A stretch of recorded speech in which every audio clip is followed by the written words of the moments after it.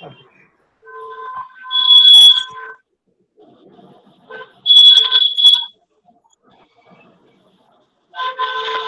are all photos.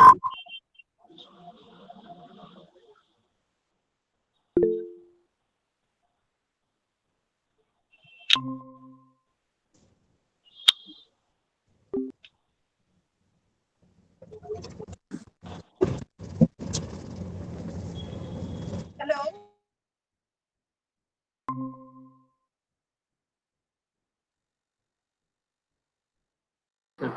Hello. Hello. Hello, Novita. You are inside the car, I think. You are coming. Okay. Yes, sir. I'm going to college. So, sir, Okay, in next, come, you sir, come, come. organize the interview session. I will join you once I reach the college. Okay, sir. Okay, okay, okay. Okay. Sir, Video record. we are ready, so we are starting, right, madam? Yes, yes. And Okay, okay. Okay. Or are you there in events.nit? I have allowed it, I think. Hello. Okay, বলুন আমাকে। Hello. Komalika madam, you please start. Once the streaming starts, you please start then.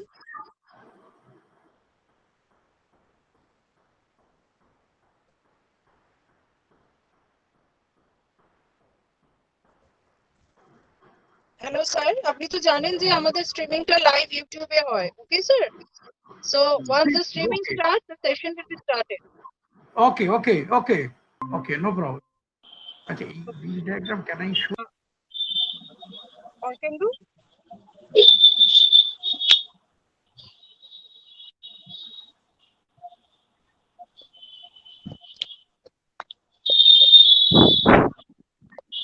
Hello. Hello, Komalika madam. Yes, madam. Please make sure that the streaming starts, okay? Yes, madam. আমি তো allow করেছি কিনা একটু check করতে, ওই events.nit একটু check করতে, মানে Madam, please stop. ask Madam, to log. হ্যাঁ, শুভ্রাংশু বলছি হ্যালো, ম্যাডাম স্ট্রিমিং স্টার্ট হয়ে গেছে। Okay okay okay. Okay okay Komli madam you can start now. Okay, thank you, madam. Thank you, sir. Yes, madam.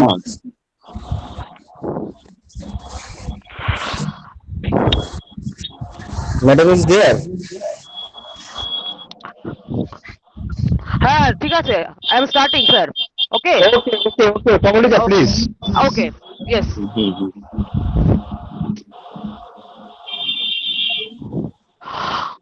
A very good morning to all the participants for this AICT sponsored STTP program on recent trends in Internet of Things I know and that time embedded I system based monitoring and control of distributed generation. Today we have reached the 4th day of this STTP program. And today we are honored to have among us renowned Professor Dr. Chandan Kumar Chando. So I am honored to introduce him as the lecturer, session 1. Dr. Chando is working as a professor in the Department of Electrical Engineering, IIEST Shibpur, India. He has earned PhD degree from the Department of Electrical Engineering, BE College, Shibpur, India, with the specialization in power systems. Dr. C.K. Chando has over 31 years of teaching and research in the diverse field of power system engineering and 4 years experience in industry. His areas of interest include smart grid, resiliency, stability, and renewable energy. He is a recipient of Tata Rao Gold Medal. He is actively involved in various research projects funded by centrally funded organizations like DST, UGC. He has published 135 research articles in reputed national and international journals and conferences, including 42 research papers in SCI indexed journals. He is a member of the editorial board and guest editor of numerous reputed journals. He has authored and co-authored 4 books in reputed publishing houses like McGraw-Hill, PHI, etc. He has contributed 5 book chapters in international proceedings. 10 research scholars have got their PhD degree under the supervision of Dr. Shivananda. Chondo. Currently, 9 students are pursuing research under him. More than 25 PhD theses have been evaluated by him. So I would like to invite Dr. Chondo to start the session. Thank you, sir. Okay, thank you so much. Thank you so much. So let me start my session. How many participants have joined? Altogether 7, no issue. So let them join and let me start this presentation.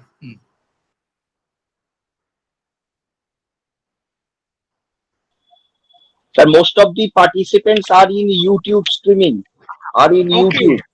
Oh, that's why they are not coming here, no? Yes. Oh, I understand. I understand. So let me start my presentation because I am having some important program today. I have to end this delivery exactly by 11:30 because one important meeting is there in a department. I have to go. So let me start with this. So role of solar energy to mitigate energy security, a renewable approach. In fact, let me tell you regarding this aspect, this topic. Lot of seminars and conferences are going on because as we are now inclined to the renewable energy, the questions of energy security has come. Because in my caption you'll find that why this I am talking about this energy security.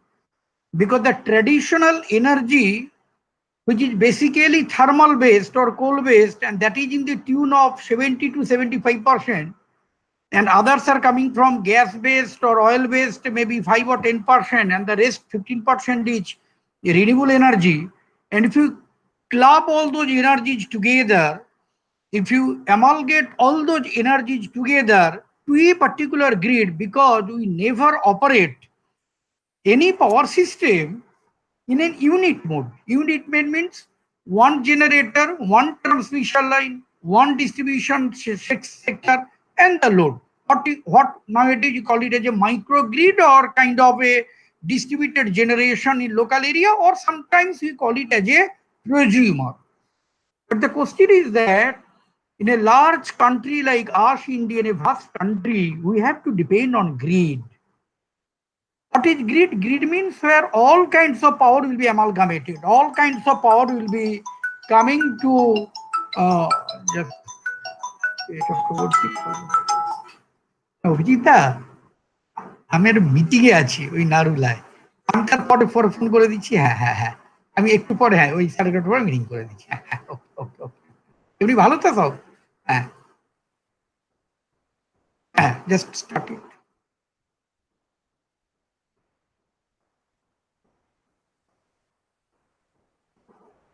Hello, can you listen me?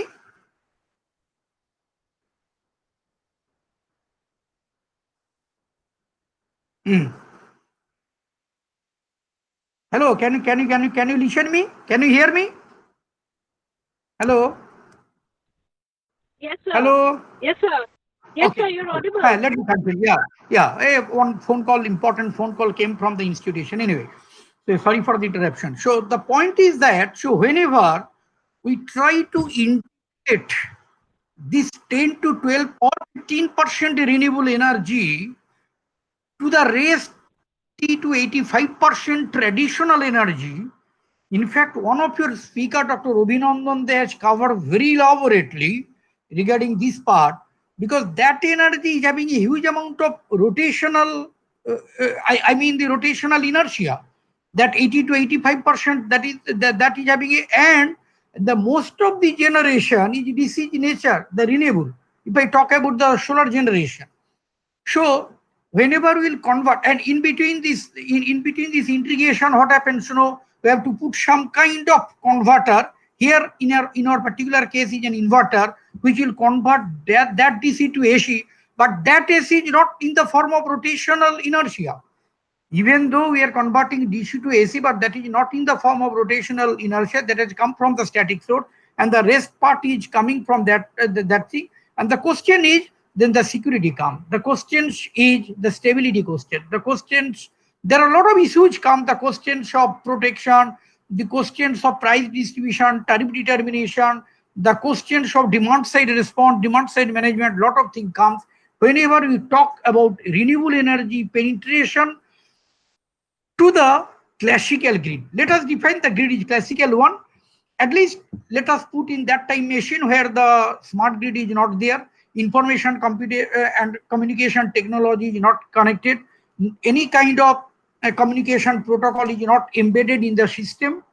Any kind of smart metering is not embedded to that smart grid one kind of thing. And in that scenario, if you can integrate this 15% renewable energy, then the questions of security, and that security is very important aspect. So and this is in fact covered by the earlier speaker, Dr. Abhinandan, they elaborately. So if I talk about these things, it will be a then little repetition. So I'm not going into that because time is limited from your end and from my end. Therefore, I'm directly going the renewable energy, because this is the part. Generally, whenever we electrical engineer talk about renewable energy, we start from solar panel. But this time, I thought that how sun contributes for this renewable energy, that I wanted to focus in this first day's presentation. In the next slot, I'll directly go how it is being converted from the radiation to this, and the technology and the science part. But here I will talk about the sun, how sun is contributing, and how we are not utilizing sun in a proper way. So let me go. Because sun is available, if today sun is available, we are not utilizing the sun. So how to utilize the sun? What are the functions of the sun? How it helps us? How it helps us to generate the solar energy? So this is a little different from different kinds of lectures and webinars and seminars. Today I'll talk about sun. So let us understand what is sun and how it gives energy to us. Very basic and very fundamental, anyone can understand. But this lecture requires a little bit of geography knowledge, azimuthal angle of latitude and all that, but I'll explain in due course of time. These are very important aspects. What we do as an electrical engineer power system, we take the renewable energy from the solar panel and then try to reconnect, try to integrate with this part I am not covering. Here I am discussing the entirely different issue, how sun is giving power, an enormous amount of power to us. The sun. So let us understand sun first of all. This is very, very important. And I have edited a lot of slides on that. Try to go through it and how we are using sun. Let me tell you, we are using sun as a solar energy, but this is not a new concept at all. This is a concept of millennium. Over millennium, we are thinking for the sun. So let me read out and explain all the bullets, and then we'll be able to understand how sun is very important to us. Forget about the solar energy and the integrations and all that. Sun is the source of life and energy all over this planetary system. So today I'm delivering lecture because of the sun. Until and unless there is a sun, there will be no photosynthesis. If there is no photosynthesis, I cannot get oxygen from the plant, I cannot live. So sun finally the source of life. Forget that solar energy and all that. Sun is the source of life and energy all over this planetary system. This realization from the ancient time had led to the cult of worshipping the sun. This can be observed in modern civilized cultures even today. Even today, we are not worshipping sun directly, but we are worshipping sun in the form of solar energy. In the form of solar energy. We are extracting solar energy from sun. So it is a kind of worshipping to him. We are utilizing him. We are demanding something the way we demand something to God and God gives us. Similarly, we worship sun, and that God gives us huge amount of energy to us because we pray to him. Man has attempted to capture sunlight for useful purposes over millennium. 2020, 13th August, you are talking about sun, but millennium means 1,000 years. Century means 100 years. For over 1,000 years, we are talking about this solar energy. So solar energy is not a new concept. We have thought in a different way. Rather a old wine in a new bottle. That kind of concept I want to be. So ancient Greeks used to adopt proper orientation of their houses in such a manner that it got cool in summer and warmth in winter. They used to design their houses in such a way. So they used to design their houses in such a pattern that such that they can get the orientation of the sun and the summer and warmth in winter they can utilize in a maximum manner. Even now today also, whenever you go for purchasing a flat, we try to have a flat which is southeast direction. We always say your flat is not southeast, so I'm not going to take it. So always we think the direction is very important. So always we keep sun in the mind, not for penetration of energy to the grid, rather for having a flat for a new flat also. So the Greeks also use the sun ray for thermal purposes using magnifying glasses. We know by using magnifying glasses, you used to burn the paper in our school days. If you can remember, when you were a student of 4 or 5, teacher used to say, burn the paper with the help of magnifying glasses, and that we used to do with the help of a sun only. They also used this technique for protection purposes. This time we are having a lot of protective devices. I'm not talking about the protective devices of electrical engineering, rather protective devices and security of a country. Atom bomb, hydrogen bomb, nuclear bomb, viral bomb, biological bomb, lot of bombs are available. But that time it was not available. Corona bomb, somebody will throw corona and the whole world will be trembling for last 6 months. So that kind of thing was not there earlier. So what happened though? They used to protect themselves by using the solar energy. See how? They also use this technique for protection purposes where they used to apply lenses. They used to apply convex lenses to prevent Roman invasion through sea. If somebody is coming through sea, so they'll put that convex lens in such a manner that concentrated light will focus to their face, they won't be able to move. So imagine, before 500, 600, 700 years back, they used to apply this sun in this way. But unfortunately, we having lot of advantages, lot of advancement, ICT, computer, 4th generation internet, 5th generation is coming to the, we do not know how to use the sun. And that's the unfortunate case to the modern society. According to the archaeologists, one of the 7 wonders of the world, that is the pyramid of ancient Egypt, was built as a stairway to the sun. Imagine, when we have developed this pyramid 6,000 years back, and 6,000 years back, they started thinking of sun. From the prehistoric age, sun was used to dry and preserve foods. I'm coming to sun slowly, the technical part, but before I want to make this presentation very clearly because there are thousands and advantages of sun and the people are using since long time. It's not that the questions of a conference or SSTP are using solar energy, it's not that. But now we have to give a focus on sun from the solar energy point. The sun continue. And how the thing came, let me go very slowly because these are the things never covered in solar energy. Directly go to solar panel, PV, then energy generation, then penetration. But that was a simple task we do it. But this is not the simple task, how sun gives power. Salt extraction technique from seawater is a very old process. Till today, Tata use the same process. Tata is having 2 processes side by side beside the sea. Old process as well as the microprocessor best process, and they produce salt, and it is totally dependent on sunlight. If there is no sunlight, we cannot get the salt, and the point is that we won't be able to get the taste of the food. Human realized in the prehistoric age that sun is a source of many natural phenomena. That's why in many places, sun is treated as God. Even we also treat as God. Basically, all form of energy familiar to mankind originates from the sun. So let me clarify this point, this bullet. We talk solar energy as in the form of a thermal energy or the form of a photovoltaic or photoelectricity. This is a purely wrong concept. Even the coal we get, that is a solar energy, indirectly. Until and unless there is a photosynthesis, we cannot get the wood. Until and unless the wood will be processed for years together, we cannot get the coal. So thermal-based power plant, coal-based power plant, uranium, everything, finally, the contribution of sun.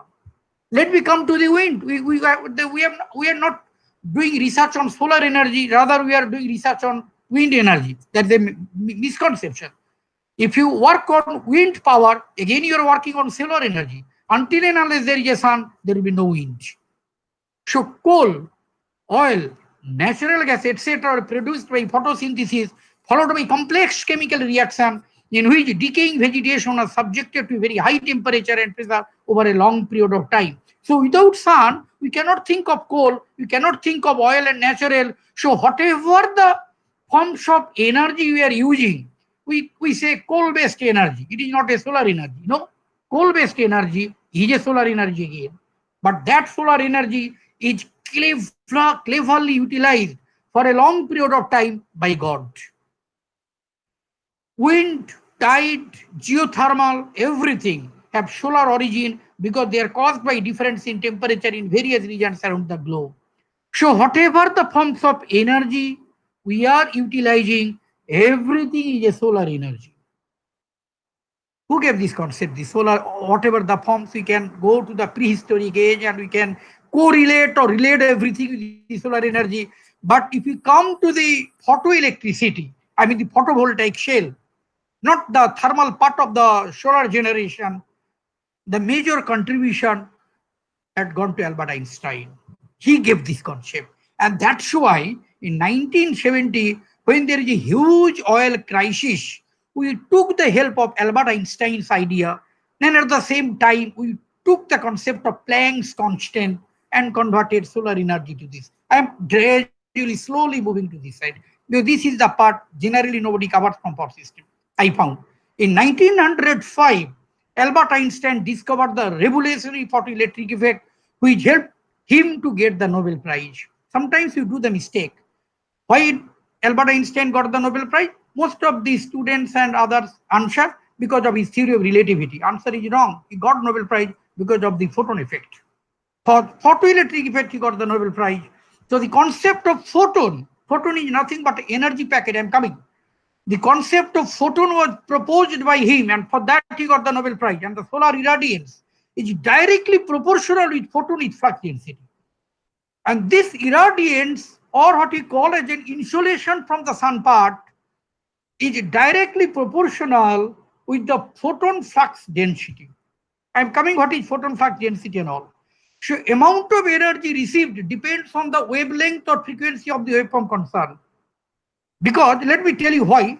Amount of energy received depends on the wavelength or frequency of the waveform concerned. Here very important thing is there, because all kind of radiation from sun is having a constant speed, and that speed is nothing but the light speed. Again, let me tell you, I'll come in the following slides, that the speed of the light again varies from media to media. The speed of light in water is not equal to the speed of light in the vacuum.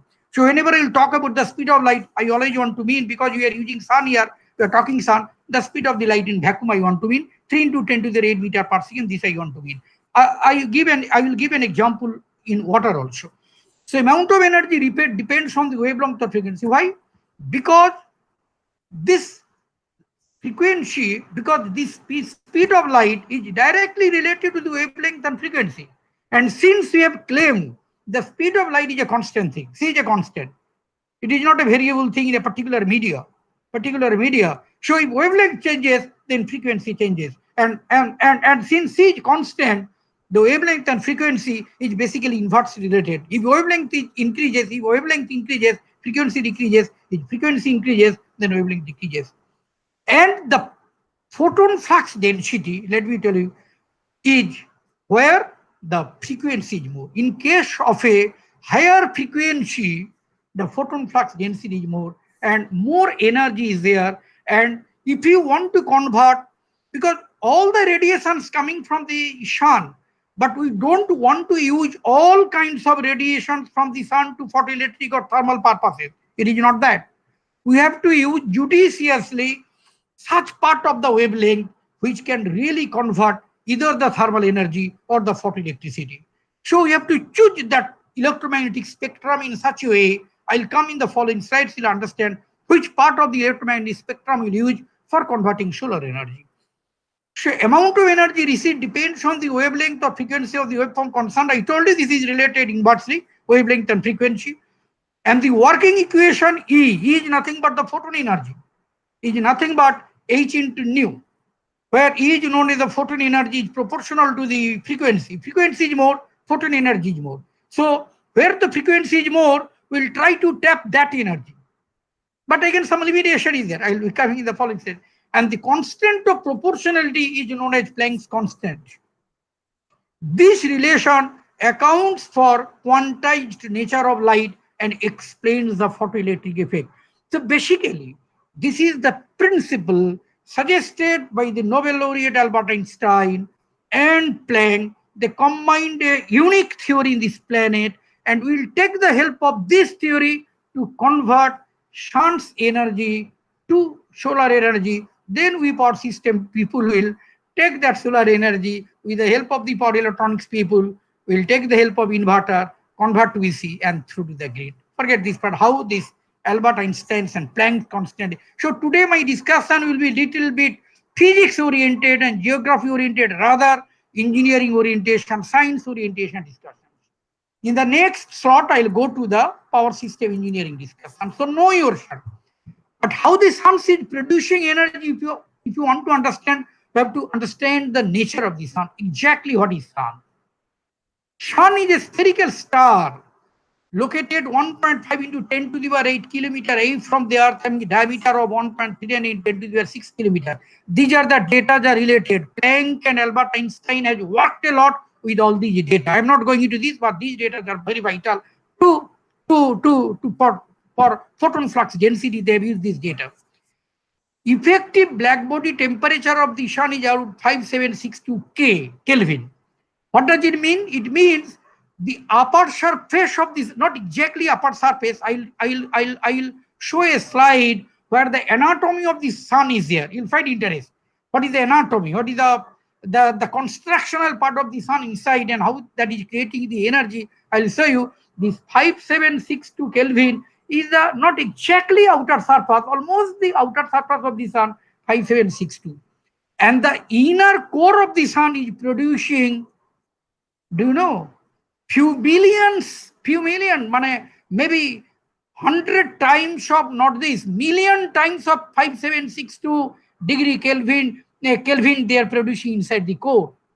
And from that core to the surface of the earth, because I have already told the diameter is 1.39 into 10 to the power 6 kilometer, and from that core of the sun, and that heat transferred to the surface of the sun, it takes 1000 years.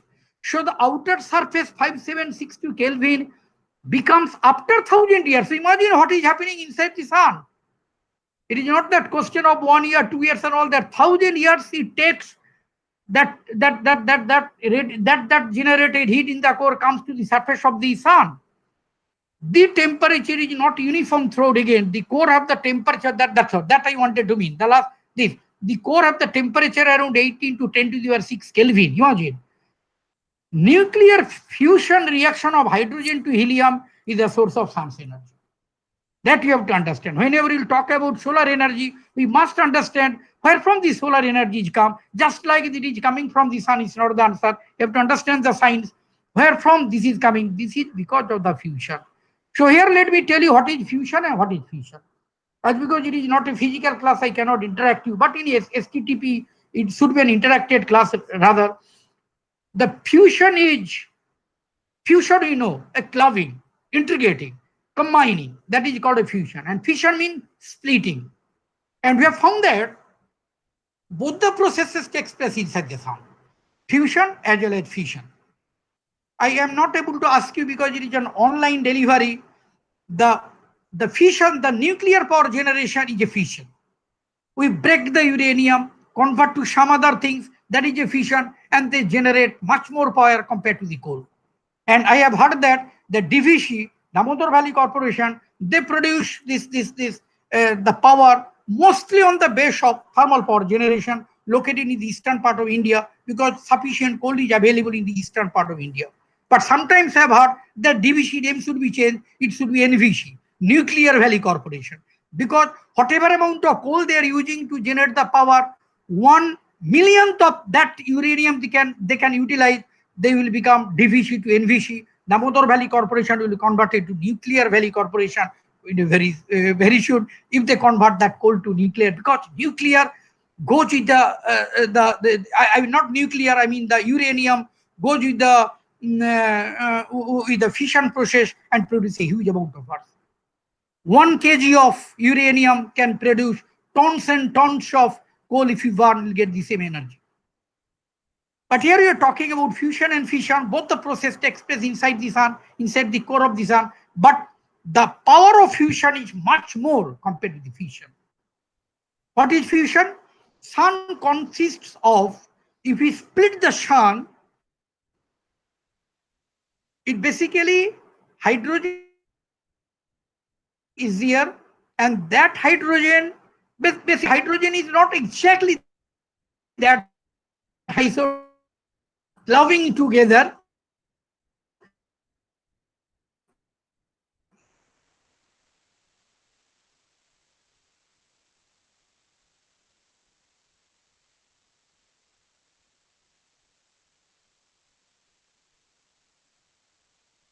That is in their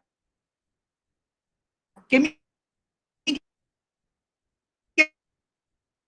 reaction language, fusing together the fission process. And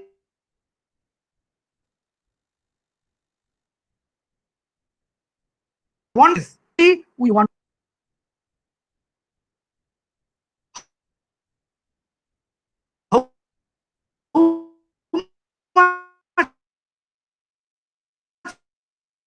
energy the sun calculation is there. So nuclear fusion reaction of hydrogen to helium is of sun energy. Sun consists of hydrogen, helium, and traces of heavier element. Fusing from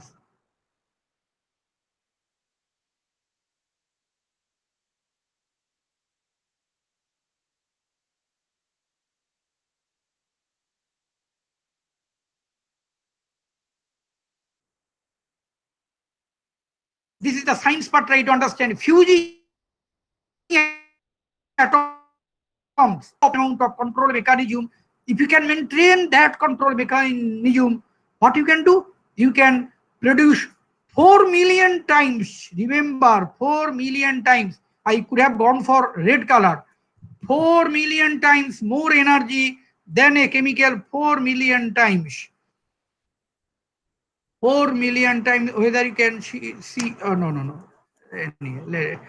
4 million times more energy than a chemical reaction such as burning of a coal, oil or gas, and 4 times as much as nuclear fission reactions at equal mass. What I mean, if you burn 1 kilogram of hydrogen isotope, here burning means fusion. In case of uranium, burning means fission. In case of coal, it is a simple burning. So if you burn 1 kilogram of hydrogen isotopes and convert to helium, you'll get 4 million times of energy than burning of 1 kilogram of coal. So imagine, and 4 times as much as nuclear fission reactions at equal mass. So these are the concepts. Now imagine, for that reason, so because of the presence of hydrogen isotope, helium, traces of heavier elements like oxygen and then carbon and then nitrogens and all that. So what should be the mass of the sun? Because mass of the sun is around 1.99 into 10 to the power 33 kilogram. So the question comes in this way, in our manner, as I am discussing today, science, not the engineering part.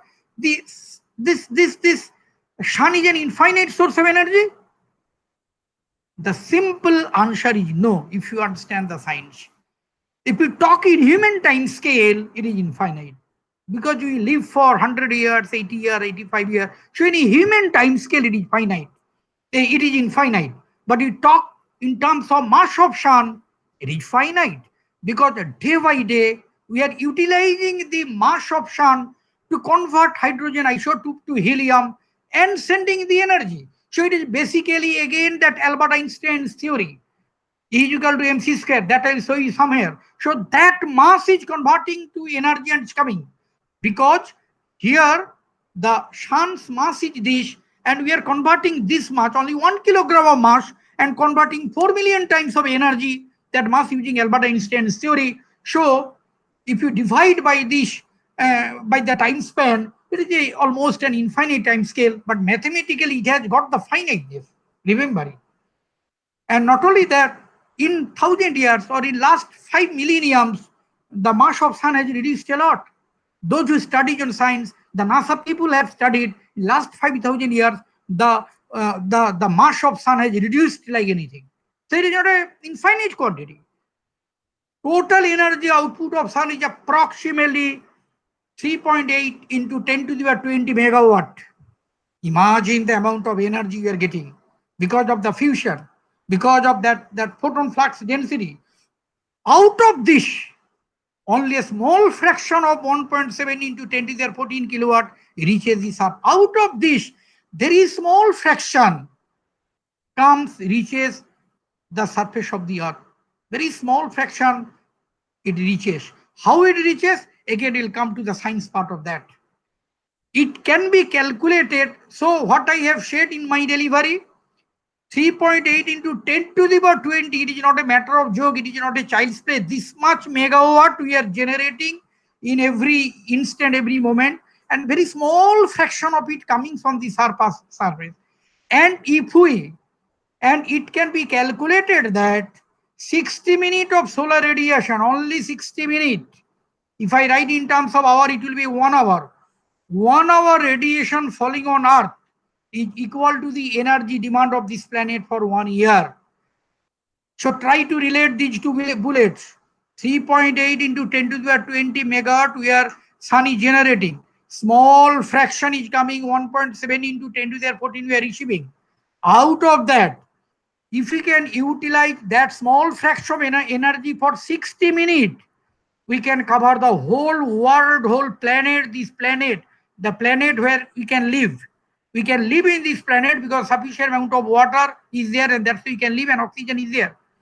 I will touch upon a lot of planets are there. It is not that this is only one planet and one star.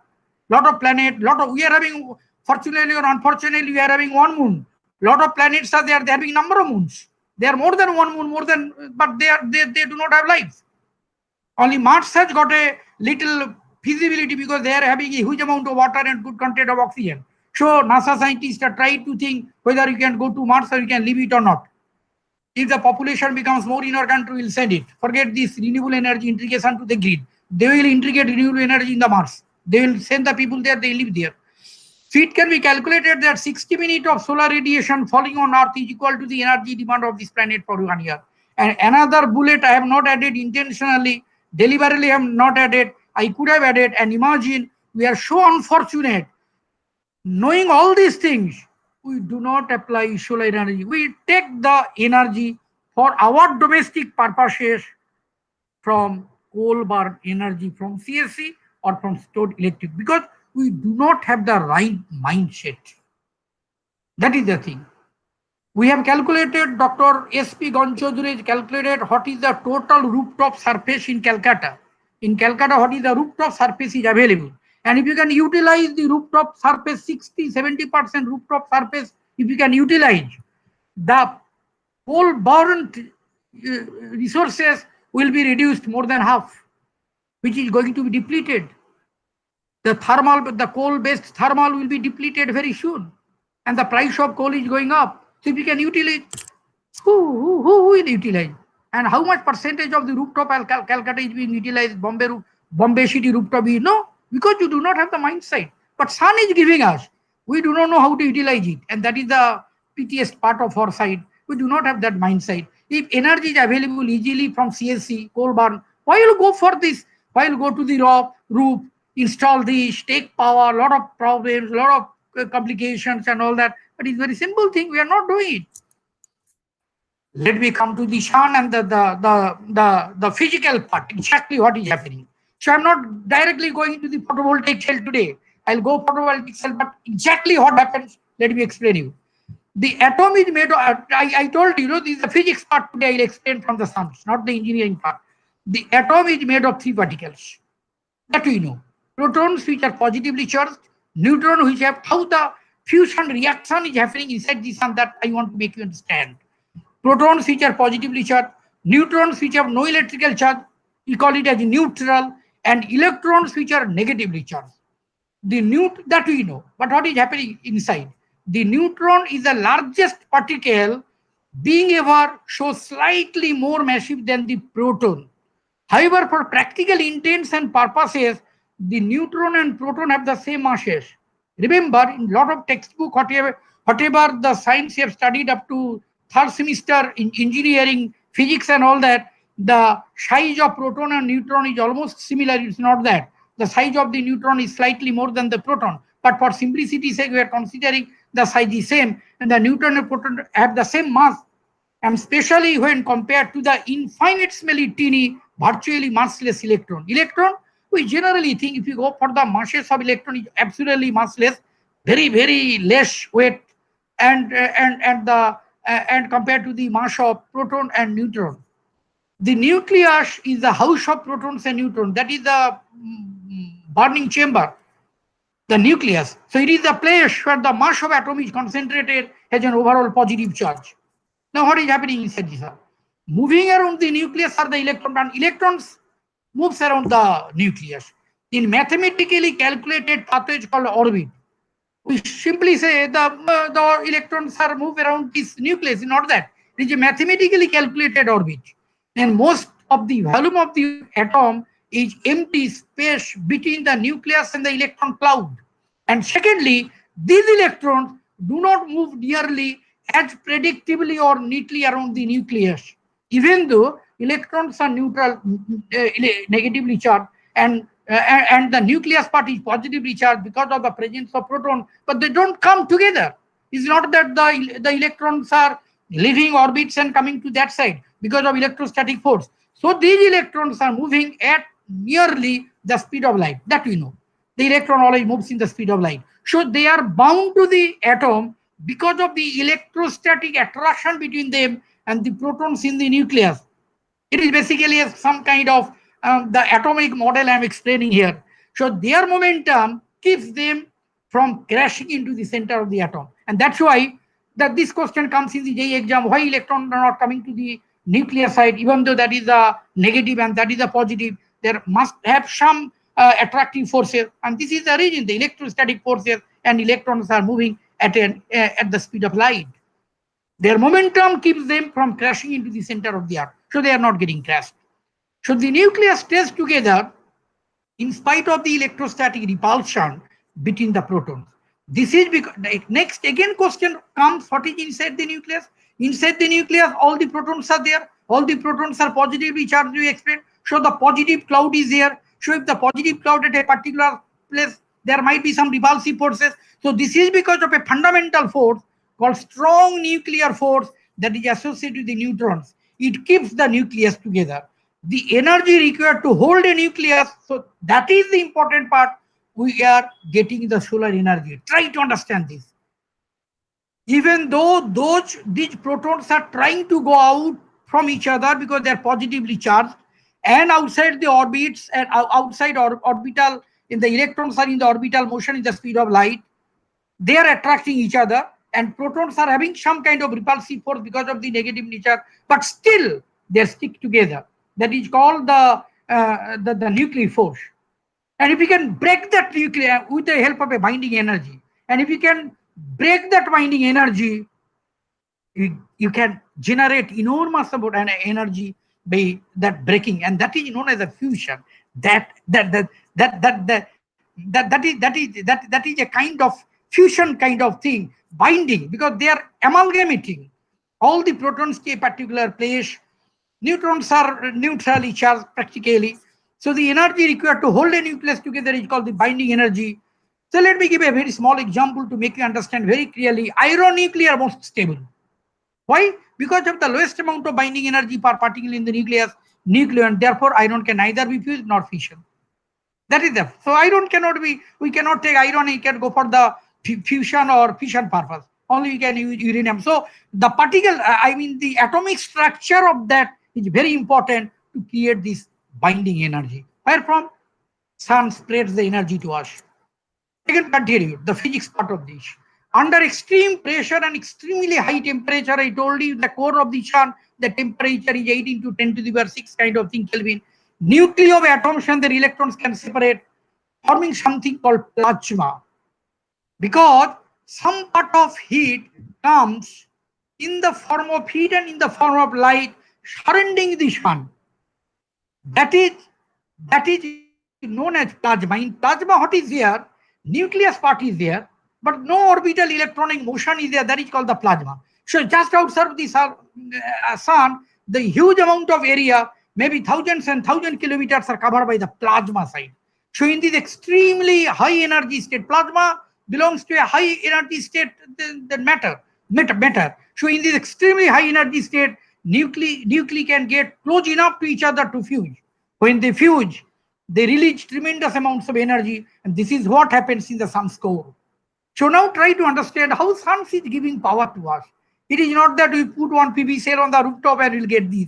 How sun is doing this activity inside it and giving this energy. And finally, we engineers produce the PV cell in our battery and convert to electricity. This is what happens in the sun core. So sun is doing his duty. Albert Einstein has given his theory. We are trying to incorporate as an engineer to produce the solar cells and doing it.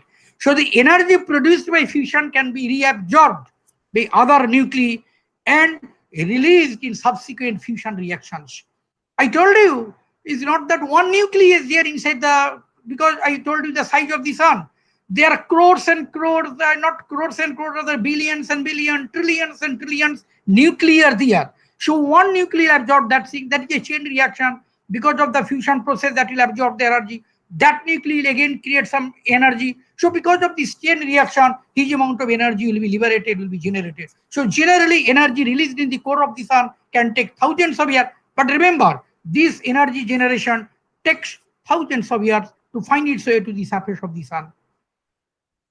Surface of the sun, the diameter of the sun is very, very high. But from that 18 to 10 to the power 6 Kelvin temperature, when it comes to the surface of the sun, it comes in the tune of 578 something like that. I had shown the data, something 5000 plus Kelvin come, but it takes 1000 years.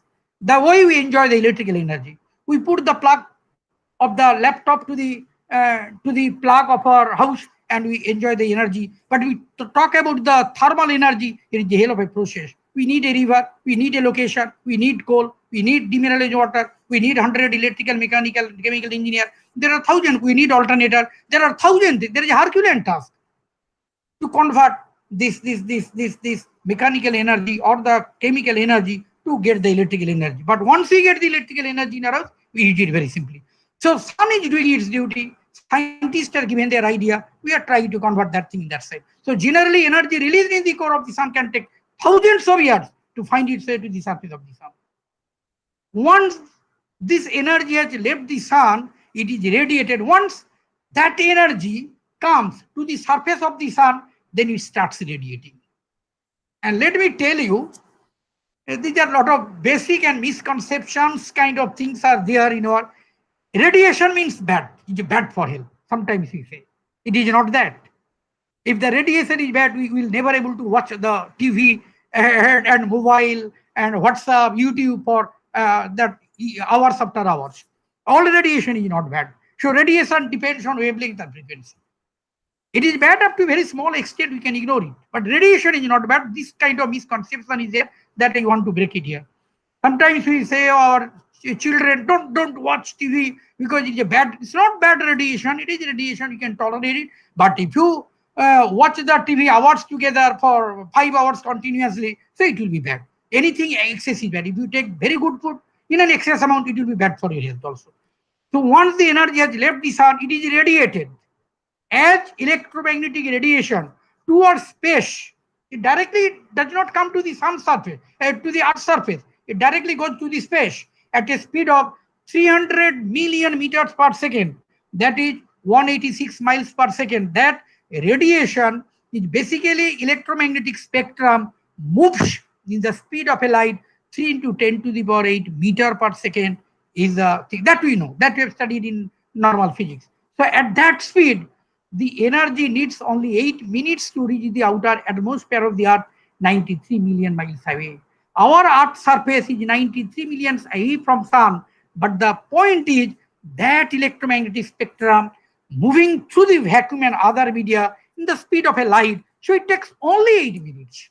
So God has given all kinds of arrangement to us. God will create, will go for the fusion process, it will produce the energy, it will send the energy in the form of radiation, it will give this energy to the Earth's surface only in 8 minutes, but we are people are not ready to use it. He is ready to give us in every form, but we people are not ready to use it in any way. This is our mindset, we will not use it. Once it reaches the Earth, the incoming solar radiation, in our that solar energy terminology, it is called insulation. This solar radiation is known as insulation is a term. Sometimes in different Viva Voce boards and all that, you ask what is insulation? What is your favorite paper? It's solar energy. What is insulation? Well, sir, you are asking about isolation. I'm not talking about isolation, insulation. Well, no, sir, I'm first time listening this word insulation, but he has a very special inclination to solar energy, but he has not heard the term insulation. So solar radiation or insulation is absorbed and reflected. And remember, we people are listening this webinar, STTP, engineering colleges, living in this planet because of this. Sun is a kind-hearted man, kind-hearted God. If you do not use its energy, it does not matter much. He's telling you, don't use my energy, you burn your coal, finish it, go out from this planet. Does not matter much. But I will give an effect. By this effect, we live in that planet. And that's why the other planets, I'll give an example, if time permits, the greenhouse effect. The greenhouse effect, a naturally occurring phenomena, allows the energy from the sun to remain trapped near the Earth's surface, keeping the temperature of the Earth in a comfortable range at night. Without this greenhouse effect, life on Earth would be impossible. Nowadays, in all environmental papers, we are talking about greenhouse effect, but greenhouse effect is a positive effect for which we are living on this planet. Otherwise, the temperature of this planet would have been in the tune of -40 to -50 degrees centigrade. A man, a life cannot, any living thing cannot live at the tune of -40 to -50 degrees centigrade until and unless there is a greenhouse effect. Now the question comes in our mind, sir, why this greenhouse effect is bad? We are teaching our children is because presence of huge carbon dioxide in the atmosphere nowadays, because of burning of coals, because of not accepting solar energy as an energy. Huge amount of carbon dioxide is available in the atmosphere nowadays. Huge amount of SOx, SO, SO2, NO2, NO, carbon monoxide, carbon dioxide available. They trap this energy and they have raised this temperature effect of this planet. So that way this greenhouse effect is bad. But let me tell you, greenhouse, because of this greenhouse effect, we are living in this planet. But again, we have destroyed our planet. We have owned our Mother Earth because of the generation of carbon dioxide and all that, because those things can trap the energy. The amount of insulation that, so we are slowly coming from the sun to the earth side through vacuum. Now we are in the vacuum, in the space side. Now gradually we are moving to the earth's surface. The amount of insulation that reaches the earth is consistently the same amount. However, any given location, because sun is not a selfish people, America is a rich country, will give more radiation to America. India is a poor fellow, will give. It's not that. Sun is God. He gives equal amount of radiation to this planet. However, any given location on the Earth's surface will receive varying amounts due to the tilt, rotation, and revolution of the Earth. This is a little bit geography, and hopefully you have studied in your 8 or 9 standard. If you love the subject geography, because this subject related, you know the Earth is having a little tilt. It is not perpendicular to its axis. And rotation and if time permits, they'll come to tilt, rotation, and revolution, because all engineers coming from that side, the solar energy side, you have to set the solar panel in such a manner. You have to think the tilt, you have to think the rotation of the planet, and you have to think the revolutions of the Earth also. Until and unless we understand the tilt, rotation, and revolution of the Earth, you cannot go for the proper tracking of the solar panel. So that is very, very important aspect. We talk about tracking of solar panel tracking, but all this tracking related to the tilt, rotation, revolution of the earth, as well as the cloud cover, as well as particulate matter. What is particulate matter? Particulate matter means a lot of flying matters. Let me, because a lot of listeners are there here from outside of Bengal. But let me tell you one word in Bengali, Bostu Kona, we call it here in particulate. So thing is, there are a lot of the flying dust particles are there. That is called the particulate matter in the atmosphere. And the time of day, again, not only the particulate, not only the cloud, not only the dust, not only the rain, not only the humidity, not only the relative humidity, not only the temperature, the time of the day, session, latitude, azimuthal angle, latitude angle, and daily weather patterns all affect the amount of available solar energy in a particular location. So if you talk about our area, Shivpur, so the solar radiation depends on all these factors. Sun is giving equal amount of radiation, but we will not able to receive that amount of radiation because of all these factors. If there is a cloud in Shivpur area, sun does not know when there will be a cloud, because again, cloud formation again because of the presence of sun. So the contribution of cloud again because of sun. Sun is the ultimate. So due to these four factors, average number of peak sun hours per day varies from one area of the country to the another. So peak sun hours is varying from country to country. Solar insolation is a solar radiation incident on an area over time. Solar insolation is equivalent to solar energy and is usually expressed in kilowatt hours per square meter. Generally comes in the tune of 1000 watt per square centimeter, probably I'll show you, or per square meter is known as 1 sun. I'll show you in the following slides. So these are the things. Anatomy of the sun. I told you in the beginning, today I'll talk about sun, not the sun, what is gifting us. Anatomy of the sun, try to understand what exactly sun, how it is powerful, what is giving. 91.2% hydrogen and 8.7% helium, and the rest is oxygen, carbon, and nitrogen. This is the inside the sun is there. If you have a look, I'm sharing the slide, the inside part is the core, where 8 into 10 to the power 6 Kelvin temperature is producing because of this nuclear fusion I have explained. After that, we are coming to the radiative zone. Because of these huge reactions and huge amount of energy generating, that part will be the radiative zone. Energy will be radiated to that side. This part is the radiative zone. After that, the convective zone is here. The radiative zone is known as tachocline zone. And convective zone is there. After that, convective zone. After convective zone, we know that is the photosphere zone is there, photosphere.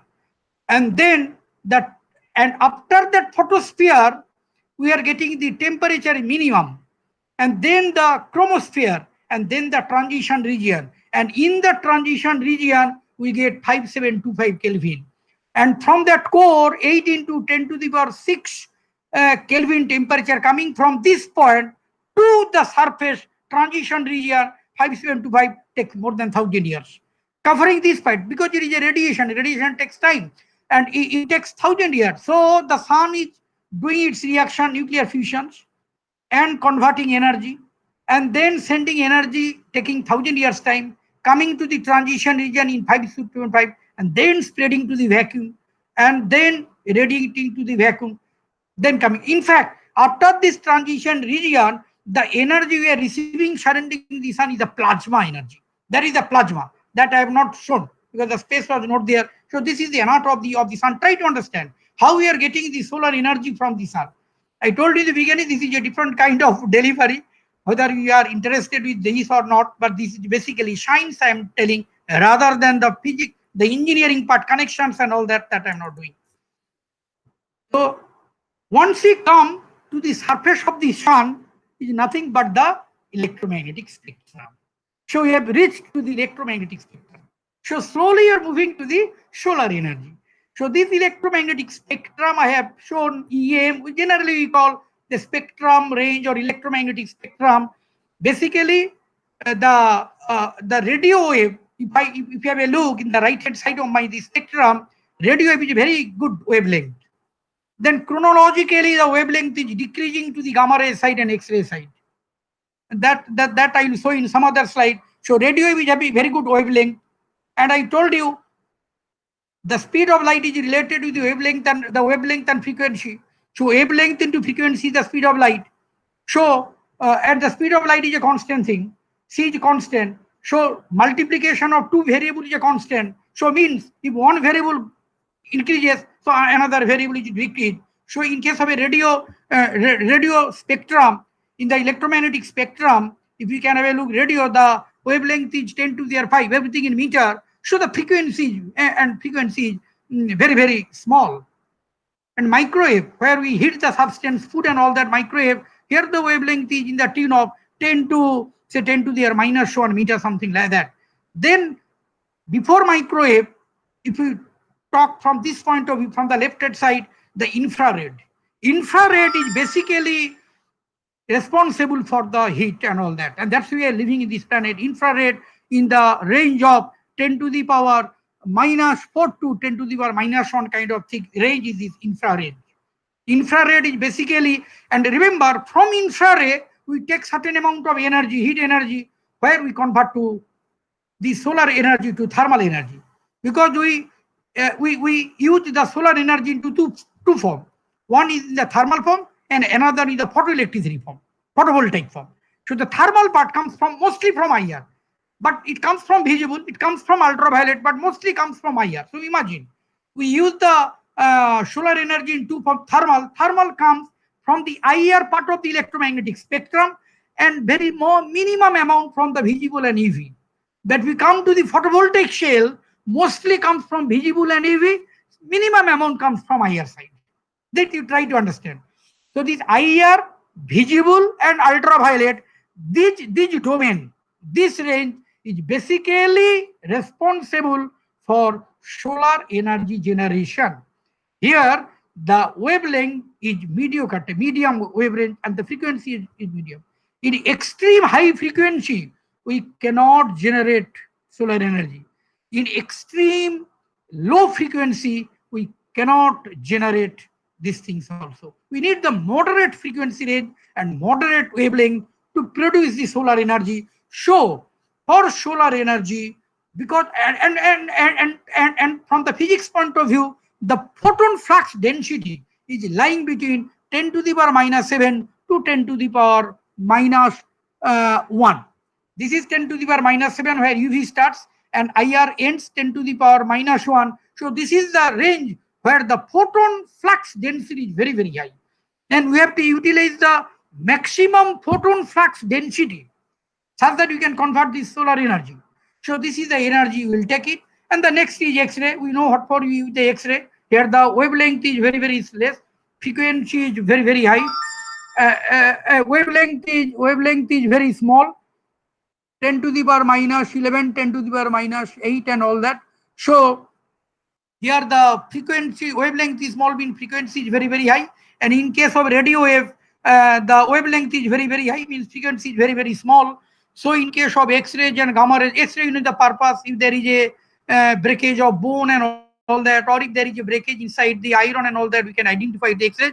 And gamma rays, you know, used for medical purposes. A lot of things have come using the X-rays. So this electromagnetic spectrum is a huge application in medical application, in different application. Nowadays you go for CT scan, the magnetic resonance and all that, because of this, heads up to this, because of this electromagnetic spectrum. And this electromagnetic spectrum concept has come from sun, and that's why we are now so much advanced and all. So this is all about electromagnetic spectrum in brief. Let me take one example to make you understand very. This side is this, let me tell you, this side is the ultraviolet, then visible, then infrared, where the wavelength is increasing. Try to remember this thing in your mind. You keep this data inside your mind for the time being. Let me go to the next slide. So this is the radio wave, RW. Here I have written in the left side. Then microwave, then IR, then the visible, we know that Dipkyor, the colors and all that, then ultraviolet, then X, then gamma, and in fact in the electromagnetic spectrum I had shown you gamma, but after gamma, cosmic rays is there. After cosmic, lot of other rays are there. Lot of rays are there, but I have taken up cosmic in electromagnetic spectrum. So I have shown and I told you wavelength when increases, frequency that you see in this direction wavelength is increasing. So in this direction frequency is increasing, and where frequency is more, energy is more from the Albert Einstein-Planck's equation. Einstein-Planck's equation, or simply from Planck's equation, where the frequency is more, the energy is more, because energy related, directly related to the frequency. I will show that expression later on. I have taken the visible part. I told you the infrared gives the thermal part of the solar energy. Ultraviolet and visible gives the photoelectricity part. So intentionally I have not taken the UV part. I have not taken the IR part. Rather I have taken the middle part, that is the visible part. And in visible, red starts because the wavelength of red is more compared to the other colors. So that is in the tune of 700 nanometers. This data I have got, and frequency is nothing but 1 upon second, 1 by second is hertz. We know that C is equal to lambda into F. So what is F? F is frequency, C upon lambda. So I have calculated, and C now a fixed quantity 3 into 10 to the 8 meter per second. So F will be coming as 3 into 10 to the 8 meter per second upon 700 into 10 to the minus 9 is coming as, and 1 nanometer, you know that I'm not going to explain in this stage. 1 into 10 to the minus 9 is 1 nano. Micro is 1 into 10 to the minus 6, that you know possibly. So if I calculate, so the thing is coming, and then from here we'll able to calculate the frequency. Once, because our target is not to calculate the frequency. Our target is to calculate the photon energy. E means photon energy. For that region, we want to calculate the area. So how much red color is contributing energy to our photovoltaic cell? This you want to know. How much blue color is contributing photo energy? As an engineer, whenever we connect photovoltaic cell, we are getting. But if we analyze this energy, we are getting this energy in resultant form. But if we analyze this energy under a microscope, we'll find all the wavelengths are contributing energy in different levels. Whenever you talk about the energy, you talk about the energy in a long form. But that is not the thing. So F is coming in this.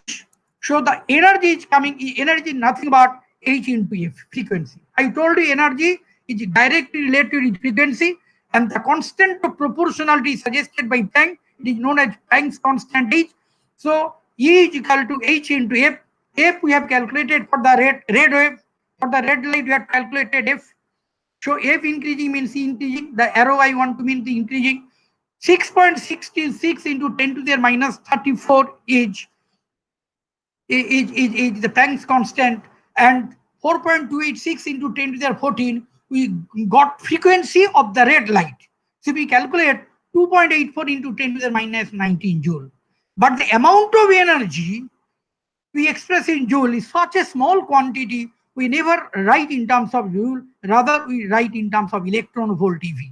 And this EV is final has come in the solar cell is photovoltaic. That B, electron volt, that volt has come for the name of the photovoltaic cell. Even though photovoltaic cell is not generating voltage, it is producing current, it is producing photoelectricity, not the voltage. So let us convert this 2.84 into 10 to the minus 19 joule into 1 electron volt is nothing but 1.602 into 10 to the minus 19 joule. These are the concepts you have studied in either 11 or 12 plus physics. So I have divided by this amount and has come as 1.773 EV.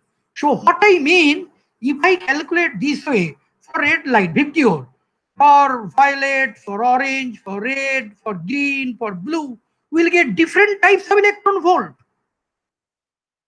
And if you go for the ultraviolet zone, you'll get again different kinds. All these equations are fixed. And for infrared zone, again we'll get a kind of electron volt, and all these electron volts are clubbing together. And on the why I have explained so much in detail, because on the basis of this, we design the solar, not panel, solar cell. Solar cell is crystalline type, monocrystalline type, different types of solar. Nowadays you are talking about the liquid solar panel, so that you can take the solar panel will not come in the form of a solid rectangular site. You can take as a liquid in a bottle, spray somewhere else, and it will work also. If you can analyze these electron volt properties, not that it is a rectangular shape, it is a square shape, it is hexagonal shape, you have to carry with somebody, someone else with the take available. It's not that you carry inside the solar energy in a bottle and take, spray on your table and get the solar energy.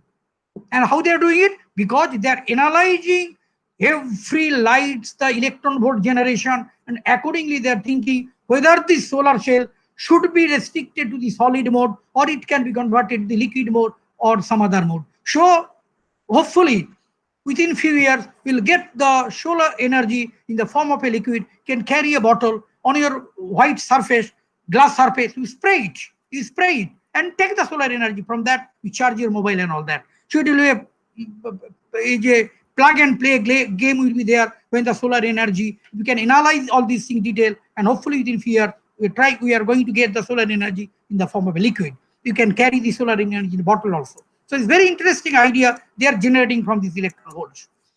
So this I have calculated for vacuum, where the light speed is 3 into 10 to the power 8 meter per second. But I told you in vacuum the speed of light is constant, but in other media the speed of the light decreases. The vacuum, the speed of the light is 3 into 10 to the 8, and that is the maximum. You cannot go beyond that.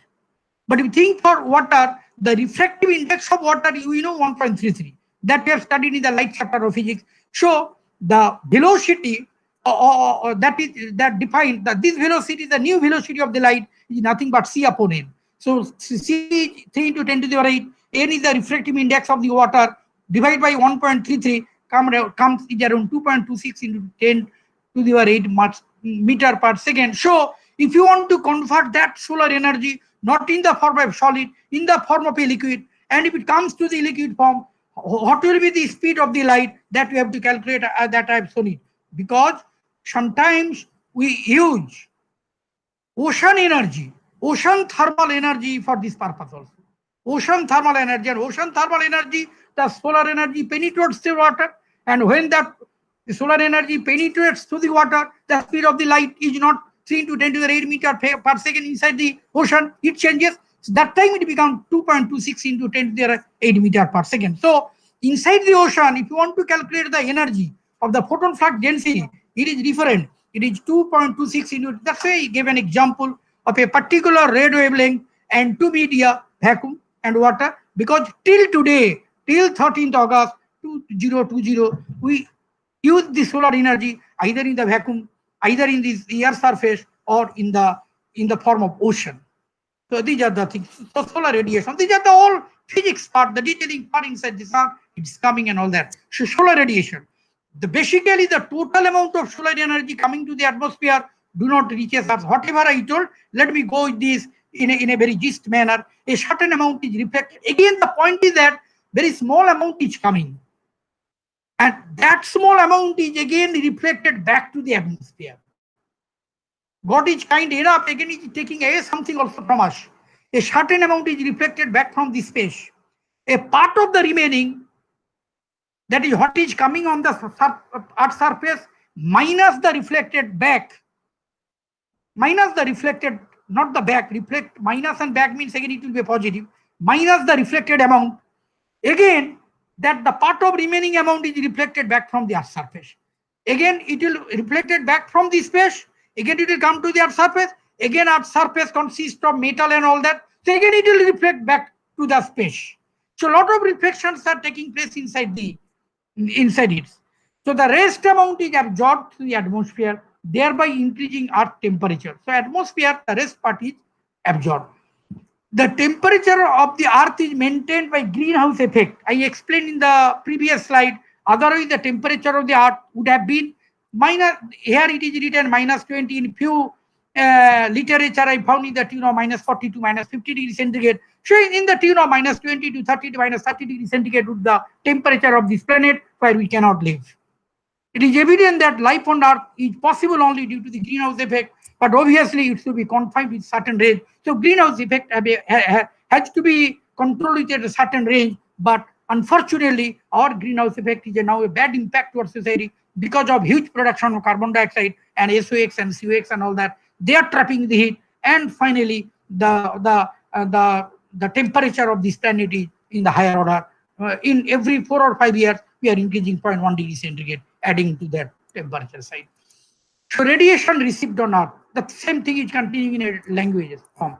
Basically, the radiation received on Earth's surface can be classified into the following type: direct or beam radiation. This is very important for tracking purpose.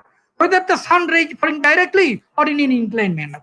It is the part of the solar energy which is not absorbed but scattered in atmosphere and directly coming from the sun to the surface of the earth. These are the things required, because how do you install your solar panel is very important. Indirect or diffuse radiation means diffuse radiation is that part of solar energy which is received at the surface of the earth from every direction of the sky after being scattered in the atmosphere. It means whenever you talk about the solar energy, we always plot a graph. I will show you a graph if time permits. The solar energy is available from 6 a.m. to 6 p.m. But honestly speaking, this is a bad idea. This is not the right curve. Even in midnight, we can generate the solar energy also. And that solar energy because of the diffuse radiation. Even though we are not getting the sun India this time, but sun is there in USA side. When we are having the night, the day is in USA. So if sun is there in the USA side, I mean, if USA gets light from the sun, so there is a diffused light. And because of the diffused light and the diffused radiation, we'll get a minimum amount of energy. So even in night also, we can produce energy, solar energy. So whenever we plot from 6 a.m. to 6 p.m., it's not the correct idea. Actually, that time you get the maximum energy, but you don't try to carry this idea in night time, midnight, we cannot produce the solar. It's not that idea. Even the scientists now thinking in a different way. Whatever you can produce in the night time, the daytime, we have to produce the same amount in the night time. We increase the efficiency of the solar panel, or if you can increase the matter in such a way, because they are thinking in the material point of view, they will create such a material which can absorb energy in the night time and can produce the solar energy. So the material science is developing that side. So you'll able to use the night 24/7, you'll able to use for solar energy. Not that you'll use 6 a.m. to 6 p.m. sun. It's not that. And combinedly, this direct beam radiation and indirect and diffuse radiation is called as global radiation. And generally it is known as GHI. We calculate the total insulation on the basis of GHI. GHI we get from GPS. GPS gives the data. So the summation of direct beam and diffuse radiation give total or global radiation. So this is a pictorial view represents of the solar radiation. Say sun is giving 100%. Top of the atmosphere, what is happening if you have the picture reflected back 25%. Giving 100% by the sun, sun is again taking 25% to the atmosphere, reflected back through clouds and all that. On the this is the green part is the top of the Earth's surface. So direct radiation, direct is 33%. From the surface, Earth's surface, 3% is reflected back. The scattered and then reflected 7%. Again up from scattered, from diffuse, again 10% you are getting. So, and absorbed in that atmosphere, between this atmosphere, because after the Earth's surface, there are a lot of atmosphere, a lot of spheres are there, ozonosphere, stratosphere, a lot of spheres are there. In different spheres, they absorb this energy. So finally, whatever the small quantity it is coming to that our place, only directed radiation 13%, down 10%, so 43% of that we get only. Out of that small quantity, from this pictorial representation, we can conceive this idea, only 43% we are getting on the Earth's surface. Again, that is obstructed or impeded by the cloud, the dust, the weather, a lot of parameters are there, but finally we are getting 43% of that. So this is a good example of direct beam. I have tried to show by the torchlight. This is direct beam. You see the intensity of this beam from the picture. You see the inclined beam. Here the spreading area is more, but the intensity is less. So this is the simple example of direct beam and inclined beam. In case of a sun also, I tried to put this in the form of a torchlight. Why is the sun higher in the summer sky? This I am not able to explain in a proper manner. This is basically a geography part. Hope you understand all these things in a clear manner. You have studied in your 10 standard geography or 8, 9 standard. But why I have taken this slide in my presentation as an engineer? Because just installing solar panel is not enough as an engineer, because you have to take the engineering decision. You are an engineer. Just like that, just like a man, you will go and install the panel just like that. Until and unless you understand the planet, understand the earth, you understand the revolution, you understand the rotation till, then where is your engineering idea? You have to put, so you want to do the thing in an engineering skill manner, you have to understand a little bit of this geography of this planet earth also. So we know, you know what is the equator? Equator always is basically a line connected between the east and west. And that equator is divided, because I have gone through the geography very elaborately to study the solar energy. Because I know that if I want to understand the solar panel and solar energy, I have to understand this planet and sun very well. So I had gone through this earth and all that in detail. So I have studied geography for that also. So the equator is basically the line connected between east and west. That hub, and here the North Pole and here the South Pole is here. So we are having the two hubs, the northern hub, what is called the northern hemisphere, and this is the southern hemisphere. As because your online class, I cannot ask you this question. Can you tell India falls in which part of the hemisphere, northern hemisphere or southern hemisphere? Okay, this is the question I'm putting. You give answer in the chat box. So you know which part this India is lying, the northern or the southern, and where it is lying. We are lying nearer the equator part or far away from the equator. If it is far away from the equator, so what will happen? Because sun rises in the east and sets in the west. But let me tell you, we are having the idea this is only true for Earth. It is not that. For almost all stars, for almost all planets in this galaxy, rises in the east and sets in the west. If you plot the graph of the equator of any other planet, it rises in the east and sets in the west. It is not true for Earth. It is equally true for Earth, but it is equally true for other stars, other planets in this galaxy also. And they are having two halves also. The northern hemisphere and in the north, at the extreme part of the northern hemisphere, where the country is far away from that side, is the cold countries. Cold countries. And those who are lying nearer to the equator, they're the hot countries, the tropical countries. So I gave you a hint. India is not a very cold country. It's not exactly a tropical country. So you can guess where the location of India and in which hemisphere is a good idea. So whenever you want to install the panel, solar panel, you have to understand the physics of and the location of India in this planet also. And accordingly you have to install. If you really want to apply your engineering skill, just like that, you'll go as an ordinary man, install in the side of the pond and come back. It's not that. So the June 21st sun path is the longest path, and December 21st sun path. This, in fact, I have taken from that country where it is located on the equator part. The December 21st sun path is the smallest path, and this is the longest path. And that's why sun stays for more hours during the summer and less hours during this time. Because of this tilt, rotation, revolution, location, latitude, azimuthal angle, there are a lot of parameters are involved. On the basis of that, you can go for tracking. So solar panel angle. So discussing all the issues, how to decide the solar panel angle. It's not that we'll manufacture solar panel angle or we'll purchase solar panel from the Bikram Solar and we'll start installing the rooftop just like that. One space is available, we'll put it. It's not that. If you want to put the solar panel in an engineering manner, if you want to apply your engineering skill, just like not that, so you have to understand the solar panel angle consideration is very, very important. So I told you from east to west, this is the equator.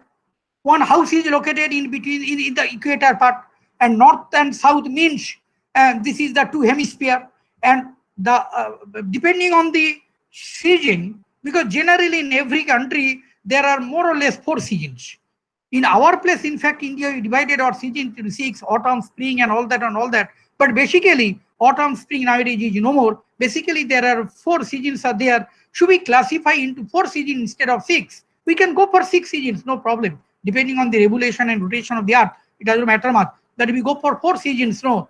So if the sun rises from the northeast side, so this is east and this is north, and if the sun rises in the northeast side, so the path will be more.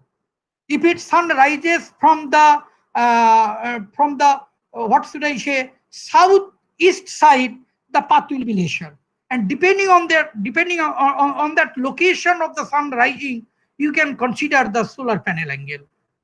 So we go for the tracking, because this parameter, this angle is continuously changing. This angle is continuously changing, and for that reason, it's not that this angle is a fixed angle. The duration of the day is changing in every day, and that's why you have to change the orientation of the panel, and for that reason, you go for a tracker. But the point is that if the size of the panel is very small, we can use the tracker. If the size of the panel is very, very high, say if you have seen or a keen closer look to our airport, Calcutta airport, half of the land, before that runway will find, when your plane will land, will touch the surface of this airport, will find in the left-hand side, there are huge solar panels. Thousands and thousands of panels are connected in parallel and series mode. And those panels you cannot connect in a tracker. If you want to install a tracker, mean huge motor is to be installed. For huge operation of that motor, you need huge power. So whatever the power is generated for the airport, that power will utilize for your motor. That is not feasible. So we have to calculate the solar panel angle in such a way. We fix that angle. That is an optimal angle. And a lot of optimal techniques are available for that. A lot of algorithms are available for that. From forecasting point of view, you design, you go through the algorithm technique, develop an angle, and then that angle, you put that angle for that month, for the month of January. Again, you send 10 people in the month of February, change the angle. So that is easier rather than wasting kilowatt and kilowatt electrical energy in a big motor. So every month, 10 people will go, change that angle. And that's the best way, because whatever you have to do in an engineering manner and least cost effective manner. So that's that. You do in that way only. Even in advanced country, they go for the same manner. This is the monocrystalline solar panel forecast. I told you why I am going into details of the sun, why we are studying a particular wave, particular red light for the EV generations, because how will design the solar material? Because nowadays you're all talking about the nanotechnology, the material science and all that. That's a new kind of area. The electrical engineering again club embedded with this now the material science engineering, because you have to give emphasis on the material. Until and unless you can produce a good material, you cannot generate it. So if you go for a monocrystalline solar panel, there are different types of solar panel.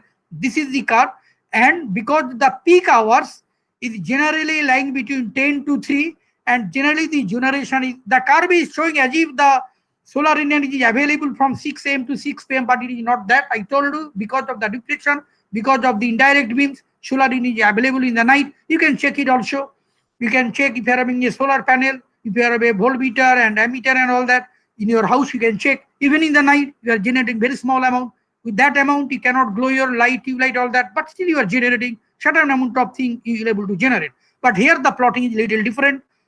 So from 6 a.m. to 6 p.m. I have plotted, and the degrees east and west I have taken. So this side is the east side, left side, right side is the west. I have plotted the graph for the monocrystalline solar panel. And how do you decide it will be monocrystalline or polycrystalline or multicrystalline, whatever it may be, whatever may be the structure, it depends what are the sources you are using as an energy, who can reflect back, who can generate more solar energy, and depending on that, you have to develop the metal and this is basically a curve. 20 is a little old curve. The sun continues. So these are the all detailing about the sun, the solar energy, electromagnetic spectrum, how to design the solar cell and all that. So advantages of solar energy. It is the cleanest source of energy. We should not speak about a lot regarding, according to the mathematical calculation, sun will enlighten us for coming 10 billion years. After 10 billion years, almost there will be no sun and no life, I tell you. In 10 billion years, that is in human time scale, it is very, very high. In this respect, we can treat it as an energy source for lifetime. Unlike other resources, sunlight falls all over the world. So no choice of monopoly exists regarding sun. In case of coal, there is a monopoly. Good coal is available in Australia, good coal is available in Indonesia, bad coal is available in India. There is no kind of that partiality. Sun does not have any biasness. Sun gives power equally throughout the world. Throughout this, sun falls over the world. So no choice of monopoly exists regarding sun. Any part of the world can utilize this. So this is an advantage, and another advantage I have not written intentionally. That is the thing. In case of other forms of energy, I mean the coal-based energy, oil-based energy, biogas-based energy, huge amount of political power also. Apart from electrical power, another power comes into the picture, that is the political power that is not there in the sun. No one can control, no government can control this sun's radiation. No, this much. You have not given this much amount of rupee to us for the allocation, so you'll provide this much amount of sun energy. You cannot. But in case of coal, it happens. Eastern zone is producing coal, so most of the coal will be limited to the eastern part. DBC will not send to the other part. So a lot of politics. And if I at all send this coal to some other area, you have to give something else to me. So some kind of exchange, some kind of political thing, some kind of interactions is going on. As far as the sun is concerned, no political business is there. So that's an added advantage of the sun. What are the disadvantages? Sunlight is not obtained during off sunshine period or in rainy season. Either an alternative resource or appropriate storage is required for reliability. To make the system reliable, because my topic was security, so to make the system secure, you have to go for a huge that kind of thing in the battery or the storage device, which can store the power during the rainy day. The way we keep some money in the bank, because if the rainy day comes, we keep some thing. The way before lockdown, we got the information from TV. The thing will be locked down for a few days. So we stored everything in the house, rice, potato, onions, everything for 5 or 10 days, such that the markets will not open during those spans. So that way, you have to store certain amount of energy in a battery. Why I told certain energy? Because battery cannot store gigawatt kind of energy that cannot store by the battery. But nowadays the efficiency of the battery and the storage capacity of the battery has gone high. Let me tell you, nowadays a battery can give a power supply to a city like Calcutta. So that I was not aware of the fact. I came to know from one magazine from IEEE. Nowadays a battery is sufficient to give a power to a city. Imagine how the development of batteries come. So this battery can store the energy for reliability purpose. When this energy is not there, this energy is basically what should I say? Very much unpredictable in nature, very much intermittent in nature. What Dr. Abhinandan they told in his penetration of renewable energy to the grid, highly unreliability is there. So in the questions of reliability, security, if you can store this energy to a good content, so we can overcome our problem up to a certain extent. Energy density is low. That is another important aspect. So that way the material science is developing the material from this low energy thing, because you use the ultraviolet infra and the visible ray only. That part only you can utilize, because the photon flux density is more in that side. Energy density we calculated for the red color, that came in the point of 1.77 electron volt only. So that much small amount we get. And efficiency of the panel is also very poor, in the tune of 19, 20, 23, 24, 25% we have achieved. And that is the thing. So you have to increase the efficiency of the panel also. So a lot of scientists are working in that direction, how to increase the efficiency of the panel. So these are the advantages, but these advantages will be no more. The scientists are continuously fighting how to increase the efficiency. But because after 50 years, after 60 years, we have to mostly depend on solar energy only. Let me tell you, we have to. Maybe in my generation, I'm not able to see this thing. At my age is 60, so another 10, 15 years, but your generation, or you'll able to face almost the total energy you are extracting from the sun, because oil, gas, and the other parts are almost depleted. Part 2 is, what is the time now? Should I go to the part 2 now? So it's 11:35. Can I go to part 2, or should I start part 2, the solar energy, later on in the next presentation? Sir, you can. I better let me stop here. Better let me stop yes, here. yes. See the physics part of the sun I told, and how this energy is coming from color to color and all that. So let me take question from that side.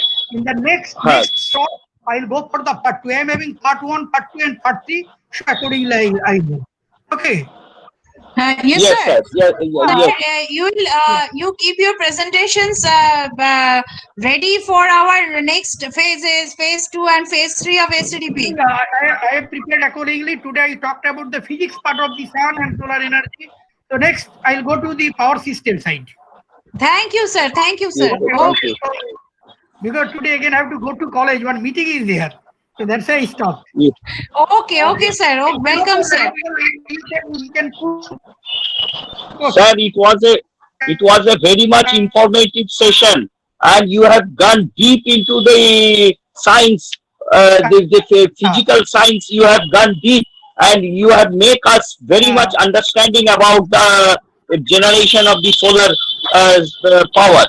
So that is a very much interesting, No, and it was that, actually, let me tell you regarding this thing, when you are doing PhD under me regarding this economic operation aspect, Bisaljit, you did PhD under Yes. me. When you are doing PhD under me, I told you, they try to understand the science, then only able to understand the engineering and application part.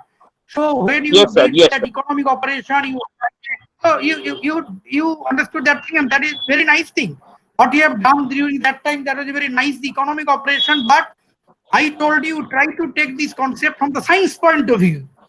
And this Yes, is sir. my Yes, favorite sir. part, because I understand the science. How can I apply it? Then everything sir. becomes mechanical. And that's why I try Yes, to go yes, in. Uh, This sir, one red color is power. Yeah, yes, sir, one yes. Bisaljit, you you sir, want to, few questions. you want to Few put any questions. specific question, yes. Yes, sir. Questions has been posted. One first question is which method Sound of is breaking. which method Your of sound is breaking. MPP? I am not able to get you write in the chat box, your sound is breaking. You write in the chat box, I am not getting your question. Yes. You write Sir, in the chat box. Because you are both in the Google Meet mode and YouTube, so the sound is a huge disturbance. I am not getting a single one from your end.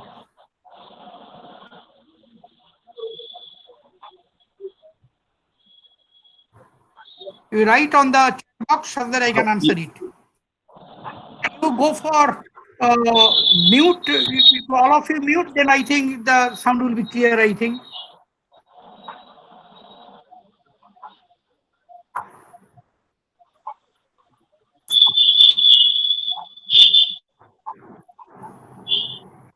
And besides, if you write in the chat box so that I can answer. Yes, I am right.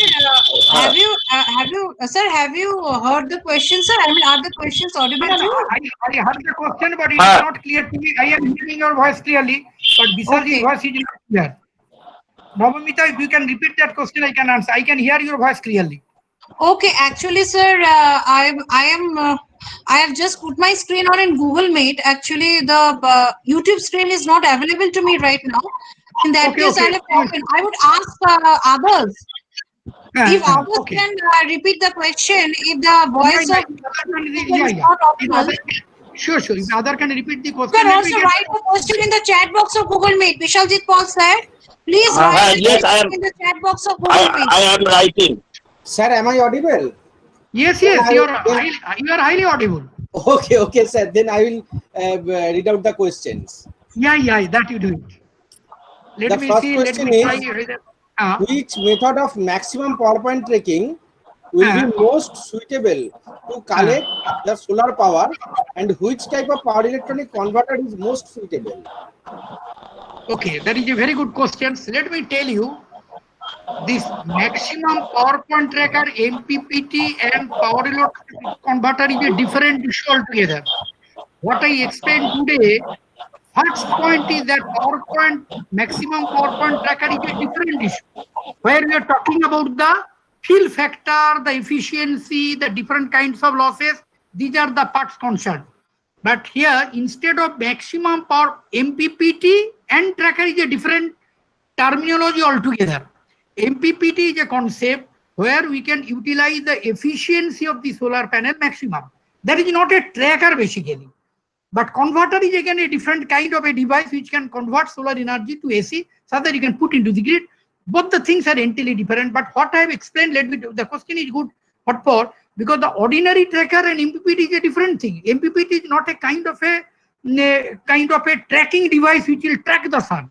But here I wanted to mean, if you can fix the solar panel angle in such a way which can you can install some kind of motor, say servo motor, generally use a servo motor. So it's not ordinary motor used for this kind of tracker. Even for MPPT, we go for servo motor actually. So if we go for a servo motor, which can sense the solar panel angle every moment, because that thing will be embedded in the system, and your topic is embedded, and somehow I gave one answer in terms of embedded what, and that is embedded in the system. And that smart sensor is embedded in the system in the servo motor. That will sense the solar panel angle, what I wanted to explain in every minute, every second, and that tracker will able to develop it. Nowadays, we use servo motor for MPPT. But MPPT, let me tell you, that basically comes from the fill factor concept of view, not from that the insulation point of view.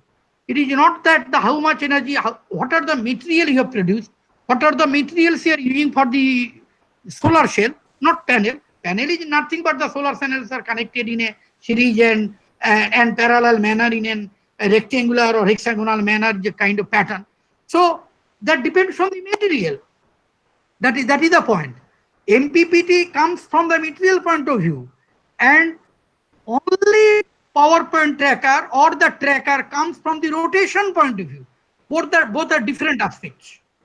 You got my point? That is very, very important. That comes from the field vector side.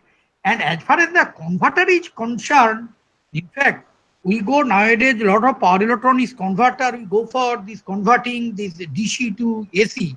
But the point is that this converter is having a very good efficiency in the tune of 90.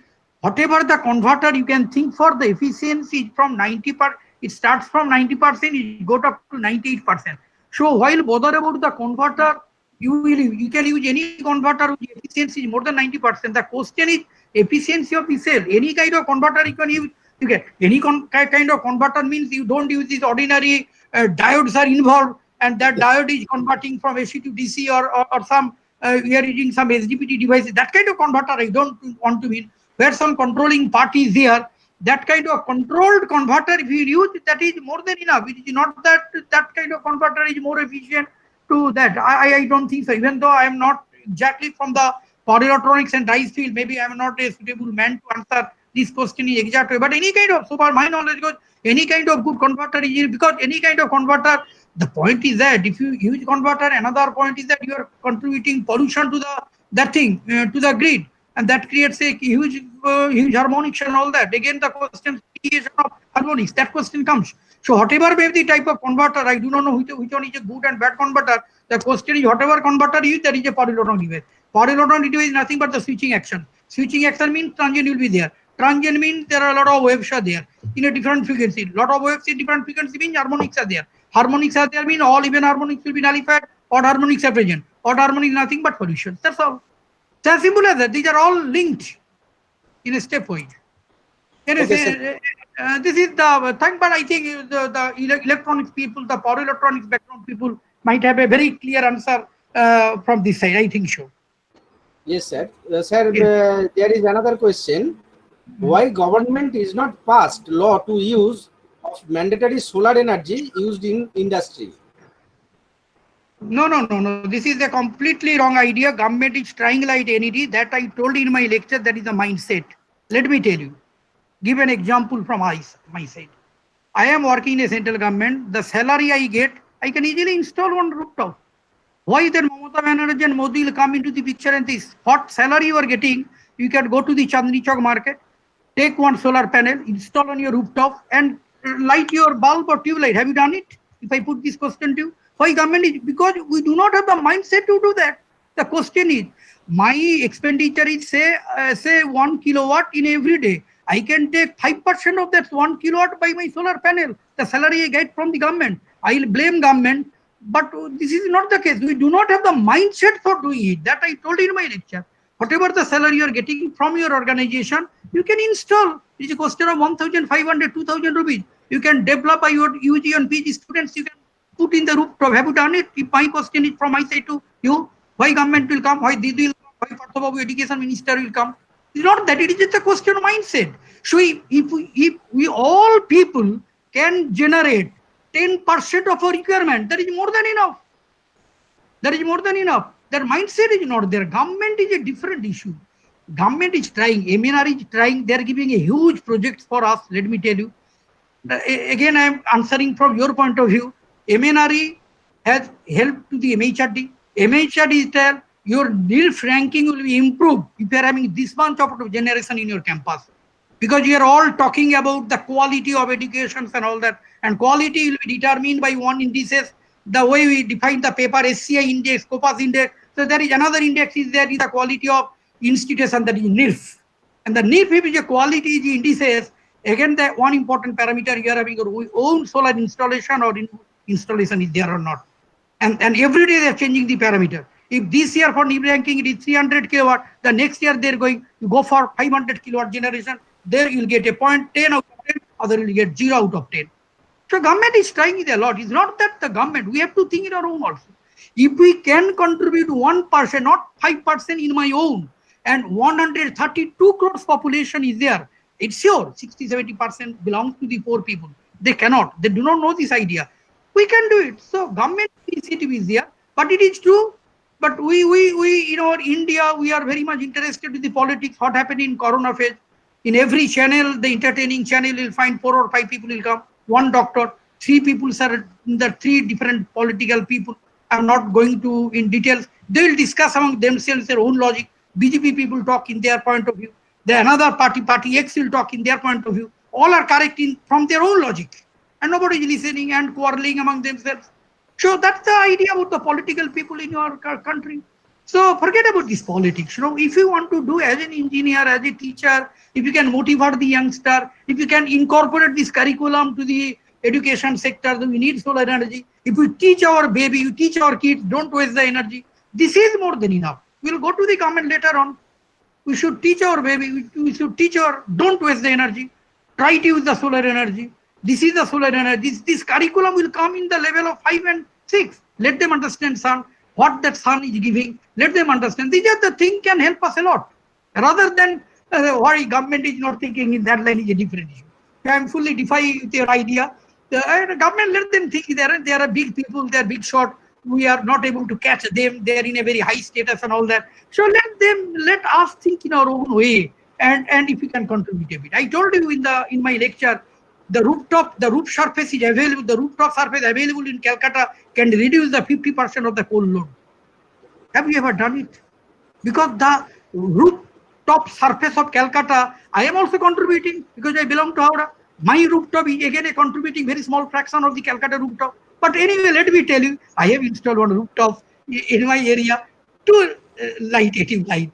Because I talk a solar energy, I talk to the people, so I have installed. And my UG project students have developed it. I spent the money from my own pocket. I gave them the money. They developed in their project. I have not taken the money from IST. They developed. I have installed in my, if time permit, next I will show you. One panel is there in the top. And I am generating very small amount of energy for my own, even for mobile charging, even for laptop charging, if I can generate, that is really more than enough. And I have done it. I have done it. Yes, sir. Sir, there is another question. Yes, yes. How can we implement IoT in dual axis solar panel control? This is the thing. I am not a man of IoT. That is, I cannot talk about lot about this IoT. But let me tell you, for how much I understand about IoT. IoT is basically nothing. Lot of smart devices will be connected. So we are talking about IoT, lot of webinars and all that. IoT nowadays, 50 billion devices are connecting under this IoT. IoT is information of technology, but to me, IoT is not information of technology. Rather, to me, it is information of thing. Anything can be connected with I. People call IoT, the full form is information of technology, but to me, it is information of thing. So anything, the way they are delivering lecture, you can connect to IoT. IoT is anything you can connect with the computer, you connect with the information technology. So let me give your answer from IoT point of view. Should we go for a smart, and your point of view as well as the energy point of view. If we go for a smart grid, instead of a classical grid, what will happen? We have to use the worm. We have to keep the SCADA inside the system. SCADA is a basic device. We will go for the estimation purpose. Then we have to go for wide area monitoring. Those are the things we have to install, worm and all that. So they will take the time-stamped data. What is the meaning of time-stamped data? Time-stamped data means whenever it generate and whenever it receive, there is a time gap. That gap we don't want to get. So let me explain a time-stamped data by a very simple example. Whenever we are in a school or native place school, village school, they had a bell. We are having a 3-storied building.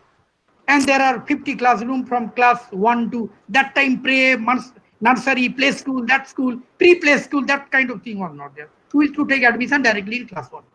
There are 50 classrooms for different sections. 8, 3 section, 7, 8 sections and all that kind of things.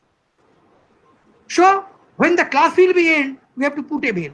And once we put a bell, all the teachers of the 50 classroom will understand it is now 9:50 AM or it is 10:40 AM.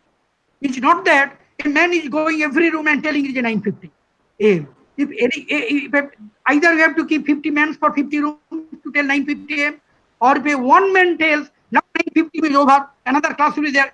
The moment he'll give this information to one room and then another room, the time will be lapsed. So instead of that, they put a bell, and that bell rings, and all the teachers of all the 50 rooms get the information. This is 9:15 with a loss of a single second, and this is time stamped. What GPS does? GPS gives the information, this time-stamped information, to all the buses of this large network in our large country. This time-stamped data. So we need time-stamped data. For this time-stamped data, without computer, without communication protocol, without information technology, who will give this data? This is nothing but IoT. And whenever we'll give this information, the solar energy, whatever I talked about, whenever this energy will penetrate to the classical energy, to the traditional energy, when the solar energy will not be available, we can forecast. Then another technology is available, solar forecasting, and on the basis of that solar forecasting, with the help of advanced technology, you can forecast. So you can arrange another amount of energy which will supply during the lean hour, during the emergency state, or during the semi-emergency state, or during the ultra-emergency state. That will, and this is all about IoT. IoT means consists of embedded smart sensors, smart computers, smart technology, even the smart generation you're talking. This renewable energy generation is not a smart generation. The coal fire-based generation is not a smart generation. We are trying to devise a generator, synchronous generator, in such a thing. Within few years, the smart generator will come, smart synchronous generator will come, and accordingly, smart means it has the adaptability. It has the adaptive control. That I want to mean by that. If anything is going to be changed, it can sense it. It can sense it in a time frame, and it will take the action. And that is nothing but the IoT. IoT is basically an adaptive type of control we have to adopt by using these smart sensors will be embedded in the system. So next technology, I tell you, whether it is a power system or control and all the smart sensors will play a very important role. In everywhere you'll get smart sensors and smart sensors. So instrumentation sites are advancing like anyway, and everywhere you'll find the smart sensors which will take care of all these things and will be embedded in the IoT and give the information. So IoT will play a very important role here when we will talk about the energy security penetrations and all that. It's very, very important role. This is here. Okay, thank you, sir. Sir, Okay. From my side, there is another small question. Okay. Sir, is there any Sure. method to increase the efficiency of solar cell? Yes, this is a very good question. Let me tell you this answer in a different form and in a little funny way. Yes, sir. Because of my lack of knowledge, because this CKC gallbladder is operated in 2014. When my doctor operated this gallbladder in Woodland Hospital, Dr. Banerjee, if I can remember his name correctly, he's a very big surgeon in over Calcutta.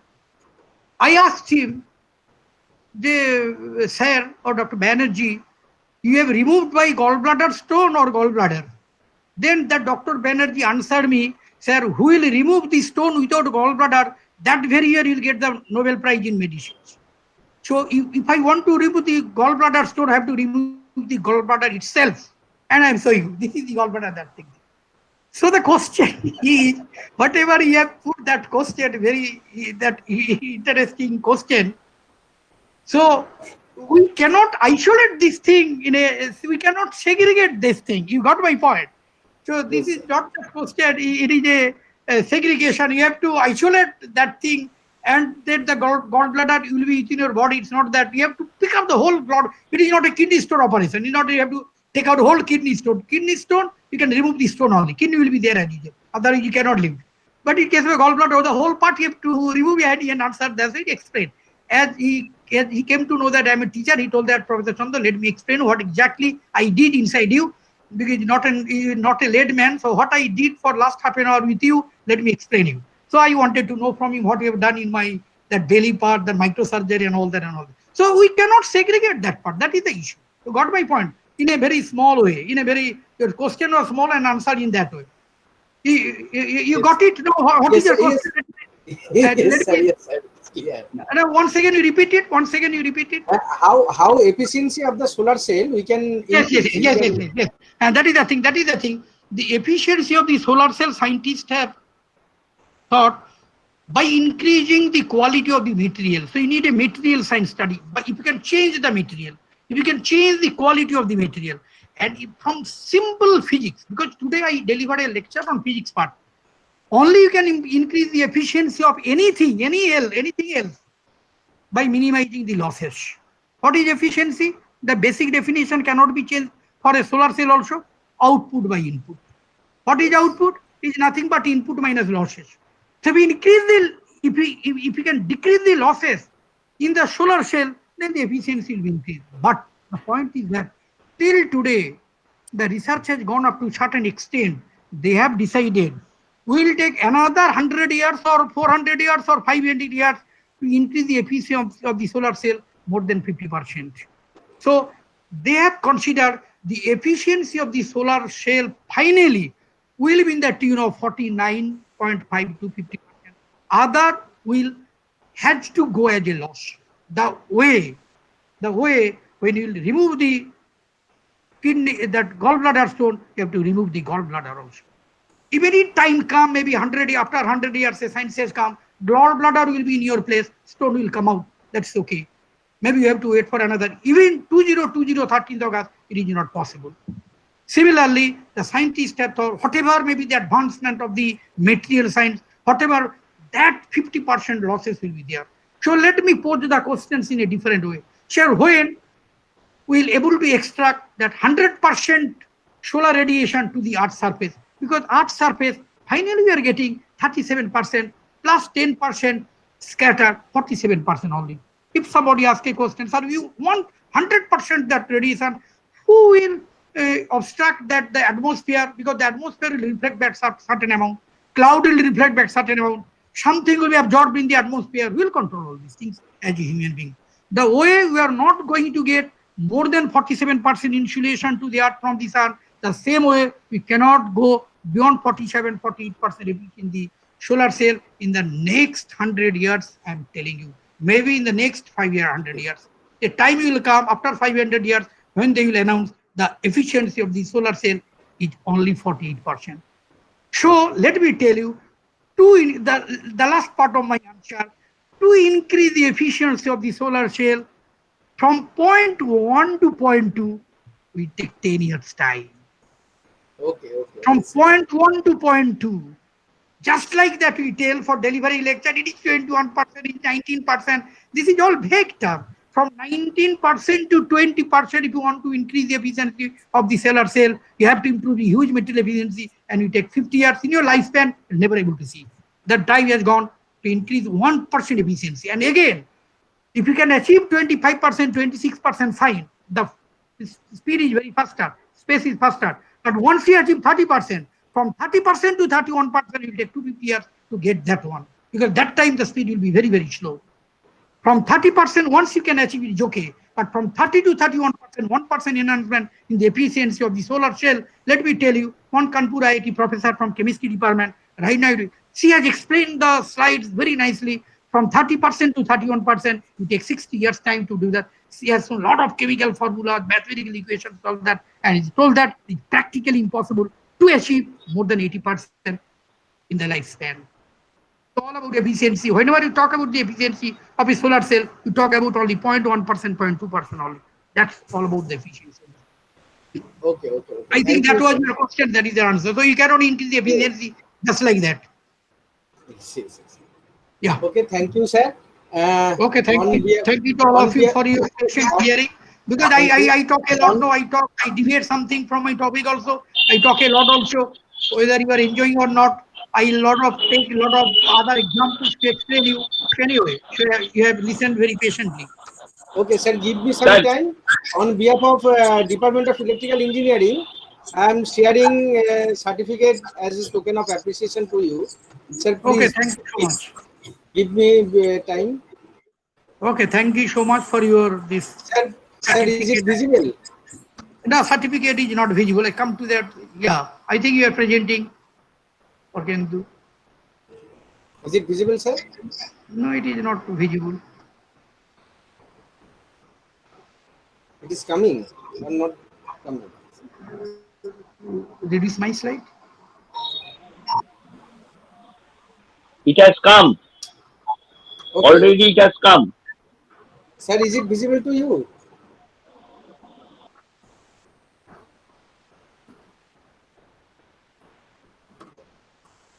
Sir? No, Bisa, can you see? I cannot see from this side. Dr. Paul, can you see this certificate? Yes, sir. Now it has come. It is visible. Uh, Yes, now it has come. Okay, sir. Professor Orkindu Mistry, it has come now. Okay, thank you. Sir, Okay, thank you so much sir, for such a beautiful certificate. yes, sir. It has been designed by one of our committee members, Mr. Pallab Dutta. Oh, okay. Sir, Very good design with a photograph and all. Sir, we shall mail to Continue. you. I'm listening. Okay, sure. Okay, sure. Okay, thank you, sir, very much for your elaborated talking. But today I explained about sun. Is it okay? Yes, You wanted sir. to listen yes, sir. about some solar energy penetration, but I talked something else. Yes, sir. Sir, it was a very much mesmerizing talk. It was a very much mesmerizing talk. But again, even though I have delivered a lecture, still I am studying about sun. I thought that this is the subject is infinite.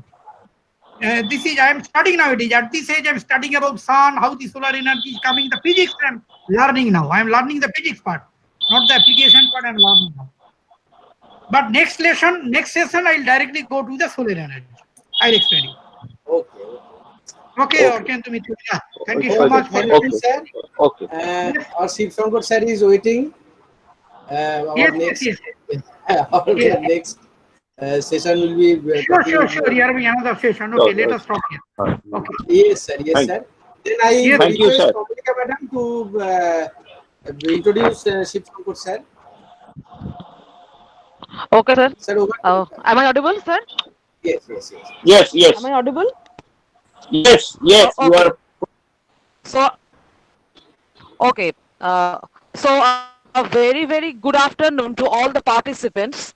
So now we are going to start the second lecture session of day 4 STP program. So now among Dr. Shankar Shaha, who now this power electronics. I will honor in this STP program. Madam, your voice is breaking. Dr. Shah is the professor. Okay, shall I start from the beginning? Okay. Now it is clear. I feel honored to introduce Dr. Shiv Shankar Shaha with us today for the lecture session. Dr. Shiv Shankar Shaha is the professor and head of Electrical Engineering Department of Kalyani Government Engineering College. He is having more than 22 years of teaching experience in the capacities of lecturer, assistant professor, and professor. From team, he is actively in research activities of power efficient use of renewable energy sources through power converters. His research activities include development, fabrication, and hardware testing of new DC to DC converter topologies. He is also associated with many research projects funded by nation and state agencies. So, I would like to invite Sir to start his precious lecture for this day 4 session. Thank you, sir.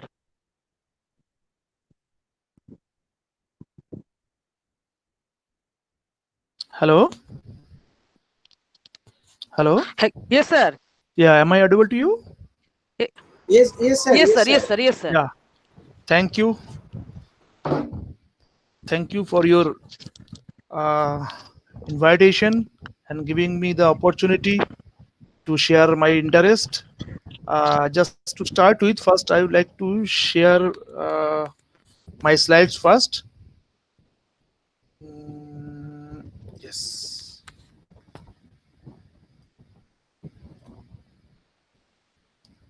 Can you see the slides? Is it visible? Hello? Yes, sir. Yes, sir. Yes, sir, it is visible. Yes, It is the slides are visible. Okay, that's good. So shall I start from here? It's already delayed by around 40 minutes. So I'll try to wind up so that I can finish within 1:30. Okay. Okay. So the topic, Yes, sir. Yes. the topic of my presentation No problem. is distributed generation and power electronic converters, recent developments.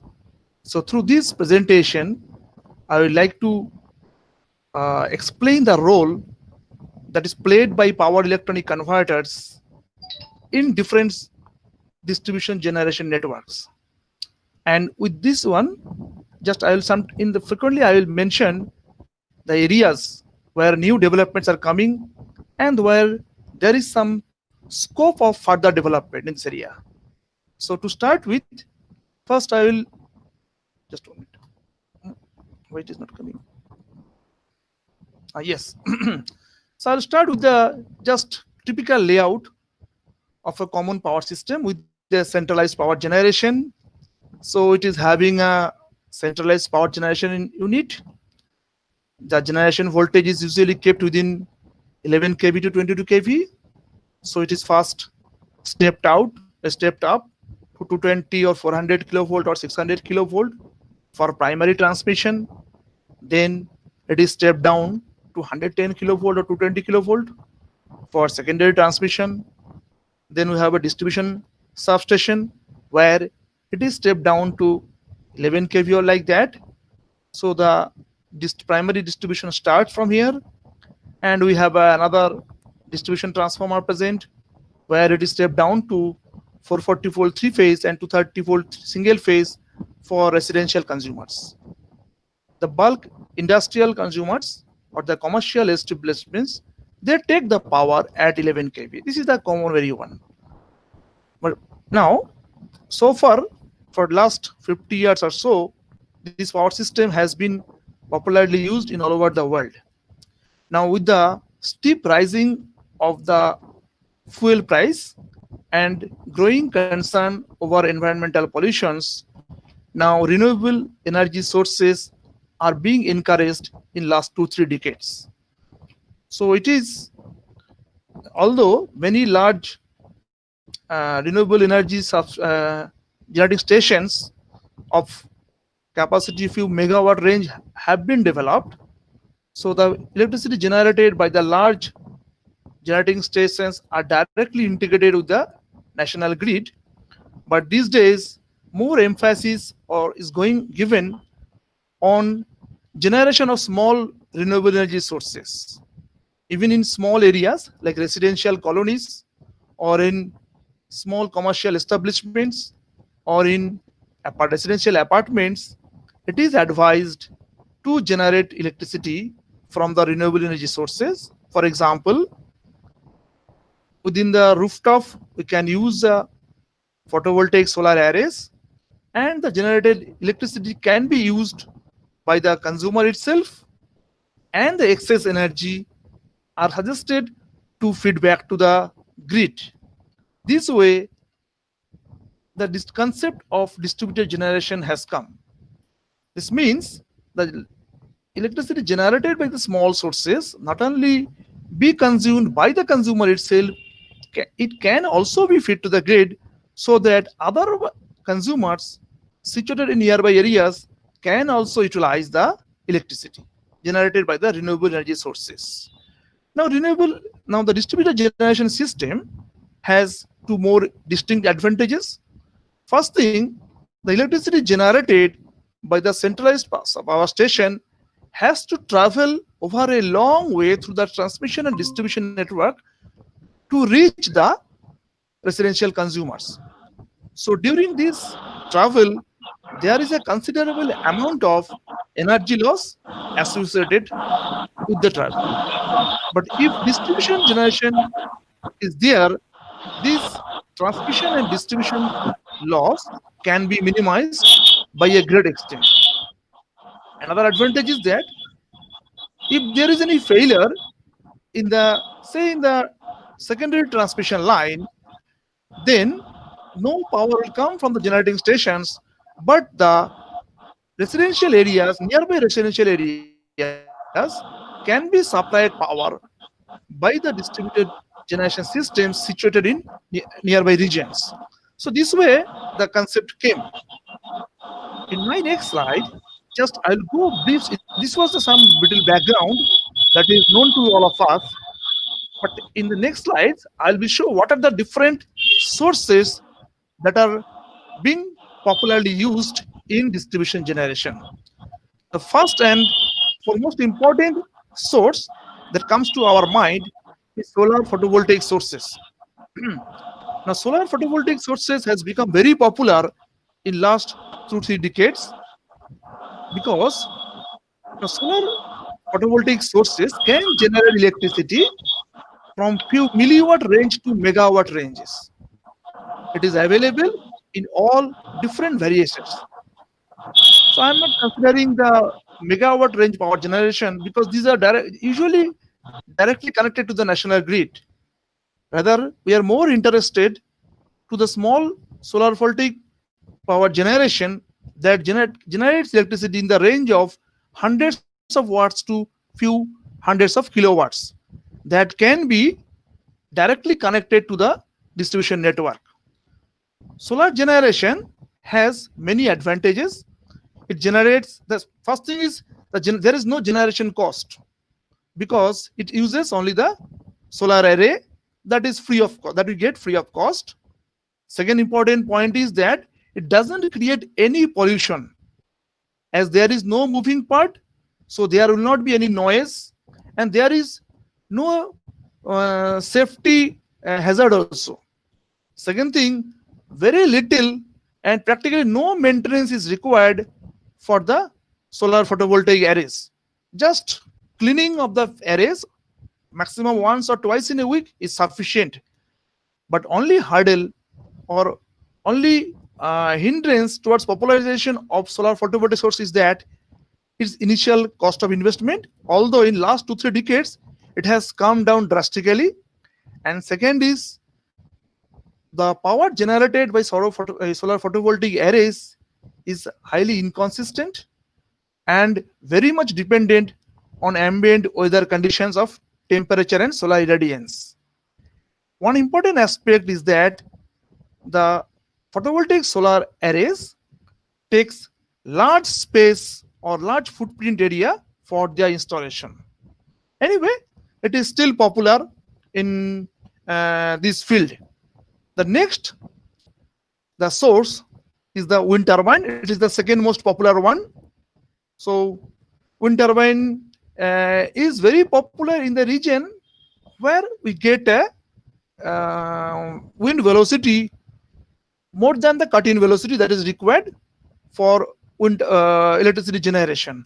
So it is very mostly seen in coastal areas or in hilly regions. The wind turbines are available for the power rating from kilowatt range to megawatt range. So once again, I am not considering the wind turbines that can generate electricity in the range of megawatt, because these electricities are directly connected to the national grid.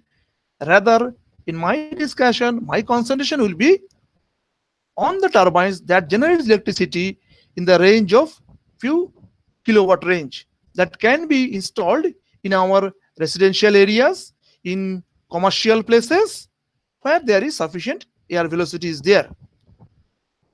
And one important thing that goes in favor of wind turbine is that its footprint area requirement is much less than that of the solar photovoltaic arrays. The third one that is getting very much popularity is fuel cell. There are different variations of fuel cells, among which the proton exchange membrane hydrogen fuel cell is being most popularly used in commercial sectors. It is basically having two electrodes separated by a electrolyte. And these two electrodes are supplied with hydrogen and oxygen, and they generate electricity, and the byproduct is only water and heat. So it is not having any environmental hazard. Moreover, as there is no moving part, it is also a silent generator. And very important thing is that its footprint area requirement is much lesser than the solar photovoltaics. And another important point, it can generate electricity throughout the day in any environmental conditions as long as the fuel is supplied to it. But one important point is that generation of electricity through fuel cell doesn't come free of cost, because it has to be supplied with the fuels, which is hydrogen and oxygen here. Anyway, this is also getting popularity in recent years. The next one is the micro turbine. Micro turbines rotate at a very high speed in the range of, say, almost 1,20,000 RPM. So micro turbines basically use the excess heat generated by any industries through combined heat and power CHP systems, or where plenty of natural gas is available. Another important component is internal combustion engines. All of us might have observed that in any industries or commercial establishments or any large residential apartments, there is always diesel generator sets installed, the main purpose of which is to maintain the continuity of electric supply on failure of the utility grids. So on an average, it has been observed that the DG sets operate maximum 1 to 2 hours in a day, and the rest of the time it sits idle. So now it is encouraged to use these generating DG sets to generate electricity and feed to the distribution network during peak demand hours, so that it can serve to minimize the overloading of the grid, as well as it can earn some revenue also. Next is the battery storage system. The battery storage system, it is not an independent generator, but what is there, it can be used as a storage. So when during the offload, when the demand is very low, electricity can be used to charge the batteries from the grid, and during peak demand hours, the same charge stored in the battery can be fed to the distribution network, so that once again the peak demand hours can be satisfied by some extent by the battery storage. One very important is the plug-in electric vehicles. This is being discussed throughout the world nowadays. We have seen the electric vehicles are getting popularity in the last 1 or 2 decades.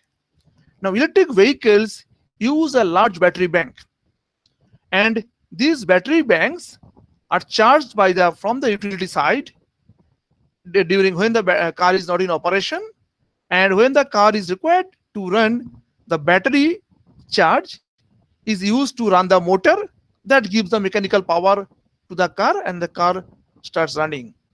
So has been also observed that in many cases the batteries are kept idle in the car when they are not in use. So it is also encouraged to use the car batteries as an energy storage device, and so that during off-peak hours the batteries will be charged, and during peak hours the same charge will be transferred to the national grid. So these are some of the sources that can be used in distribution power generation. Of course, this is not the exhaustive list. There are many others. In my next thing, I will be discussing how power electronic converters are integrated with each of the sources. The first one is the solar photovoltaic power system. This is the very simple, a typical block diagram, layout of the block diagram. Now, a solar cell generates electricity in the range of 0.56 volt. So many cells are connected in series parallel combination to form a solar photovoltaic module, and many such modules are connected in series parallel combination to form a complete solar photovoltaic array. Now, the main disadvantage or main limitation of solar photovoltaic is that the terminal voltage available across the solar array is highly dependent on the ambient weather conditions of solar irradiance and temperature. It is also very much dependent on the current drawn from the solar array. So the terminal voltage that is available across the solar array may not be sufficient to generate AC power through inverter. For that, what is done? The electricity generated by the solar panel is passed through a DC-DC converter. Now, this DC-DC converter converts the solar power, but changes the state of the solar power to bring it to the level suitable for an inverter. If it is a single phase inverter, then the DC bus voltage requirement is around 400 volt. If it is a three-phase inverter, then the DC bus requirement is around 600 volt. So DC converter change the step of the SPV array voltage to the level of 400 volt or 600 volt as required by the inverter. This is inverted to form a AC. Then it is passed through a low pass filter so that the harmonics cannot reach to the output or the grid.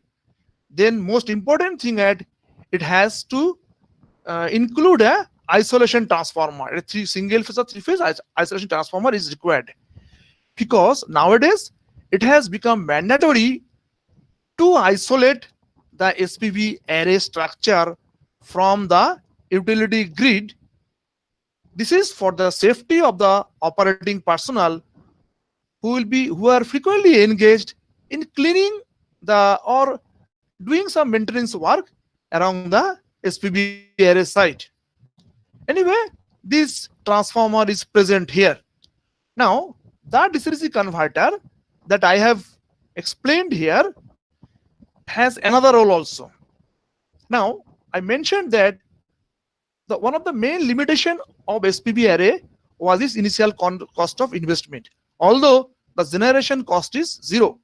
So when some investment has been made in installing a SPV array in some areas and there is no generation cost, so it is very wise to take maximum possible power out of the SPV array. So to do that, a maximum power point tracking controller is used, which basically directs the DC-DC converter to take maximum power from the SPV array. How this can be done, that I am explaining with a very simple example. Now, this is the volt ampere characteristics of any solar cell or any solar photovoltaic array. Now, this volt ampere characteristics is changed with the current.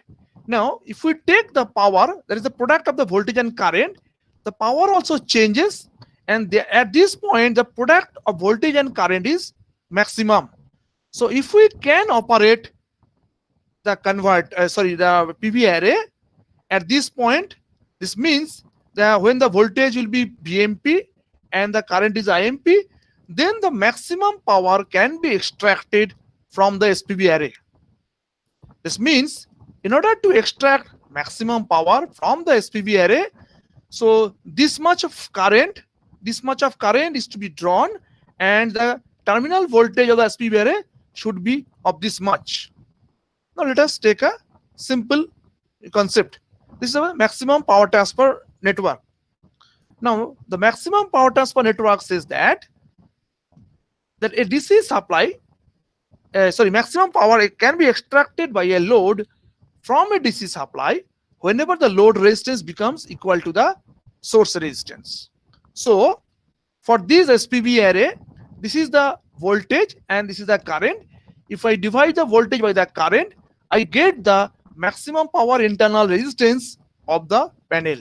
So if I can make my load resistance equal to the maximum power internal resistance of the SPV array, then my load can take maximum power from the source.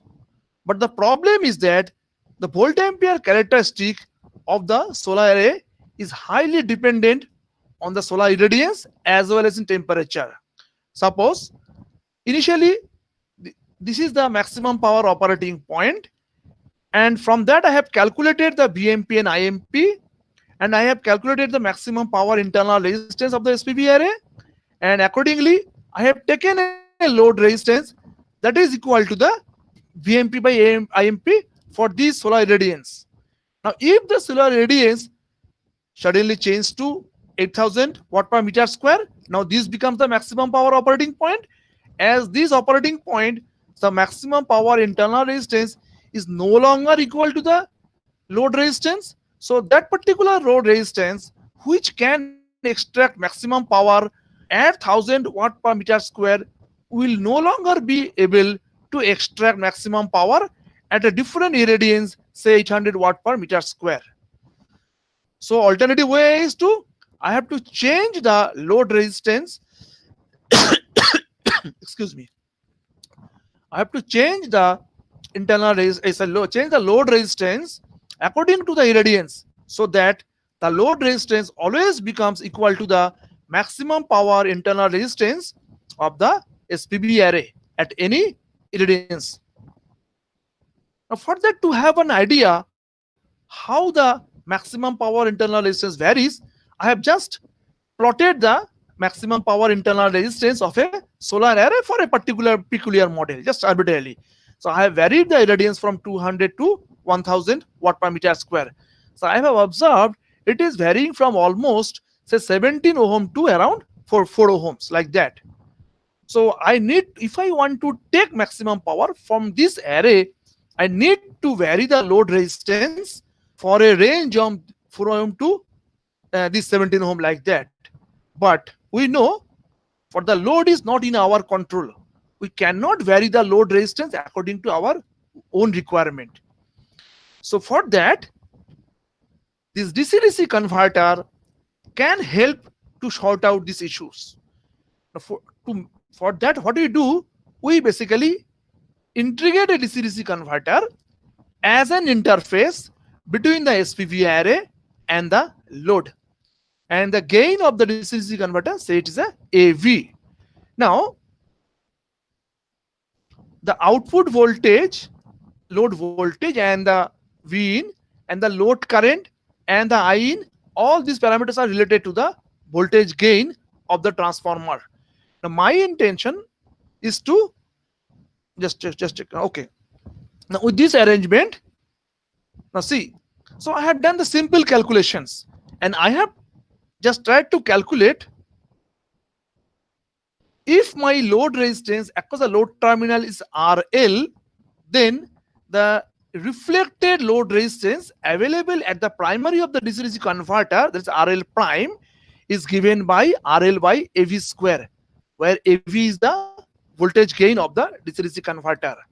And all of us know that the gain of any DC-DC converter is dependent on the duty ratio delta. So if we can vary the duty ratio, we can change the voltage gain accordingly. And if we can change the voltage gain, we can get any reflected load resistance across the SPB array for a given load resistance. So whenever there will be variation in solar irradiance, my intention will be to change the duty cycle in such a way that the reflected load resistance, that is the load resistance impressed across the SPB array terminals, becomes equal to the internal resistance of the SPB array at that particular irradiance. If we can do so, then the SPB array will transfer maximum power to the load. So to get the facility, what is done?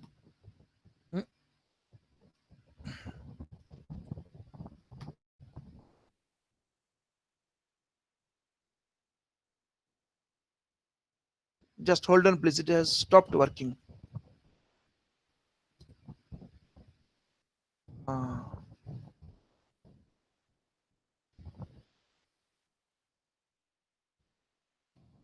Okay. Now, now see. So once again, come to that one. So to get the facility, what is done? The current and the voltage available at the output terminals of the SPB array is sensed, and it is fed to a MPP controller. So the MPP controller, on sensing the voltage and current of the SPB array, calculates the proper duty ratio required to get the maximum power and directs the DC-DC converter to operate with that duty ratio such that the maximum power is transferred from the SPB array through the DC-DC converter to the inverter terminals. This is the concept of the MPPT.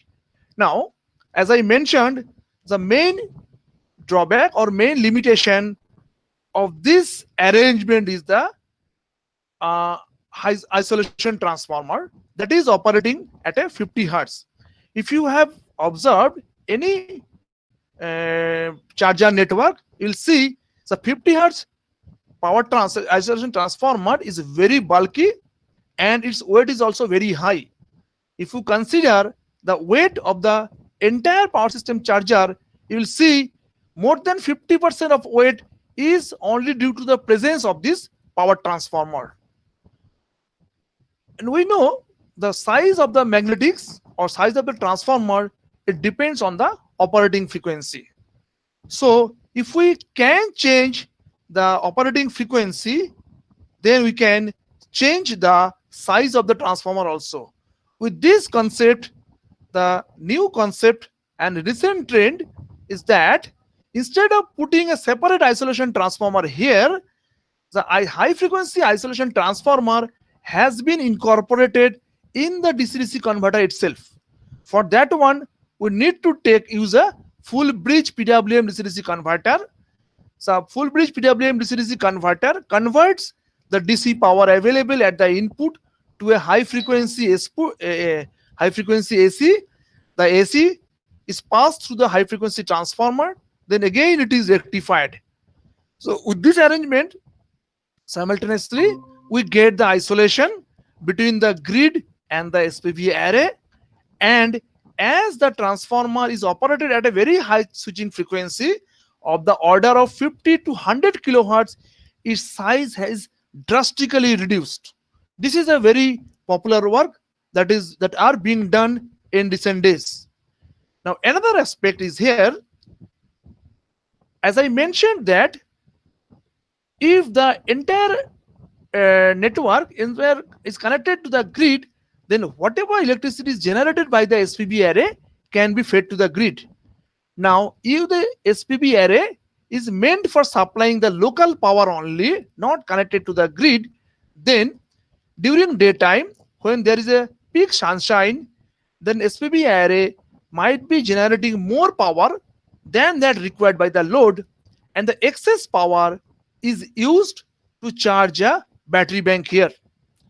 So here, for that one, we put a DC-DC converter here. We know that the DC bus voltage at this point is around 400 to 600 volt. So usually the battery bank of 400 or 600 volt is not maintained for two reasons. First, 400 volt or 600 volt battery bank size will be very large. Second thing, the operating and this battery bank requires frequent maintenance. The operating personnel who will come in contact with the battery storage. Hello?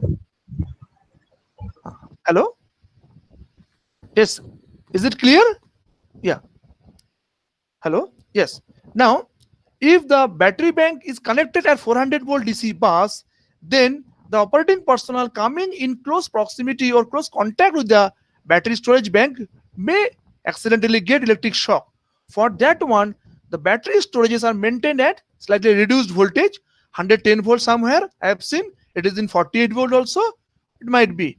So for that one, to change the voltage level, a DC-DC converter is placed in this path. Now, when during the evening time, the SPB array will not be able to generate the required power for the load, then the energy stored in the battery is passed through the DC-DC converter and the inverter to feed the load. So you can see during charging, so battery excess energy but surplus SPB array energy has to pass through the DC-DC converter, then another DC-DC converter to charge the battery. So the charging power has to pass through two conversion stages, and each conversion stage has got some energy loss. So two conversion stage means there will be more energy loss. So to reduce this loss, modern trend is to use a 3-port DC-DC converter instead of a 2-port DC-DC converter. This means in 3-port DC-DC converter, in one port, in first port, the SPB array is connected. In the second port, the DC link is there. In the third port, the battery is connected. So what is done? The SPB array power is processed and passed to the output, that much required by the load, and the surplus energy is passed from the port 1 to port 3 to the battery. Thus, the power processing is done in single stage only. Thus, conversion loss is minimized. So many work is done is tried to be done by power electric engineers in this direction. Now, during discharging also, the battery energy is required to be supplied to the output. So it has to pass through the DC-DC converter first, then to the through the inverter. So once again, it's a two-stage conversion. For that, to avoid this one, the modern trend is to develop a single stage boost inverter in which the battery energy will be directly passed through the single stage boost inverter and reach the output, so that the conversion power loss can be minimized by some extent. So this is the basic one. So next one is the wind power generation. Now, in wind power generation, as I mentioned, there are two different sectors.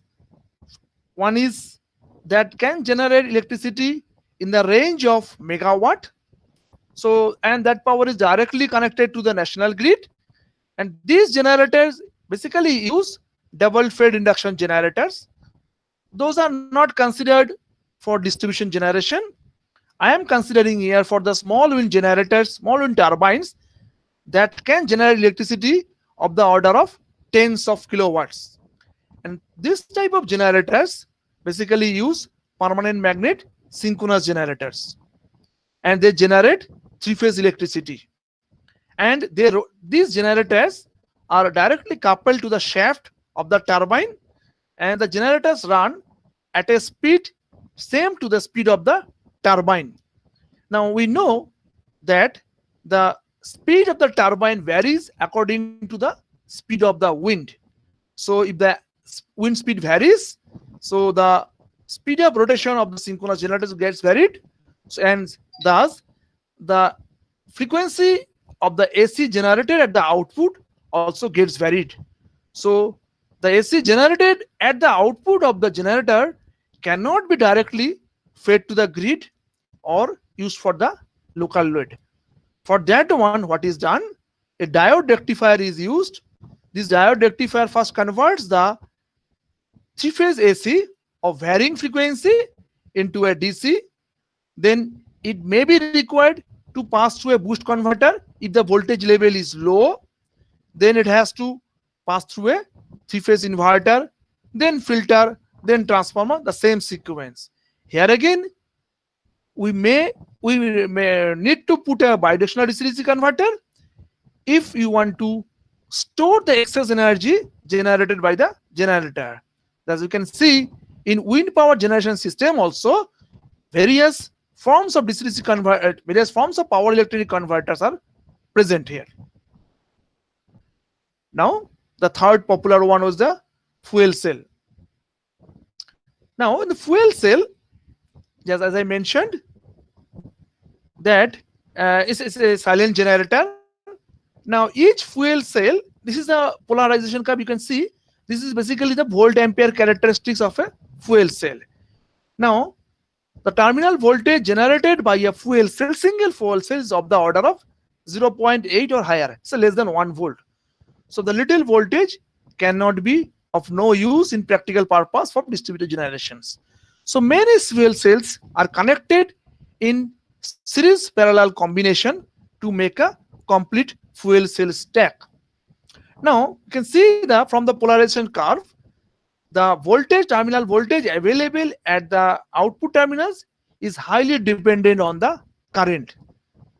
And if we go on increasing the current, then the voltage gradually falls.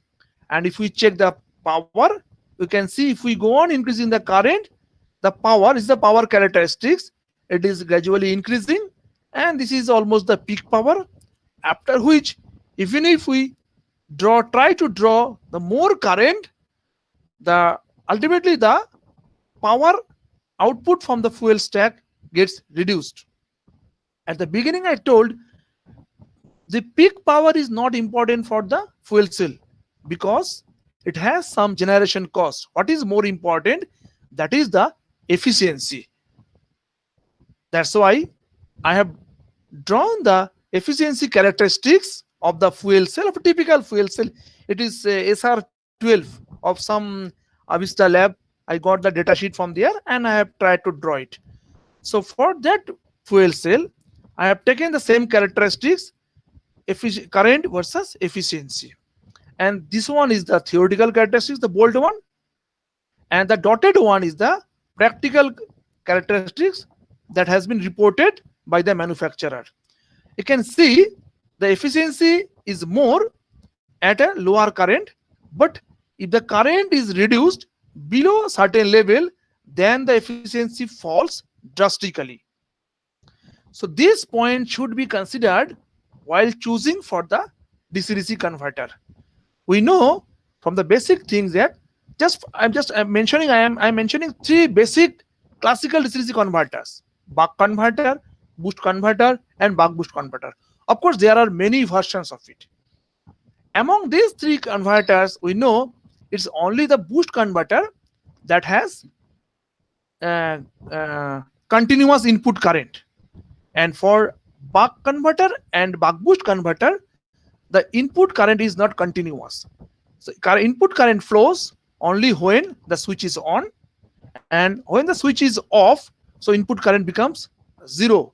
So if I use a simple buck converter or some buck boost converter at this place, then whenever the current will be 0, so the efficiency will fall down drastically. So it is recommended to use a DC-DC converter with continuous input current whenever you want to interface a fuel cell stack to the inverter and to the grid. This is also one work. Now, micro turbine power generation. I mentioned the micro turbine usually rotates at a very high speed of the order of 1,20,000 RPM. So the generator, which is coupled with the micro turbine shaft of the micro turbine, also rotates at high speed, and naturally the frequency of the output generation becomes very high, of the order of 2 kilohertz. So this high frequency AC cannot be directly integrated to the grid or cannot be used for any load. For that, what you need to do, first we need to rectify it to make it DC, and then inversion to make it AC, then filter, isolation, transformer, the same sequence. So here also we need to have two power converters present, just to make the AC power generated by microturbine suitable for our grid or for our local load. This is the IC engine. Basically, I will discuss in respect of diesel generator sets. I mentioned the diesel generator sets sitting available at different industries, commercial complexes, can be used for interfacing to the grid.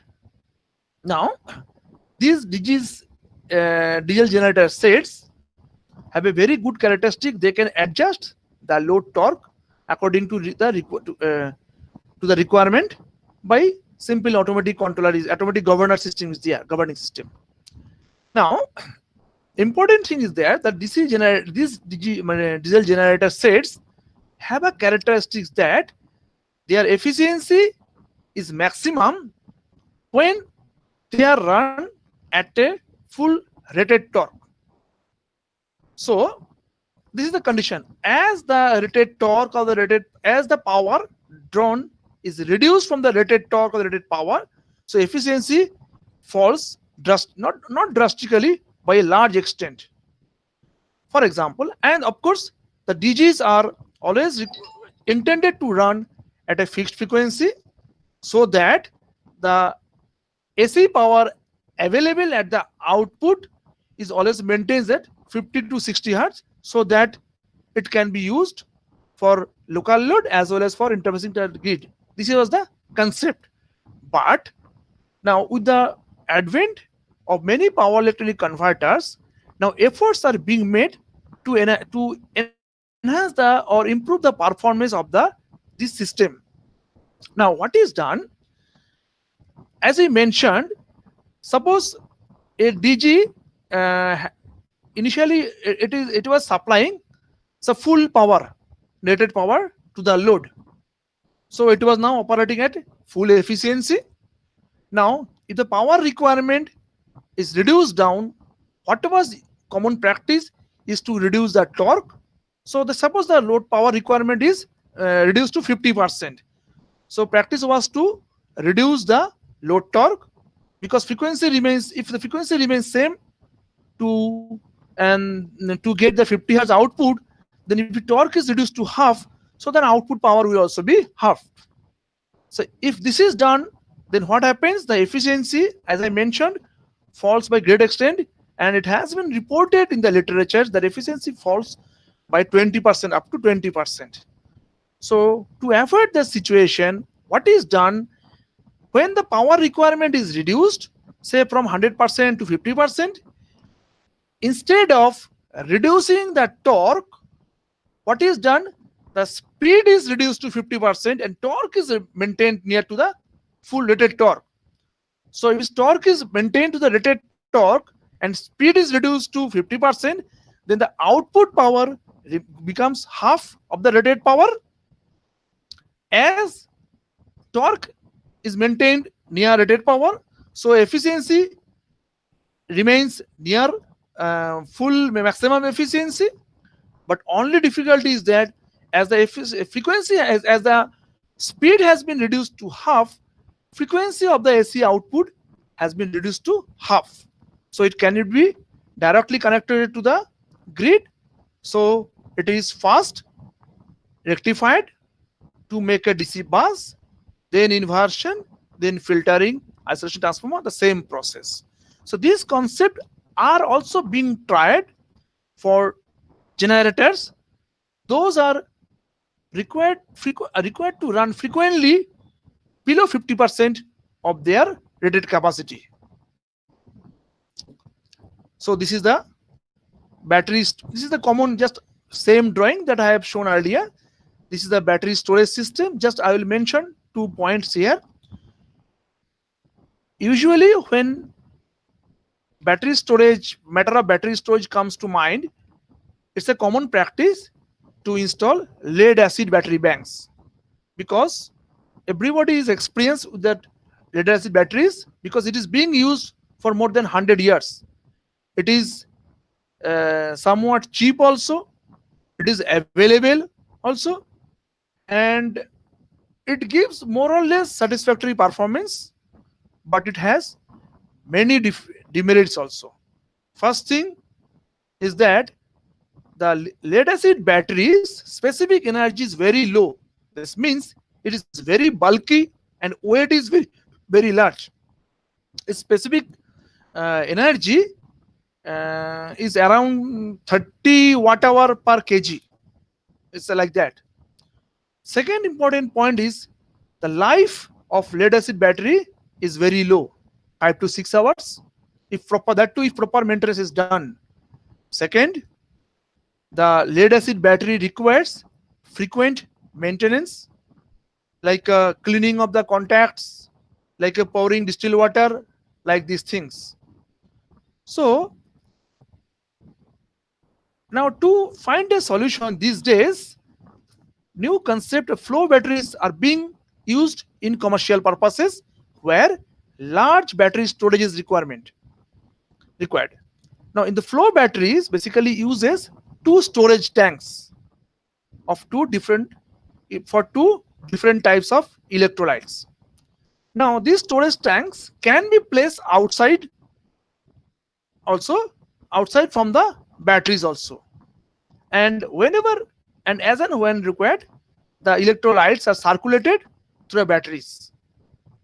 Now storage battery, as the storage tanks can be kept outside the battery room, so floor or space requirement by the flow batteries is much less than the lead acid batteries. That's why in applications where large battery storage is required, flow batteries are preferred by the commercial users.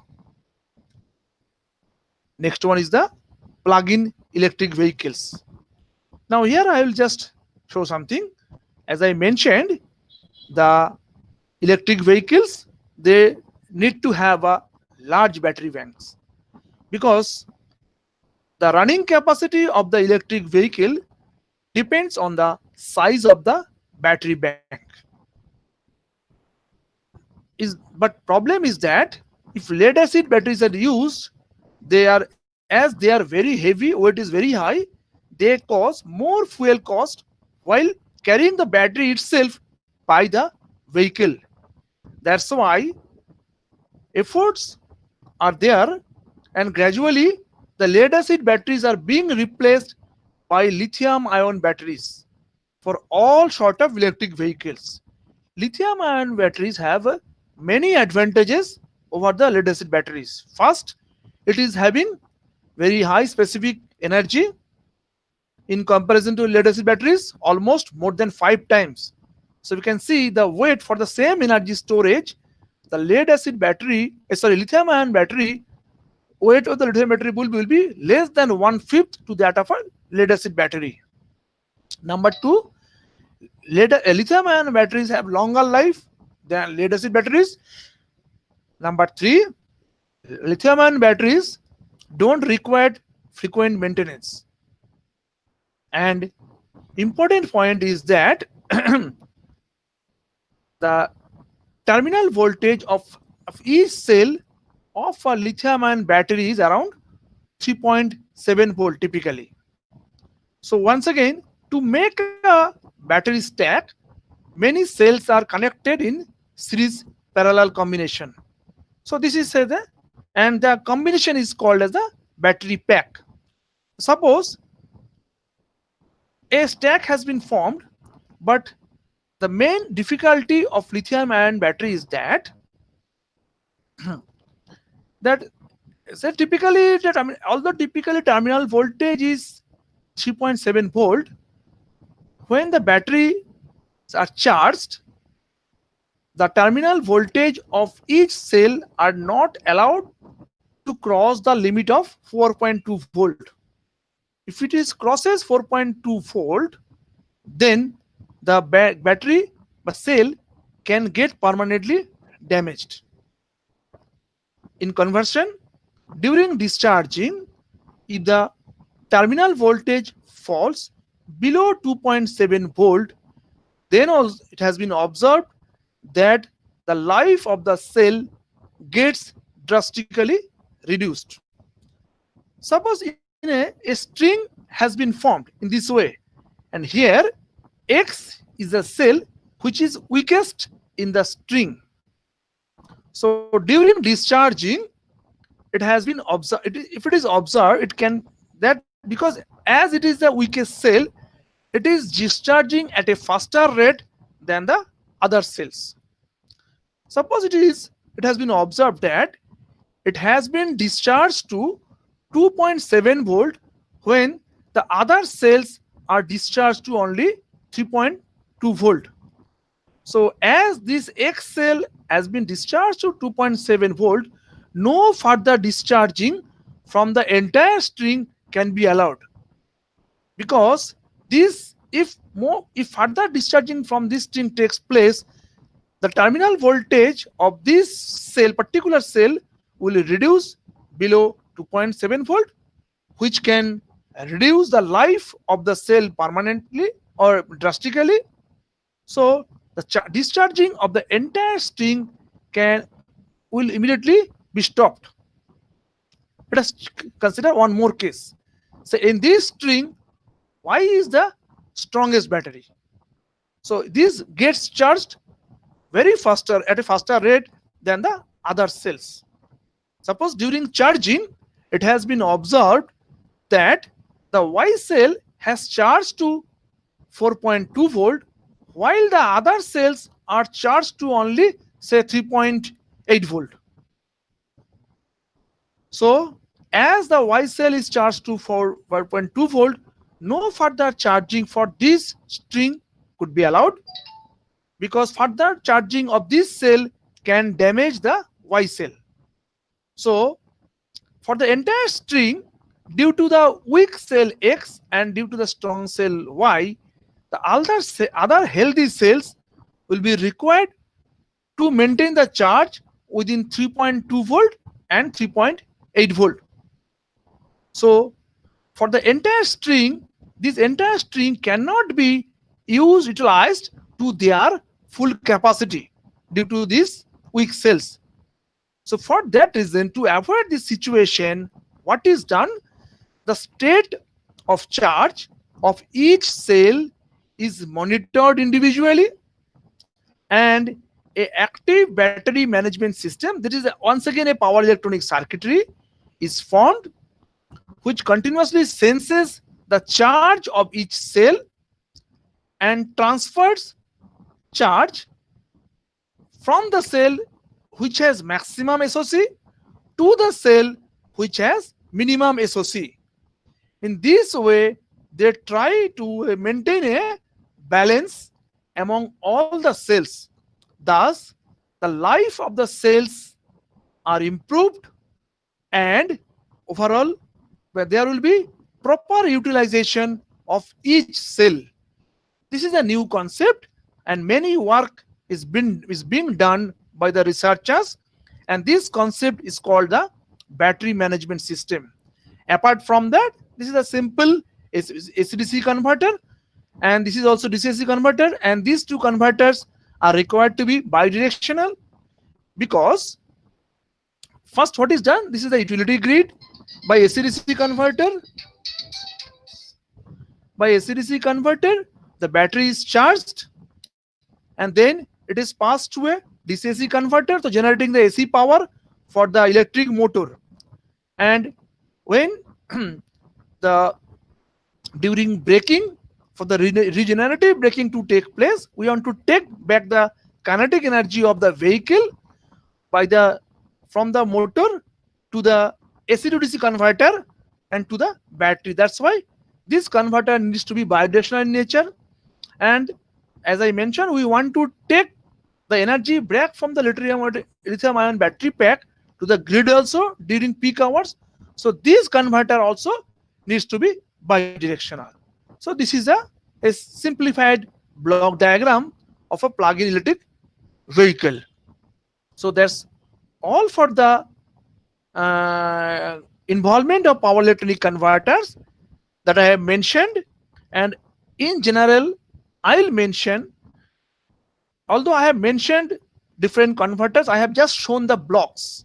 I have not discussed about any detail of the internal converter topology, because there are numerous converter topologies. It can be isolated, it can be non-isolated, it can be step up, it can be step down, it may have continuous input, it may have continuous output. There are many versions of it. Okay, and above all, the common perception is always, or common design criteria is always to reduce the size of the converter. That is the main trend. Size reduction is only possible, second parameter, and sincere effort is there to improve the efficiency. Now, size reduction and efficiency improvement, these two are conflicting parameter. Size reduction can be done by increasing the switching frequency. If we increase the switching frequency, the switching loss increases, so efficiency reduces. So the only way to achieve these two goals is to operate the converters under quasi-resonant soft switching condition. So many research is going on in this direction. So with this brief discussion, I would like to conclude my session. Just anyhow, I have tried to complete it in 1 hour. Yes, it is 1 o'clock. Thank you very much for your patient hearing. Now I am ready for further discussion if you want any elaboration. Thank you. Thank you, everybody.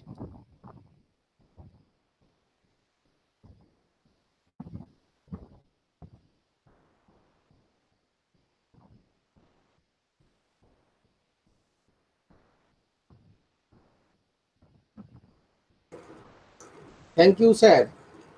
Orkendu? Yes, yes, sir. Yes, sir. Okay. Okay. Is it clear? No. Okay. Yes, yes, yes. Yes. Now, if just yes, the audience might have some queries or elaboration. I request. I try to discuss on these issues. I don't know. I request Shubhla madam to ask the questions if there is any question in the chat box. Madam, please unmute. Oh, first I'll stop the presentation. No, okay, I have stopped the presentation. Okay. Yes, as we are not very familiar. Yeah.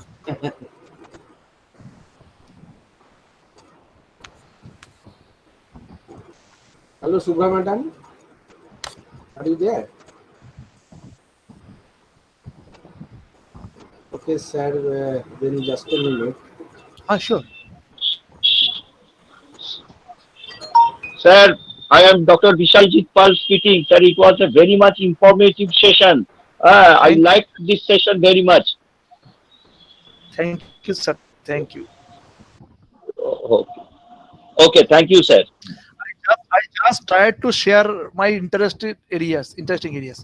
So I did not go detail of the research work because that will not be suitable for this platform. Yeah, it's a short-term training program. So just overall discussion through block diagram only I have presented.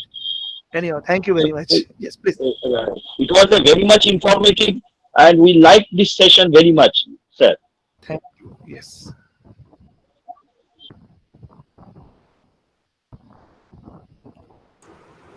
I think she's not in the list. Hello. Hello. Good afternoon, sir. Yes. Good afternoon, Hello? ma'am. Sir, actually, I couldn't join the session because I am in college, sir. Sorry that I couldn't join this interesting session. So, I hope, sir, and I'm very thankful to you that you just accepted this invitation on my single request. And I'm very much it's my honor to be to get the opportunity. Thank you. Yeah. Okay, sir, we are obliged. Okay, so I would request the session coordinators. Have you presented the certificate of appreciation? No, sir. No, madam. From my end, I have a question to sir. Yes, please, Okay. sure.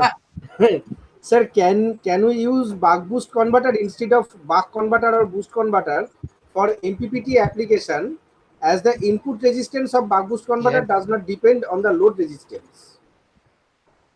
Yes, for these particular MPPT applications, buck boost converter, I mean any converter which is having gain similar to buck boost converter is most suitable for MPPT, because in buck boost converter we can step up or step down.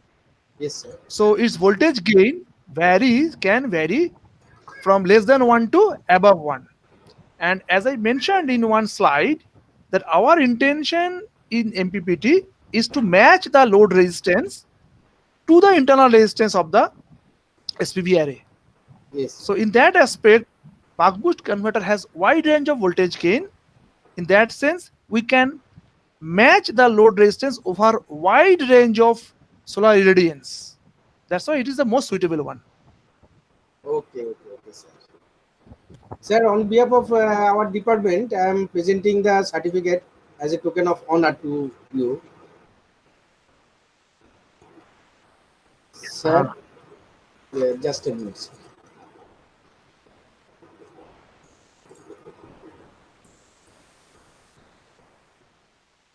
Thank you. But I presume is- my spelling is- might have been is it- mistaken. Check.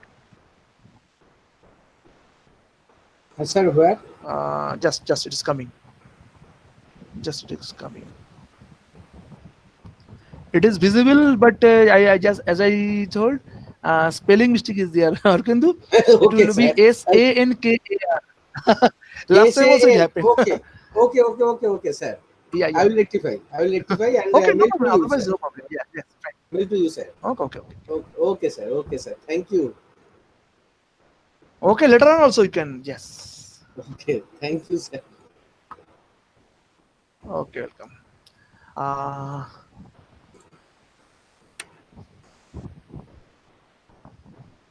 Thank you, sir. Madam, Okay. Thank Thank you. So shall I leave the session from here now? okay, sir. No problem. Okay. Thank you, will- Arkandu. Thank you, everybody. Thank you, sir. Thank you. Okay. And then next session we will start at 1:55 p.m. sharp. Okay, then we shall close the session now. Thank you for present here. Yes, sir. At 1:55. 1:55 p.m. Then we will start the next session.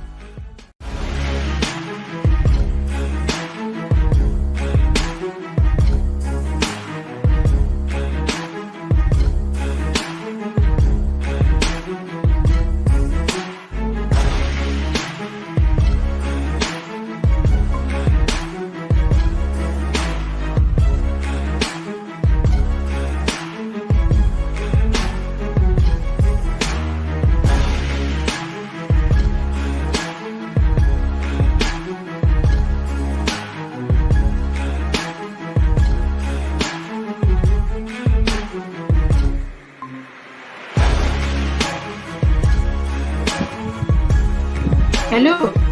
Hello, good afternoon.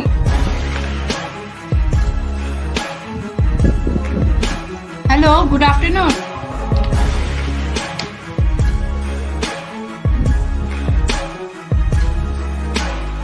Good afternoon.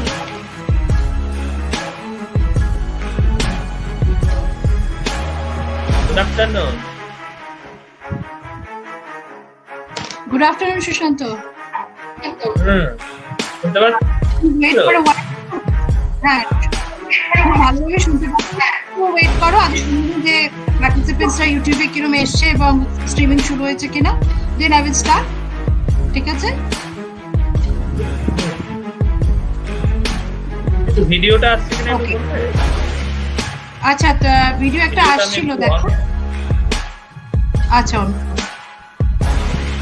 একটা আসছে, coming একটা দিচ্ছে। এখন কিন্তু দেখা যাচ্ছে, মানে your screen is, হ্যাঁ দেখা যাচ্ছে, দেখা যাচ্ছে।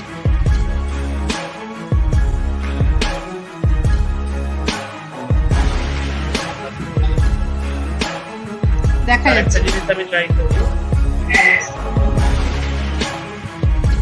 আরেকটা জিনিস আমি ট্রাই করবো, সেটা হচ্ছে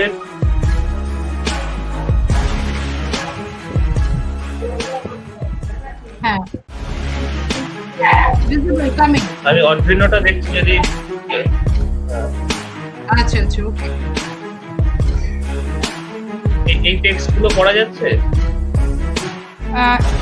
একটু ছোট লাগছে, একটু ছোট। এগুলো অ্যাকচুয়ালি অড্রিনোর নিজস্ব আইডি তো নিজস্ব আচ্ছা আচ্ছা আচ্ছা মানে আমি আচ্ছা, দেখছি ঠিক আছে। ফন্টটা বাড়ানো যায় কি, ফন্টটা বাড়ানো যায় কিনা একটু দেখছি। যতটা সম্ভব ঠিক আছে, মানে তারপরে তুমি কিছু মুখে বলে দিলে পার্টিসিপেন্টস যদি জানতে চায় আমরা বলে দেবো, সেটা চ্যাট বক্সে লিখে দেবে ওরা ইউটিউবে। আর ইউটিউবে কিরকম হচ্ছে এটা আমার কাছে এখন ইউটিউবটা নেই, যারা আছে সেশন কোঅর্ডিনেটর বলতে পারবে ইউটিউবে কিরকম দেখা যাচ্ছে স্ক্রিনটা।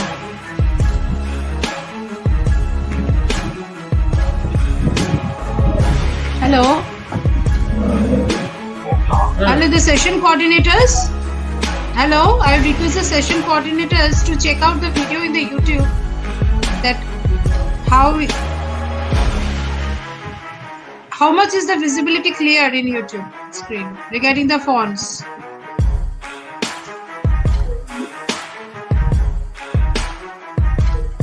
Hello.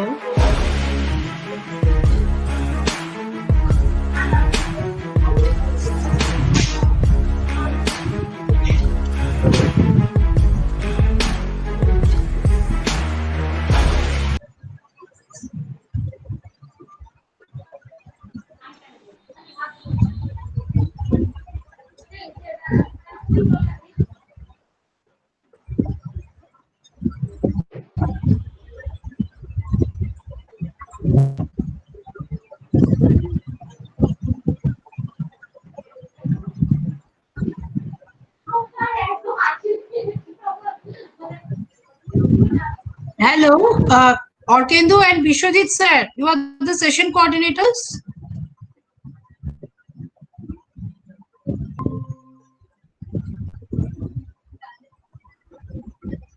ম্যাডাম শুরু হয়ে গেছে ইউটিউবে। আচ্ছা আচ্ছা আচ্ছা, Bishwajit sir is also the session coordinator, no? হ্যাঁ ম্যাডাম, স্যার তো জয়েন করেননি এখনো। বাট এনিওয়ে একটু দেখো তো যে স্ট্রিমিংটা কিরকম হচ্ছে ইউটিউবে। কিছু ফন্টস আর্টিওনোর ওই সফটওয়্যারের ফন্টসটা স্যার জিজ্ঞেস করছিলেন যে whether it is clear. আমি আমি দেখে তো বলছি, ইউটিউবটা দেখতে পাচ্ছি। আমি দেখে বলছি। হ্যাঁ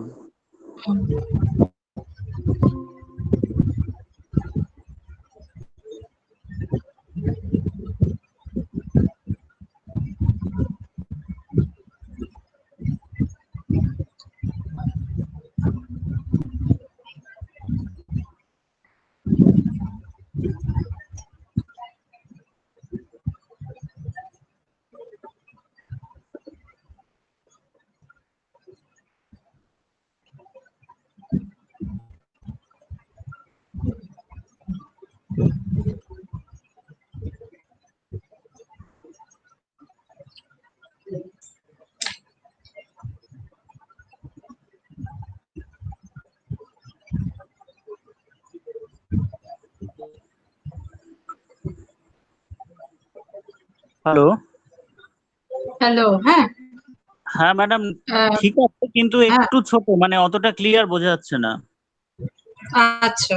মানে এমনি তো অর্ডিনোর ইয়েগুলো প্রোগ্রামগুলোতে এমনিতে একটু ছোট ছোট লেখা থাকে। হ্যাঁ, ও দেখছে যদি একটু ফন্ট বাড়ানো যায়। ঠিক আছে।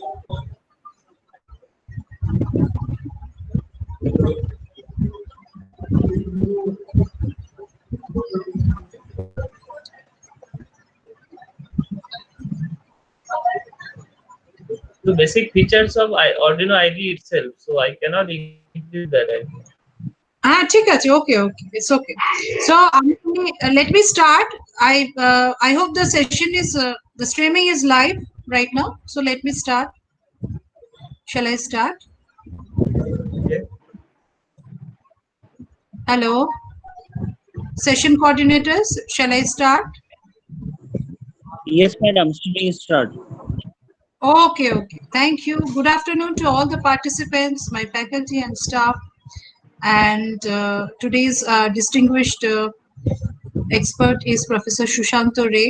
He is presently the faculty member of Electrical Engineering Department, Jadavpur University. Before that, he has served as scientist in DRDO, Hyderabad. He has specialization in electrical machine control systems, circuit theory, microcontroller and embedded systems. He has taught the courses like control system, electrical machines, electrical utilization, electrical technology, to name a few of them. His research interests include condition monitoring of rotating machines, hybrid vehicles, PLC motor drives, embedded systems, linear motors. He has published papers in national and international journals. He has guided several projects for postgraduate students. He has acted as principal investigator and co-investigator on projects funded by DST. He has delivered several invited lectures, and he is presently the member of IEEE as well as the secretary of IET Kolkata Local Network. I've just presented a summarized overview of his profile. You can have his details in the website. And today he will be presenting another hands-on demonstration. And now the session is all yours. Shushanto. Okay, thank you, Naumita. Am I audible clearly? Yes, you are audible clearly. Okay, so whether this presentation is visible, it's coming on the screen. Yes, it's coming. This introduction. So this is the introduction to Arduino. So I think the participants are already have done two hands-on course or two hands-on workshops in last 2 days by Professor Vishendu Chatterjee, and I think he demonstrated some programs in Arduino by using registers interfacing. So today I will do some similar works, but I will use the C programming and the library functions. Okay, so let us start. First, a little overview on Arduino. So Arduino is basically a microcontroller development board. It's not a microcontroller. Microcontroller is embedded in this board, and for this Arduino Uno board, the microcontroller is Atmel Atmega 328. So that particular microcontroller is used for this particular Arduino board, which is Arduino Uno, on which today we'll demonstrate some hands-on programs. Now this board has different components as given in the figure. So it has different digital I/O pins.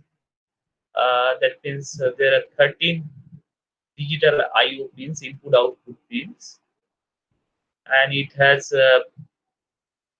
6 analog input/output pins, some power pins, and some other connections like USB jack, some serial communication features it has,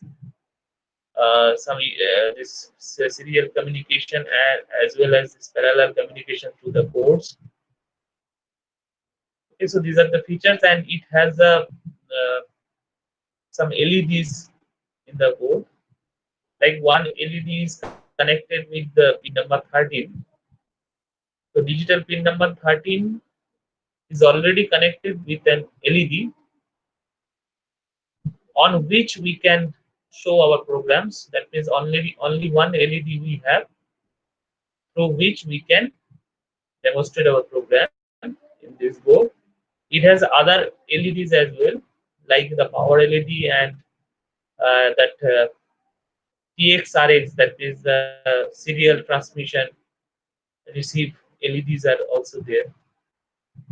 So these are the different components or different parts of this Arduino Uno board. I think you have already seen this board. So to get started, we can. I think you have this ID already, isn't it? Naumita, whether all the participants have asked to download this particular ID from website by Professor Chatterjee? Professor Chatterjee Professor Chatterjee has shown the ID and everything, but I'm not sure about this regarding the download part. He mentioned it definitely. Okay, but I am not sure right now. I can't recollect. Okay. Okay. So if the participants already downloaded this ID from website, because it's a free application file, so if they already downloaded it will be very helpful for us, because I will be discussing some program which I have written for different application, okay, for different programs. So if they already downloaded this, so they will be much benefited. Otherwise, they can write down the program, and afterwards they can when they will have the actual hardware, they can run their programs over there. Anyway, so first once we have the Arduino IDE, and if we write some program over there, I will show you what is the Arduino IDE. Then we have to connect that Arduino board that I have seen in the last slide. That Arduino Uno board we have to connect to a USB cable. That I will show you in some video. So how to connect this?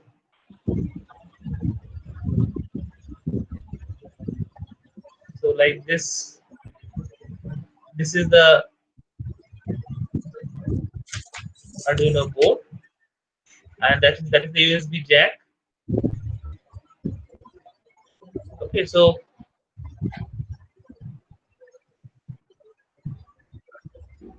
we'll connect this in the USB port of the PC or laptop, and it will take the power from the PC itself, because to run the Arduino board we need some power. It has an additional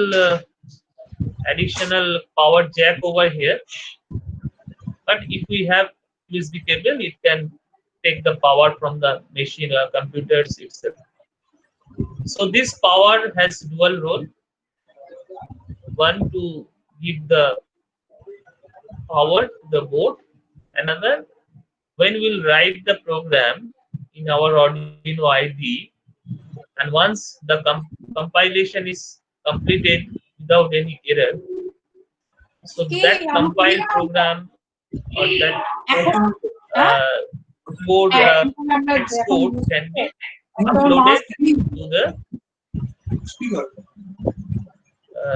uploaded to the Arduino board through this USB cable itself.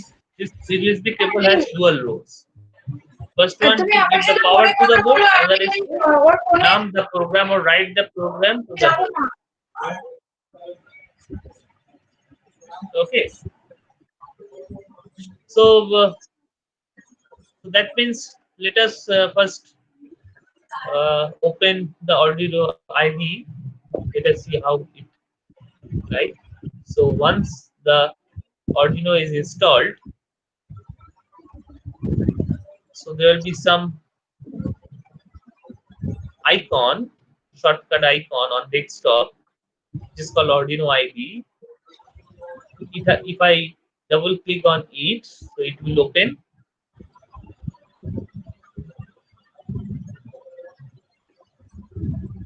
So this is the Arduino IDE that is freely available over internet. We can download it and install in our own computers. So once we open this Arduino IDE, it will, by default, it will show two functions. Hello. One is setup programs, another is loop. So two functions, setup and loop. Now loop means it will be acting as an infinite loop, and setup is the configuration as per our requirement. We have to write the codes under the setup function. Okay. Oh. Is that clear? So there are two inbuilt functions. One is called the setup, another is called the loop.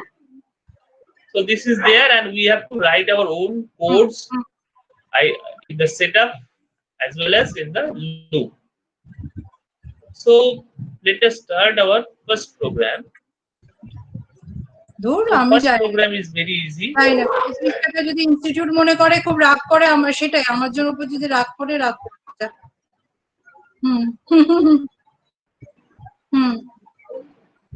ওই ভেন্ডারকে বলে দিতে হবে আমি বলবো যে vendor যদি একটু round করে কিছু করে দেবে একটা বিল দেখি সেটা এক্স্যাক্টলি হ্যাঁ Just a minute.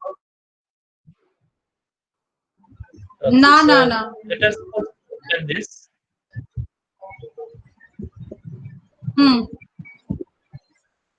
হ্যাঁ হ্যাঁ এটা এমনিতেও তোমাদের নিজের টাকা এটা কিনতে হবে পরে রিইম্বার্স So this program I have written for the linking of this LED.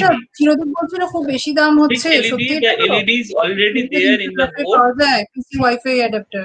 And the LED is connected with the digital pin number 13. না না তুমি অনলাইনে একবার দেখে নাও অনলাইনে দেখে নিয়ে তো তুমি কি করে করতে হবে বিলটা সেরকম in the board some LED, one LED only is connected directly with the pin number 13, digital pin IO pin number 13 আচ্ছা লিংকে দেখে in Arduino Uno board. So that LED I will use for this program. So under this setup, আচ্ছা শোনো না তুমি একটা করে আমাকে দাও আমি একটা কাজ ছেড়ে নিই একটা করে তুমি দিয়ে দাও তুমি ওটা তিনটে করে তুমি বলছো আর একটা কিছু কি দেবে default library function which will has two arguments. The first one is the number of the digital IO pins. That means it can be 0, it can be 1, it can be 2, up to it can be 13. As Arduino Uno board has 13, or sorry, 14 rather, because 0 to 13 become 14. So as the Arduino board has 14 pins, 0 to 13, so we can use the complete numbers over here. হ্যাঁ আমি একটু concentrate করতে পারছি না Second তুমি একটু ওটা করে যেটা মনে হয় ওটা এর মধ্যে দুটো কমিয়ে দাও কিন্তু খেয়াল রাখবে এটা কিনতে হবে আবার রিইম্বার্স হবে একটু ব্যাপার আছে I am using as input or output. আমি একটু রাখছি হ্যাঁ ঠিক আছে রাখছি হ্যাঁ The pin whether I will use as input or output. Okay, so that will come in the second argument of the pin mode function. So once I will declare that digital pin number 13 as output pin, so I can use only this pin as output. Other pins are I have not decided anything. So that means other pins can be input or can be output, but I have to mention that I have to declare that under this setup. Okay, so that is basically that. Actually, that in that setup function, we are declaring the functionality of that particular digital IO pin number 13. Now in the loop function, what we are writing, digital write. Again, digital write is another library function. It has also two arguments. Again, the first argument is the pin number, and the second argument is a 0 or 1. So that means as the digital pins has two states, high or low. So that means it will take either 0 or 1. That is either low or high. So high basically corresponding to the value 1, and the low is corresponding to the value 0. So that means I am writing digital write 13 high. That means once it will execute it will send some high signal. High means here for this particular board it is around 5 volts through this pin number 13. Then another function I have used in this program, that is delay. So delay within bracket 1000 means it will give 1000 millisecond delay. So delay is again a library function which I am using for this program. Now delay has one argument, and that argument will be passed as a millisecond. So here I am giving 1000 milliseconds means 1 second. So that means once the digital pin will be put high, it will be high for 1 second or 1000 milliseconds. Okay, so then what I am doing, I am keeping that particular pin low. So that means after this pin number 13 being high and staying there for 1000 millisecond or 1 second, I am keeping that particular pin off, and that off condition also I've allowed it to stay for 1 second. Okay, so this total thing, these 4 lines is written within a loop function. Within this scope of loop will continue for infinite times. That means all these 4 lines will be go on. Okay, so it will be in loop. So that means once it will be high, then it will be high for 1 second, then it will be low, and it will be low for 1 second. And if this process continues, say it will create a blinking of LED, the LED which is connected with the pin number 13. Now let us see what happens. Let me connect the board to this. Okay, so let me connect the Arduino board to the USB cable, through the USB cable to my laptop. Now what I have to do, I have to go to the tools. Now here I have to select the board. So in the tools, tool menu, I have board.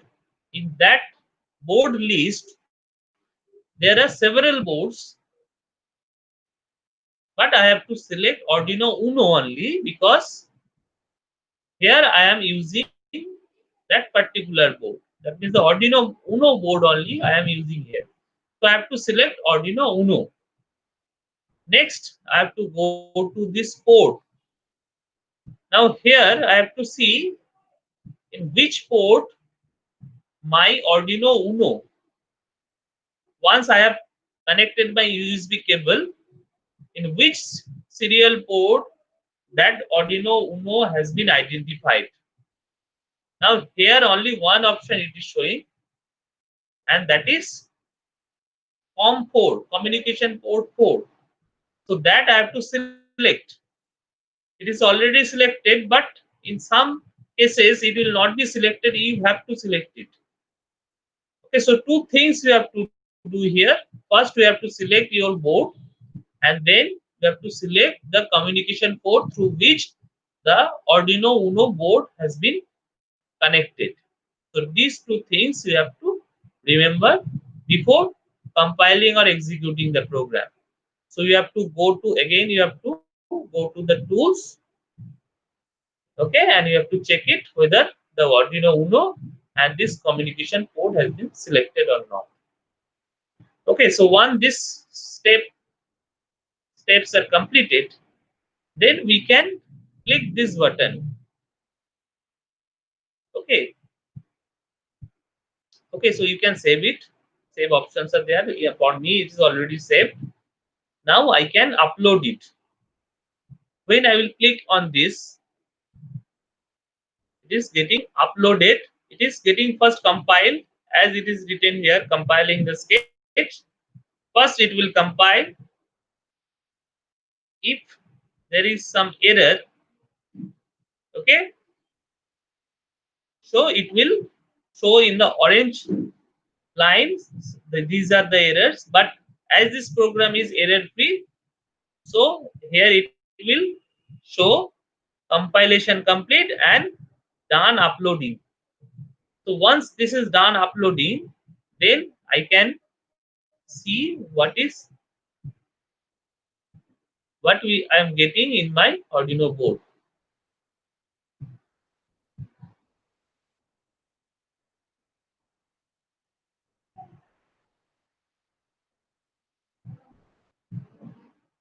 Okay, so here I am writing this program on this Arduino Uno, and after this writing, you see the LED which is connected with the pin number 13 is blinking, and the time is exactly 1 second.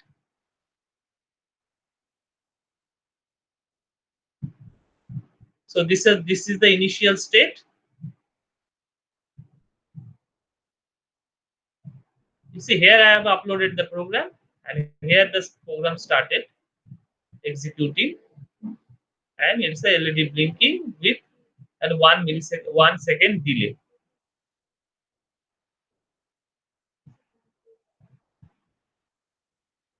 Now whether is the program visible? Yes, sir. It is visible, sir. Okay. Thank you. So this is my first program. So if you have any doubt, you can ask, or I can go to the second program. Is that clear? So this is my first program, which is LED blinking, and the second program then I will go for. The second program is written similar LED blinking, but you see in the first program, what we are doing, we are basically generating a square waveform. Okay, so that means 1 millisecond is on and 1 millisecond is off. And that means what is the frequency of this square waveform we are generating? The frequency is 1/2 seconds. That means 1.5 hertz. Okay, so that means in the previous program, as the time period is 2 seconds, 1 millisecond, 1 second on and 1 second off.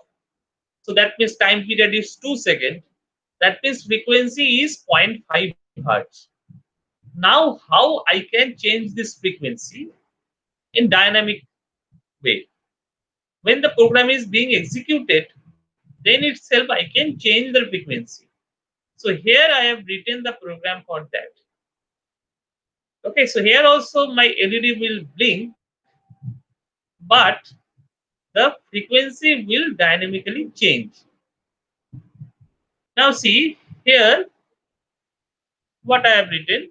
The similar way I have written this setup part. Here also I have make this particular pin, that means the LED pin. So here what I have done, I have declared this LED pin is a variable I have taken, which is integer, and I have initialized it as a with a value of 13. So that means LED pin is nothing but a 13, having the value of 13. So that I have written here as if I have written here 13 only. Instead of LED pin, I can also use the 13 as the previous program. So in the setup, what I have done, so the pin number 13, I am keeping it as an output. Okay, next come to the loop portion. Okay, so in the loop, there is another loop. The loop is, you know, as I mentioned earlier, that is the loop is basically an infinite loop. But under this loop, there is another loop, and that is a for loop. Now here the for loop is not an infinite loop, as limits are there. So here the limit is 100 and the initial value is 1. Okay, so the variable of the for loop is I. I will start a value of 1 and it will increase up to 100 at a steps of 5. So that means the first value it will take 1, the next value it will take 6, the next value it will take 11, the next value it will take 16. In this way, the value of I will increase up to 100. Okay, then what I am doing, I am using another variable, that is delay time. Delay time is another integer variable that also I have defined at the first line, the delay time. So delay time is 10 into I. So that means if I is 1 or 5, any question? If I is 1, so the delay time will be 10. If I is 6, the delay time will be 60. If I is 11, so the delay time will be 110. So that means delay time is nothing but the scaled version of the I. Okay. Next, what I am writing? I am writing digital write LED pin high. Now, this delay after that, these 4 lines are similar as in the last program, the previous program. But only the thing is, here the delay time is getting varied for different loops. That means in one loop, it will take the delay time will be taken 10. In the next loop, the delay time will be 60. Okay, in the next loop, again the delay time will be 110. So that means first the delay time is 10. That means 10 millisecond. 10 millisecond. That means 20 millisecond is the first time period. Accordingly, we will get the frequency. So 1 by 20 millisecond will be the frequency. That is the 50 hertz. Okay, so the first it will start with the 50 hertz frequency. But then it will be changed. In the second loop, when it will enter into the loops for second time, okay, so the loop, the delay time will be 60 and the time period will be 60 plus 60. That means 120 millisecond. Accordingly, we will get the frequency. That means the frequency will get lower. Next, when we'll go for the third loop, when it will enter in the loop function for third time, the value of I will be 11. The value of delay time will be 110.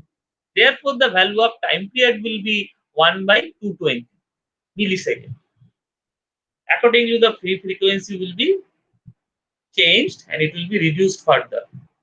In this way, the frequency will be decreasing. So what we can see in our Arduino board when the program is executed properly, we'll see initially there will be very the frequency is very small, so it will blink at very fast rate.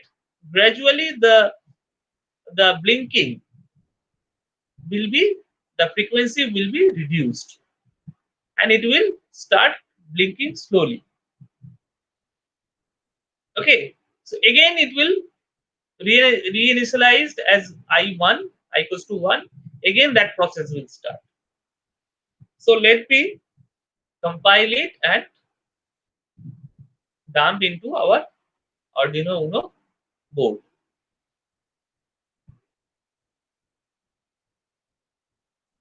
The compiling is done, so it is uploading to the board and done uploading. So let us see what it will show. So the previous program was LED blinking with 1 second delay. Now it has written the program into the board. It starts, you see here, it starts at very fast rate. Initially the frequency is very high. After that frequency becomes low, low, low. It's very low now. It's blinking, but the frequency again it has started with very high frequency and the frequency becomes low. That means that here the frequency is getting changed in a RAM. The frequency here getting changed in the RAM. Okay, so that is the purpose of this function. So if you have any doubt, you can ask.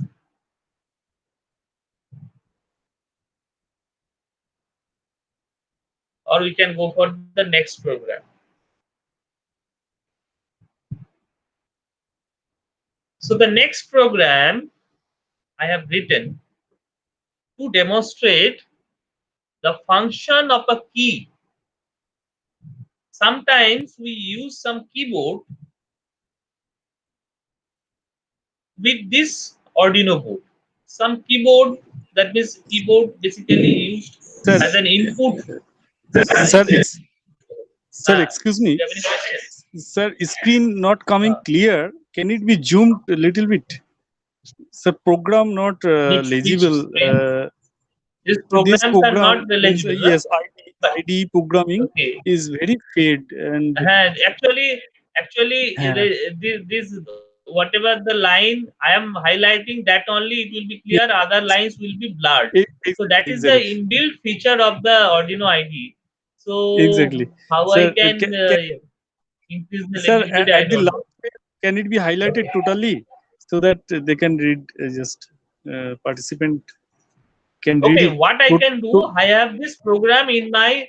Let me tell you, I have this program in my this Word also. I can show you this. Would have been better, sir. That will be, I think.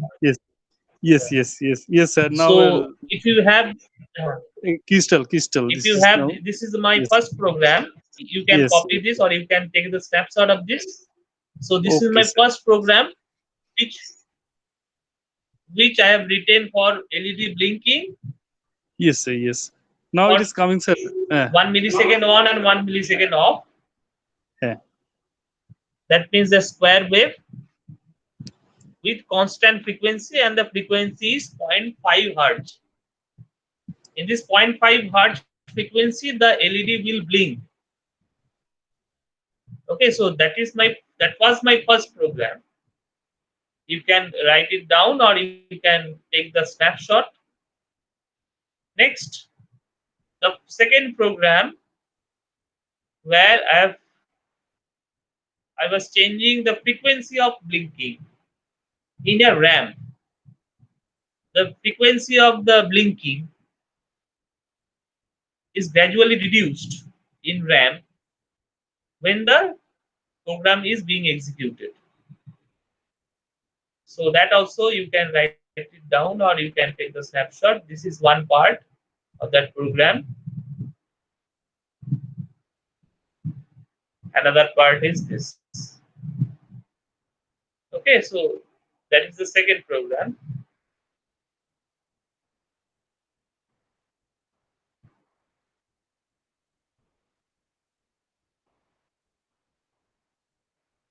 Now, third program,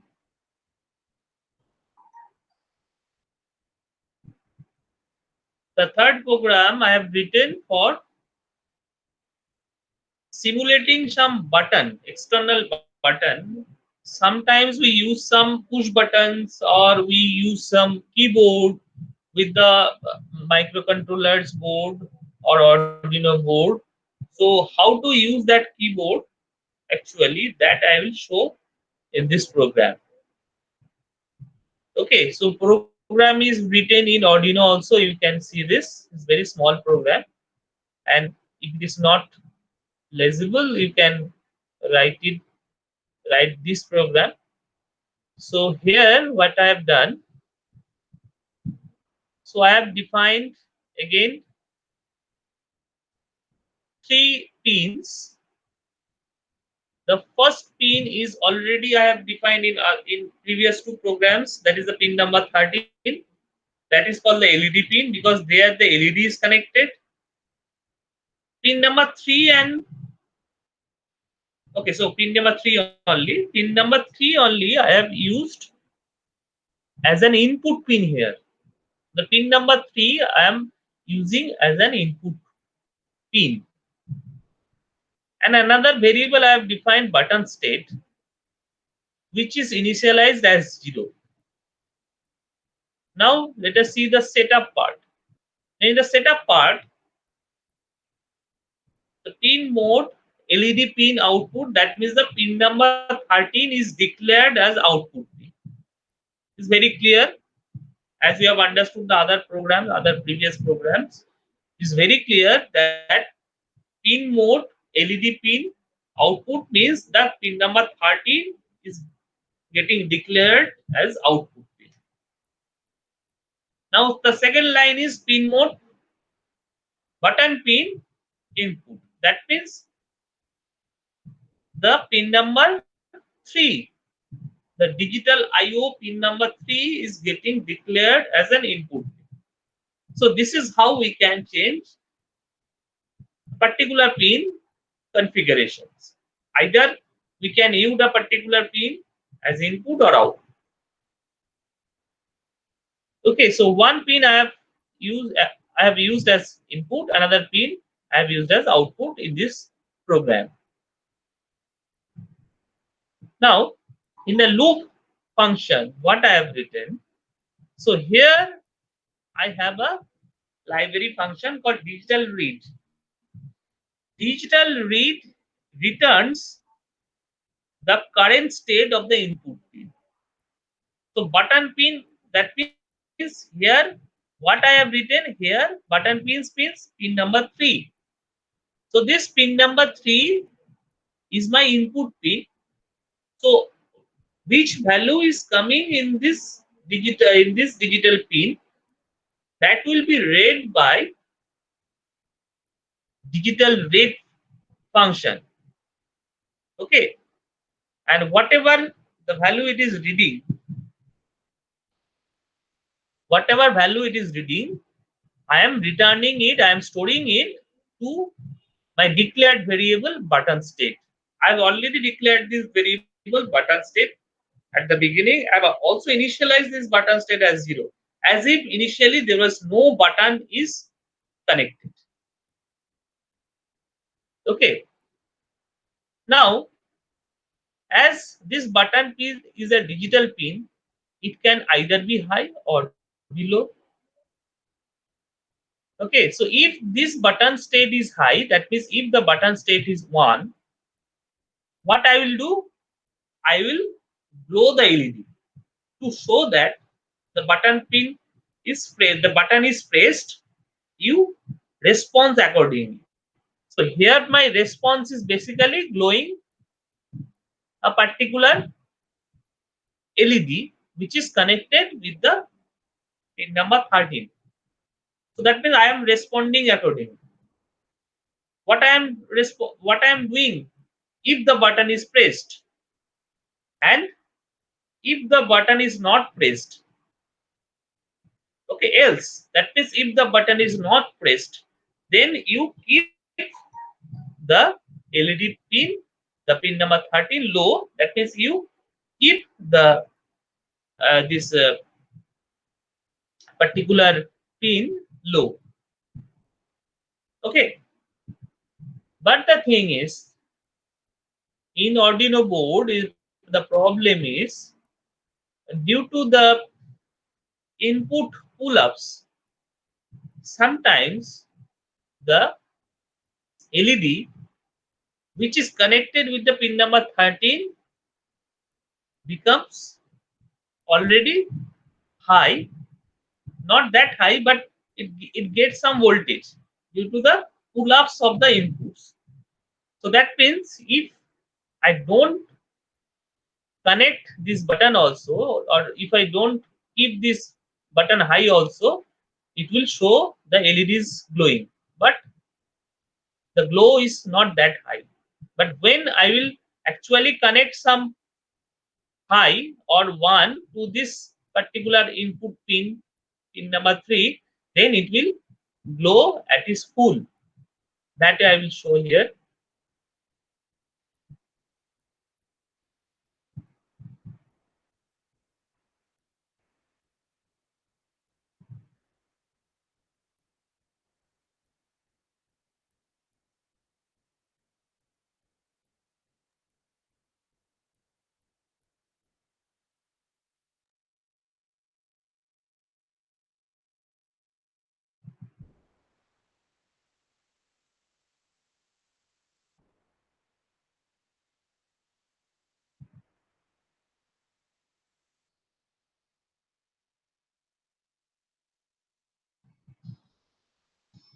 As an input pin.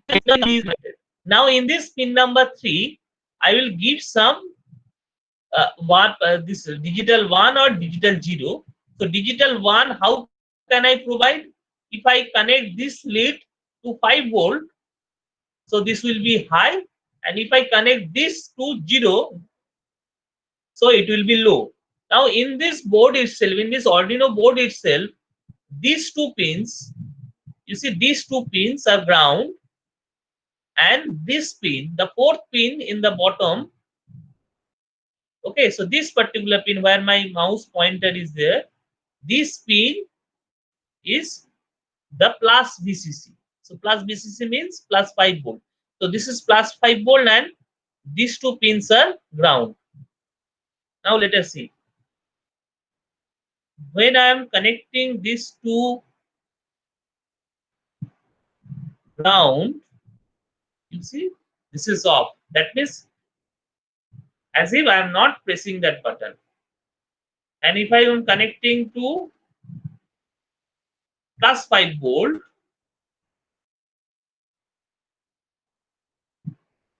okay, you see the glow is full.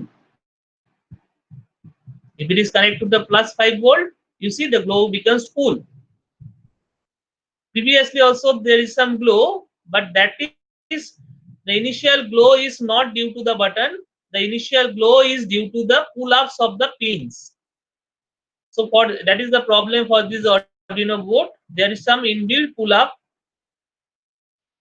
for the pins, so thereby it gets some voltage. But once I connect the input pin to plus 5 volt, it will glow at its full. You see, it is glowing at its full. Okay, but if I connect to 0, it will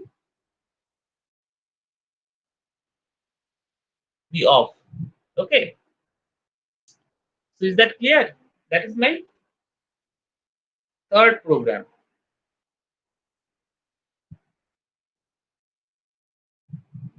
Now let us see the fourth program. It is the ANDing.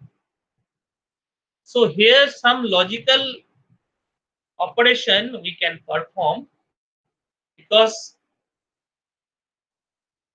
the programming here is similar to our C programming.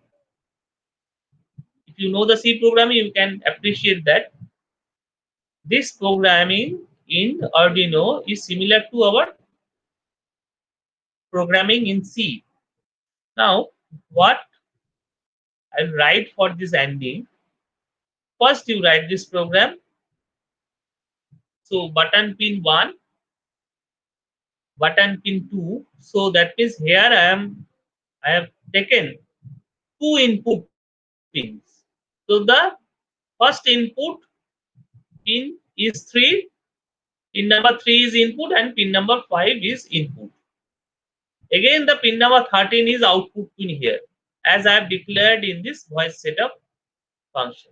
So that means pin number 3 is input, pin number 5 is input. Sorry, pin number 3 is input and pin number 5 is input, but pin number 13, that is the LED pin, is output here.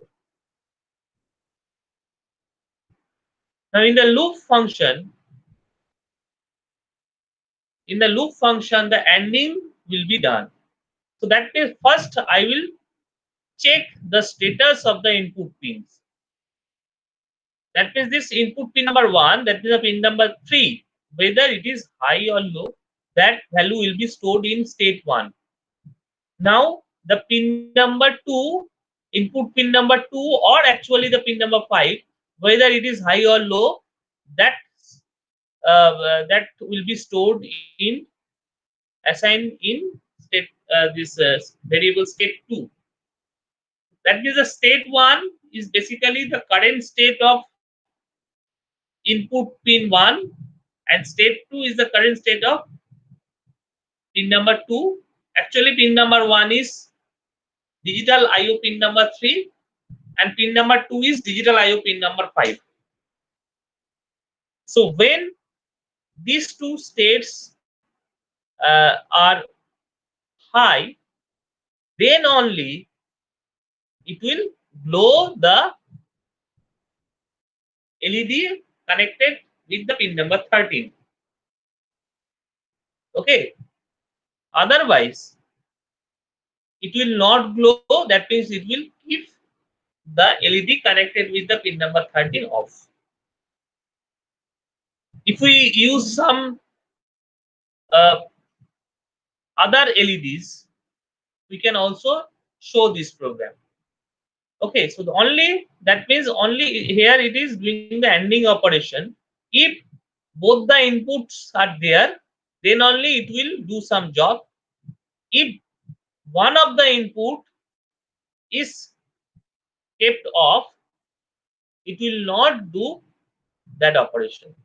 So that is as simple as that of this ANDing program. Now let us see it in this.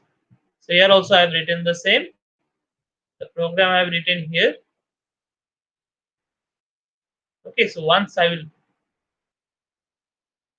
dump it in our Arduino board,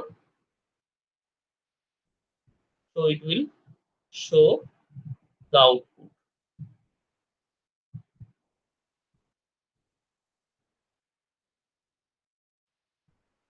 Now you see the pin number 3 is input 1. Pin number 5 I have taken as input 2. What I am doing? I am connected to plus VCC and 1 to ground. So that means one is high and another is low. So that means ANDing output will be low. both I have connected to low. So that means according to the truth table, it will be low. Now how to connect both to high? Because I have only 1 plus VCC out from this board. So I will connect one and I will touch another lead to that. You see, then it becomes full glow. That means then only that is the only case when both the pin becomes high, it is giving the one output. That means the, you see, only if it is touched with that,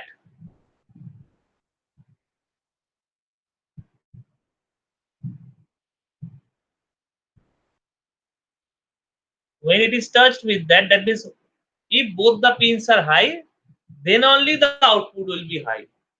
Otherwise the output will be low. But you can say that here also it is giving high only, but this blinking is due to the pull-ups of the pins.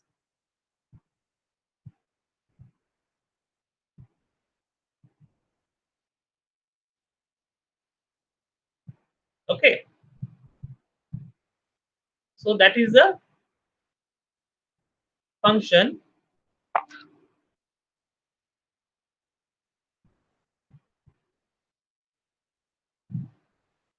Now let us go to the next program. Here I will discuss the second part, that is the serial communication to this Arduino board. So let us discuss the serial communication, how to do that. So you can read these lines. Okay, so for serial communication, as you know, you need some baud rate, the rate at which the communication will be performed. That is called the baud rate. Here, the baud rate has been selected 96,000. So here, for serial communication, first we have to write some codes in the setup program. That is, first function we have to write, that is serial.begin. Serial.begin, within bracket the argument we have to write the baud rate. That means at what rate the serial port will be initialized. Okay, so that we have to mention as the first line in the setup. And the second line will write what it will write in the in this serial output device. Okay, is that clear? Now in this void loop, I will not write anything because it will only once it will show that particular line, that hello computer from Arduino. So that line will be shown only once. So therefore here the loop function is empty. Okay.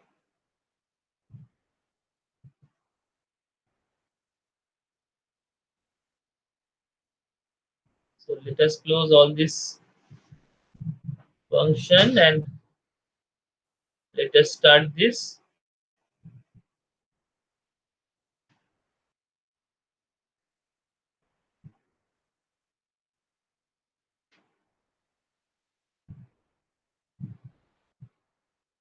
Okay. Program is not getting started.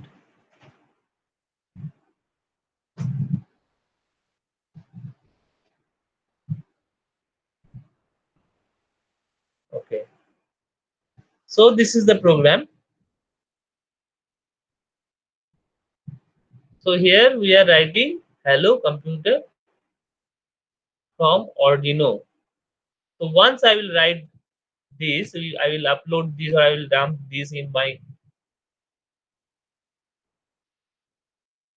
Arduino board. So let the program to be compiled and it will be uploaded. So it is getting uploaded. So uploading complete. So then what we have to do, we have to check in the serial monitor. Okay, so go to the tools again. Then you will find some serial monitor.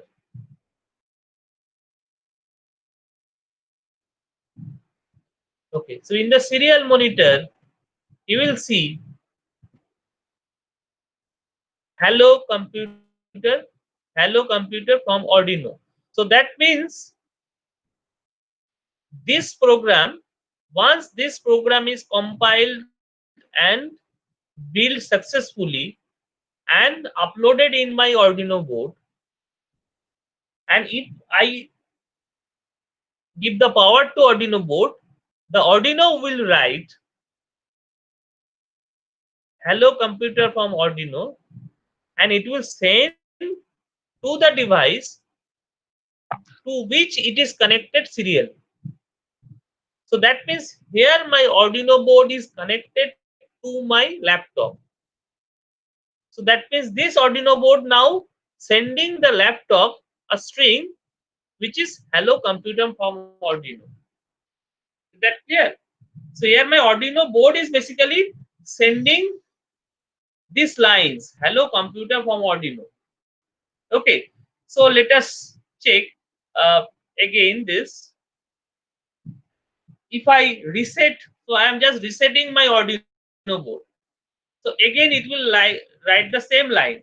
So if I go on resetting, so it will write the line again. So if I change this, so let us change this.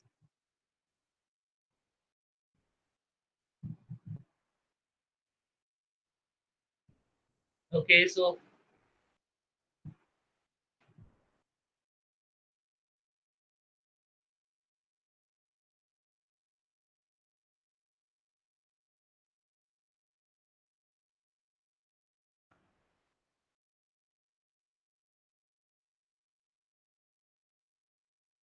okay, so let us write this.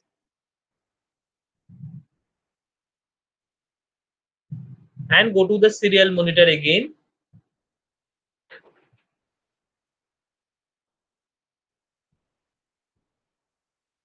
Okay, so the string has been changed. You just see. Now it is sending a different string to my laptop, because now it has the program which shows this particular string. I am resetting, and it is repeatedly it is showing, because I have not keep it in loop. So therefore it is showing only once. Once it will reset, it will show.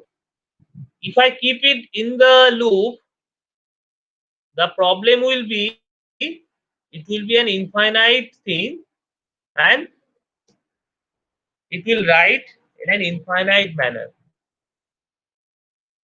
and it will be hanged. So let us check.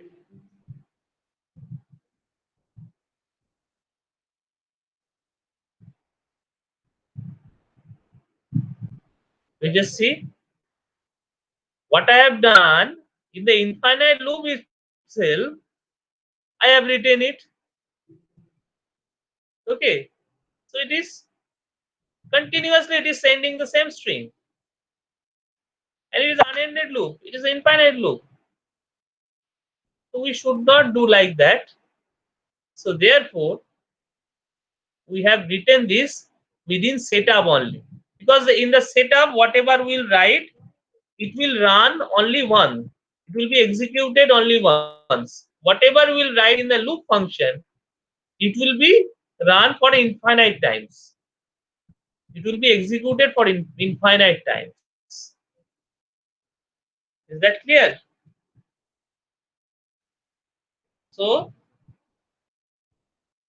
the next program, so this is the very basic program on this serial communication. The next program which I will show you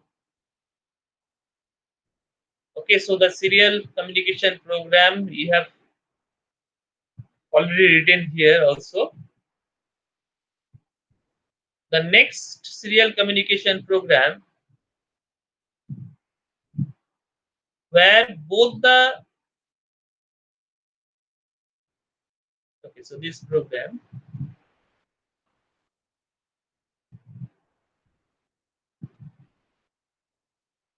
okay, so where both the read and write operation I will show. So that means if that Arduino is writing something, it will come to the computer. If computer is writing something, it will go to the Arduino. Okay, so that means that string will be read by Arduino. If Arduino is writing something, that will be read by the computer. So both way communication can be possible. So that has been shown in this program. So therefore, this program is called the read-write. So read-write program. So here in the setup, the same thing is written. That is the serial.begin 96,000 serial.println enter character. That means it will ask for some character. Okay. Now in the void loop, it is written that serial.available. That means whether the serial port has been initialized or not. Okay. And what is the value I am giving from my computer? So if that is more than 0, if that is not null, okay, so then it will read that serial.read, and that string will be stored in ch. Ch is a character type variable where the value of the serial read, that is whatever I will read in my serial, whatever I will write in my serial monitor, that means that I am writing in my laptop or computer. Okay, so that will be stored in the ch.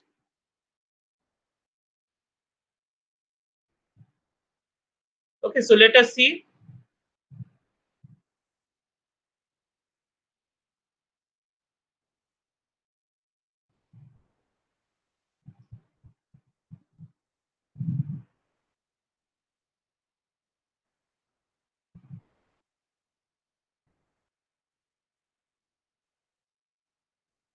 So this is the program. Let us compile it and upload to the Arduino board.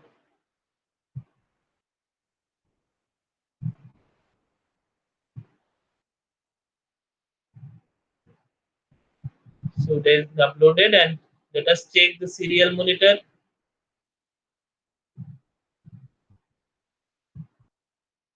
So nothing is there in the serial monitor, but if I write some character in my laptop, suppose this T. Now T, if I send it to Arduino, so Arduino will show you that you have that from the laptop or computer, you have entered the character T. Okay, so again, if I write in this computer, and if I send it to Arduino, Arduino will respond accordingly. It will show you that you have entered Q. So that means Arduino is reading the input and Arduino is writing back. Okay, so that means both the operation is done by Arduino. It is reading the character which is written in the computer, and it is writing back to the computer again. So that means here it is doing both the read-write operation. So that is successfully done by this program. You can write down this program.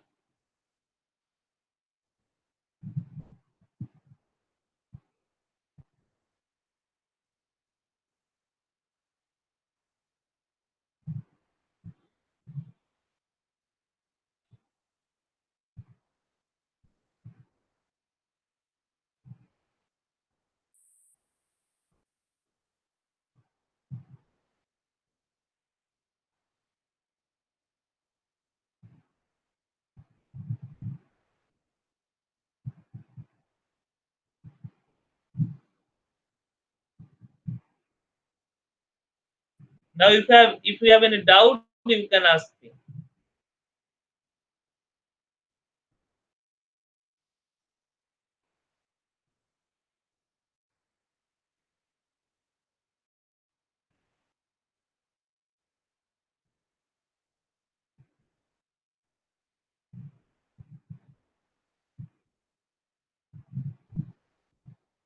Anybody has any doubt? Coordinators? Hello. Actually, the participants are in the YouTube, so they cannot ask questions directly. Okay, so whatever But questions they can will be write it in chat, na? Yes, whatever Whoever questions is dealing with this will with write you. it down, okay, and write it to and will Huh? convey to you after the end of the session. Is it okay? Okay, so Sir, sir, in so what between, is the sir, let it be completed. Because, I think they have missed little bit because of legibility.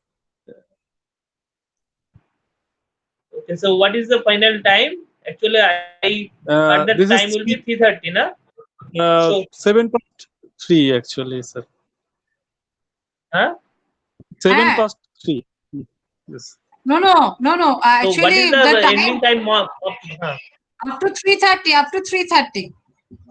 Up to 3:30. Anyway, you can okay, continue. so You can continue at your convenience. okay, so I will what I will do that I will continue up to 3:25, and next 5 minutes I will go for question, isn't it? Or 5 or 10 minutes, isn't it? Will it be okay? Yes, as you wish. Yes. Okay, sir. Okay, sir. So in YouTube also they can write down the program through chat. You just check whether you are getting any chat or not. Yes, sir. Okay. So next program is written for through the serial communication, how I can control the digital I/O pins of my Arduino board. So that means if I write something in my laptop or computer, how Arduino will respond, and it will change its own digital I/O pins. That will be shown through this program.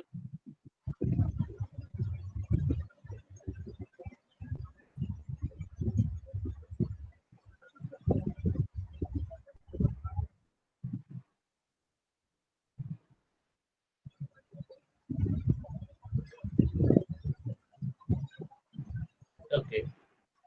So where is the program? Here also my output pin in Arduino is defined as pin number 13. Now in the setup, again that pin number 13 is declared as output,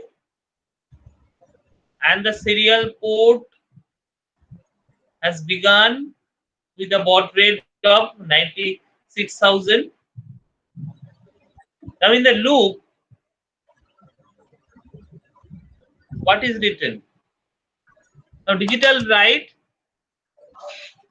LED pin high. Okay, so that means first the pin number 13 will be high. Then in the serial port, it will write the pin. Now serial pin is LED pin. Let us check in my this also whether I have written the same program here or not.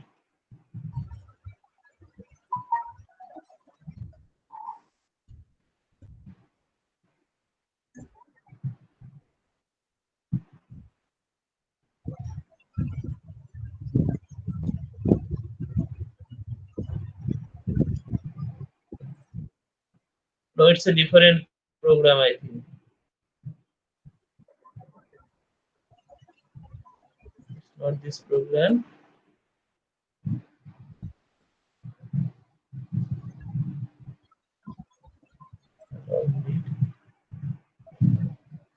Let's check whether this program in the Word file or not.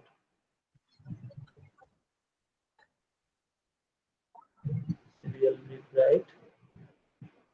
Okay, I think this program. Okay, so this is the program. You just take the snapshot of it. Here also it is serial begin. Pin number 13 is declared as output. First, it will show some line in the serial monitor that enter the character to display. Is this program? This is the program. So enter the character for this to display, and in the loop, it will check whether the serial port is available or not. That is whether it has been initialized and whether it has some input. If it is okay, then it will give some delay and it will check whether the input is other than null or not. It is greater than 0 or not. If it is such, then it will show the character is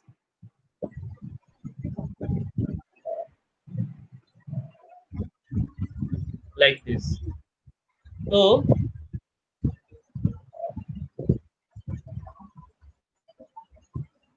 what it will do, just check to this video.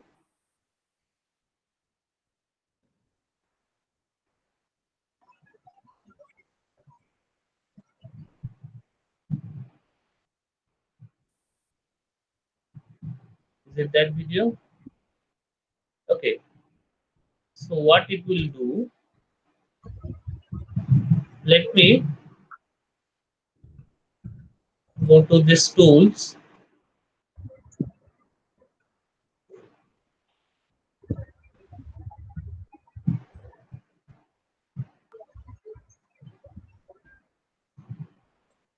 It's not running.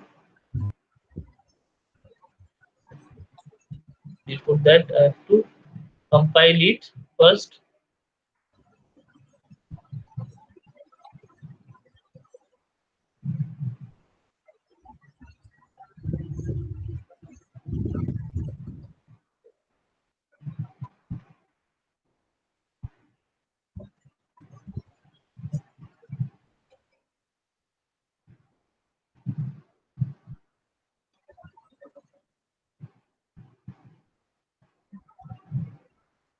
Okay, so the uploading has been done. Now I have to check the serial monitor.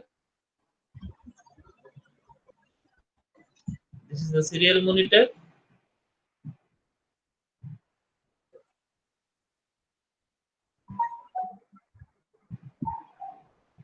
So serial monitor, it is showing that enter character to display. This line is written by the Arduino. Now from the computer I have to write something. Suppose I am writing code. If I press send, it will show that your enter character is 4. This part of the program we have already completed in my last program. But what is the other thing in this program? You see, I have to show this video side by side. Otherwise, you will not understand this program.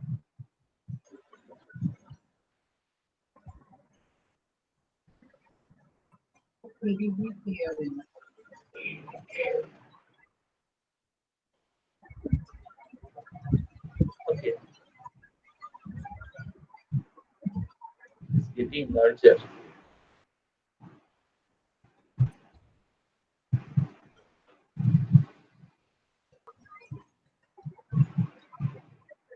When I am writing code, you see it is off. When I am writing, when I'm writing one and send it, it will be on. If I write again, if I am writing, so that means for 1, 3, if I write here 1 or 3, the LED will be glow. The LED which is connected, so that is written here. You see, if the character is 1 or 3, so the digital write will be 13. That means the 13 pin will be high. Okay, so that means from my laptop or computer, I am giving some input, either in 1 or 2 or 3 or 4, any number I am writing, 1, 2, 3. So accordingly, I am taking decision in my Arduino board.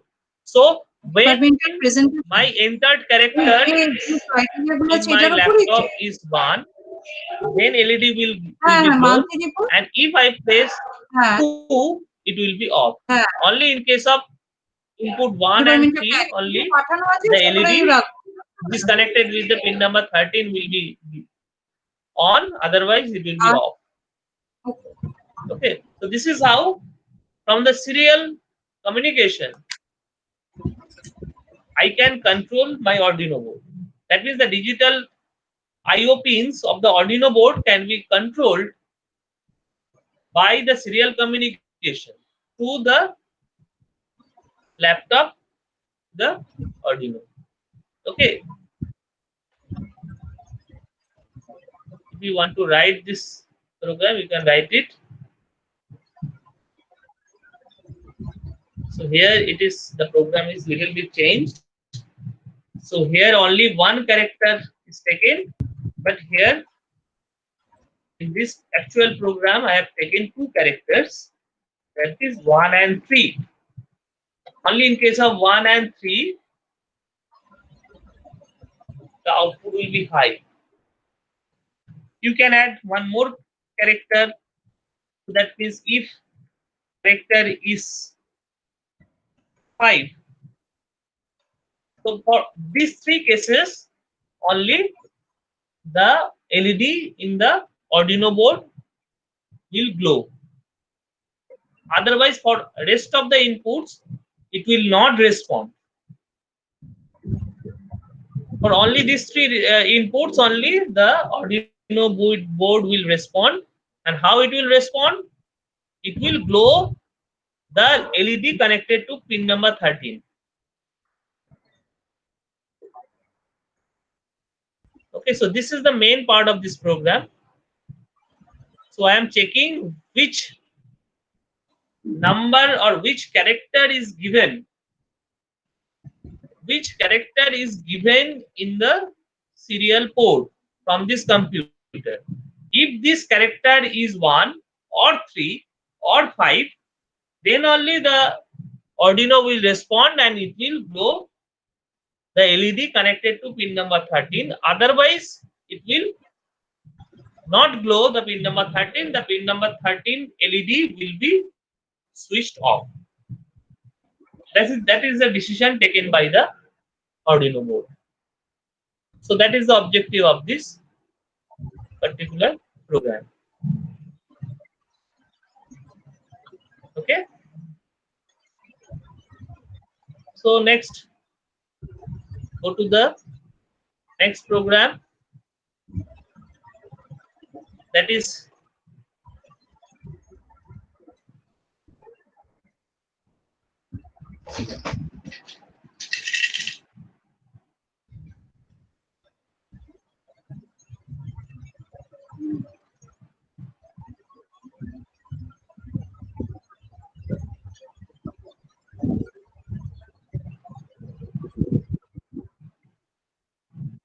okay. So here I have written a program for analog read. So as the Arduino board has some analog input output pins through which we can take some analog data. Okay, and it has an inbuilt A to D converter, analog to digital converter. Whatever the voltage signal will give to a particular analog pin, it will be converted to a digital value. that we can show in the serial monitor. Through this serial communication, we can show that digital value in the serial monitor. So that means here the serial port has been used for showing the output of the A to D converter. Okay, so let us see the program here. Here.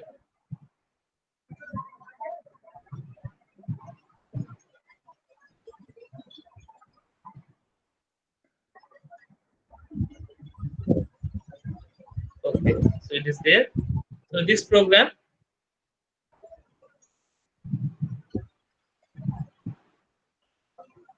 okay, so here in the setup, it is clear that we have initialized the serial port, and in the loop, this analog read program is the important program for this this particular application of A to D converter. Okay, so this in pin, that means here I have initialized this in pin as 0. That means there are, as I mentioned at the beginning, that there are 6 analog pin in Arduino Uno board, starting from A0 to A5. Here I have used only A0 pin. A0 analog pin I have used here. That I have declared at the second line, that is in pin equals to 0. That means A0 pin is my input analog pin. When there is some input in that pin, that will be read by this function analog read, and this data will be stored in a variable called ADC key in. ADC underscore key underscore in. In this variable, this analog data will be stored. Basically, what will be stored in ADC underscore key underscore in, that is the converted data. Suppose if I give some voltage in A0 pin, if that voltage is 5 volt, then the value which will be stored in ADC underscore key underscore in is 1024. And as the ADC inbuilt in the Arduino Uno board is 10-bit ADC, and 2 to the power 10 is 1024. So that means if the voltage is 5 volts, that means it will give the maximum value, that is 1024.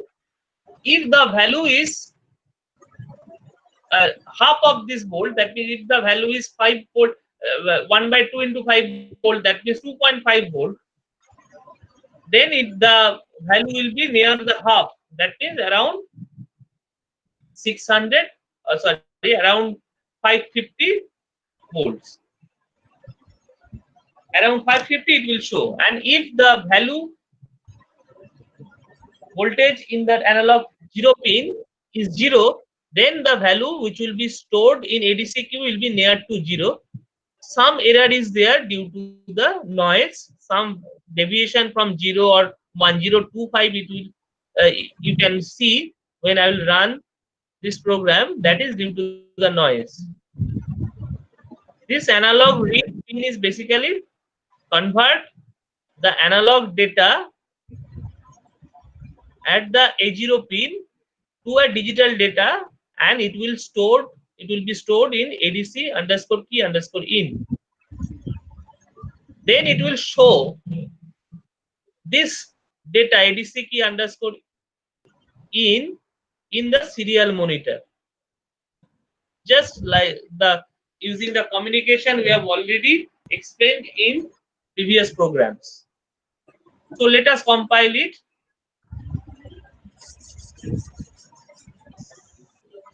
Let us compile it.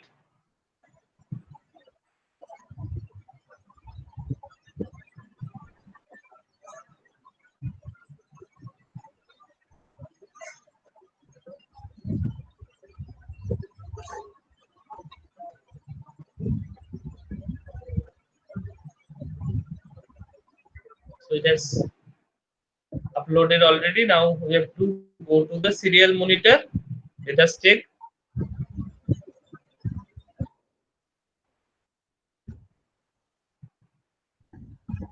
Okay.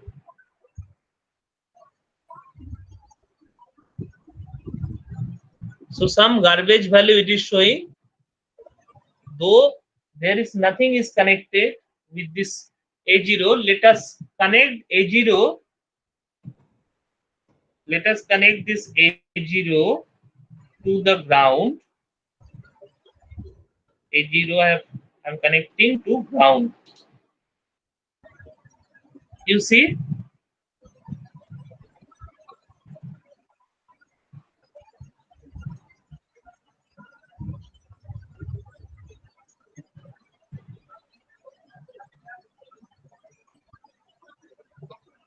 Just stopped.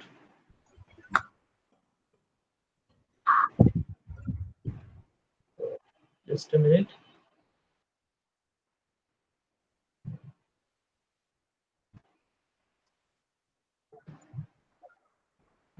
What happened? Okay, so let us compile it again.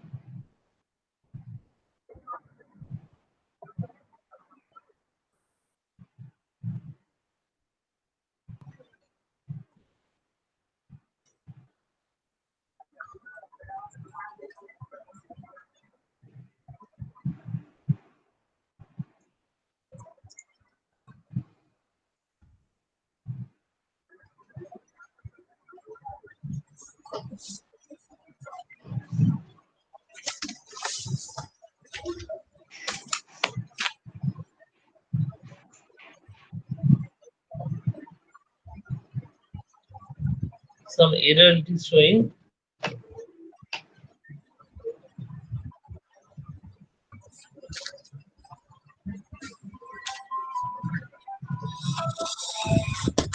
হ্যাঁ এবার গুছোচ্ছি বেরোবে তাই তো এবার গুছিয়ে নিচ্ছি তাহলে চলো ঠিক আছে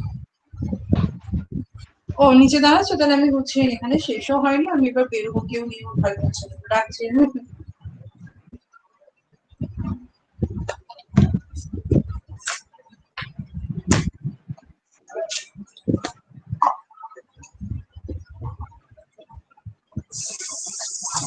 Okay, so I have connected it to ground. You see it is showing 0. So if I keep it off and if I am connecting to this plus VCC, it is showing 1023.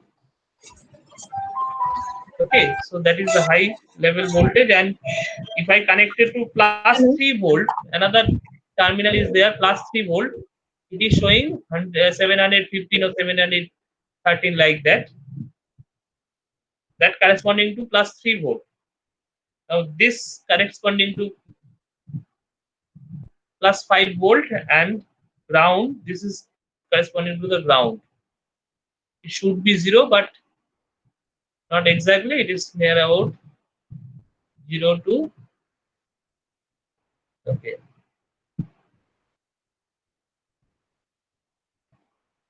So here the converted analog data it is showing the serial monitor. So that is the objective of this function.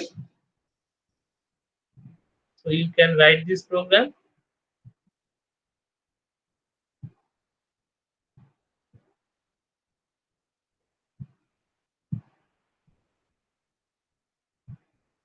Now we have to pack up for today. If you have any doubt, you can ask. This is already 3:30. Yes, sir. Thank you very much, sir, for such a detailed hands-on session. It has always been a interesting whenever just getting this kind of enlightenment. Sir, once again, thank you from the Department of Electrical Engineering and Narela Institute of Technology. Sir, few questions will be there. Thank you. First one, that can we generate a high frequency PWM, for example, 10 kilohertz for power electronic converters through Arduino Uno? Sir, No, Arduino Uno, we have to. sir, There is a can we 16 kilohertz crystal frequency? Yes. I'm just giving the reply. So it has a 16 kilohertz, as I can see here. It has a 16 kilohertz crystal IC. Okay, so Yes. that means whenever we will use that PWM, because the PWM module is a little different. So I think it can give the 10 kilohertz pulse. No Okay. issue for that. When Actually, 10 this kilohertz, is not yes. this particular. Actually, all these Arduino boards are application specific. If we want to drive some machines or some PWM fed device, then we can select our Arduino board. There are lots of options. Okay. Not only that, you have to select only Arduino Uno. Arduino Uno is basically a general board which is used by most of the students. Okay, so when we'll use it for a particular application like this machine drives, we can select our own boards where because here the features are limited. Like for 3-phase devices, we need 6 PWM generators, because if we see the 3-phase bridge rectifier, there we have 6 devices. For 6 devices, at least 3 different signals, PWM signals we need. So from this kind of board, that is difficult. Only one PWM signal we can generate. Okay, so here okay, the things are limited. We can. Okay, sir. Means whenever operating with Arduino, what should be criteria for selecting crystal frequency? Means application dependent crystal frequency means what application should be given such a crystal frequency? Is there any correspondence? Means is there any correspondence of say few addition subtraction that may require very low crystal frequency, but whenever a real-time signal means such a analog signal is required to communicate, in that case, sir, how much to keep this crystal frequency? I mean, is there any thumb rule like that? I'm not getting you. What you asking? The crystal frequency depends on the board. I have shown that there are different types of Arduino board.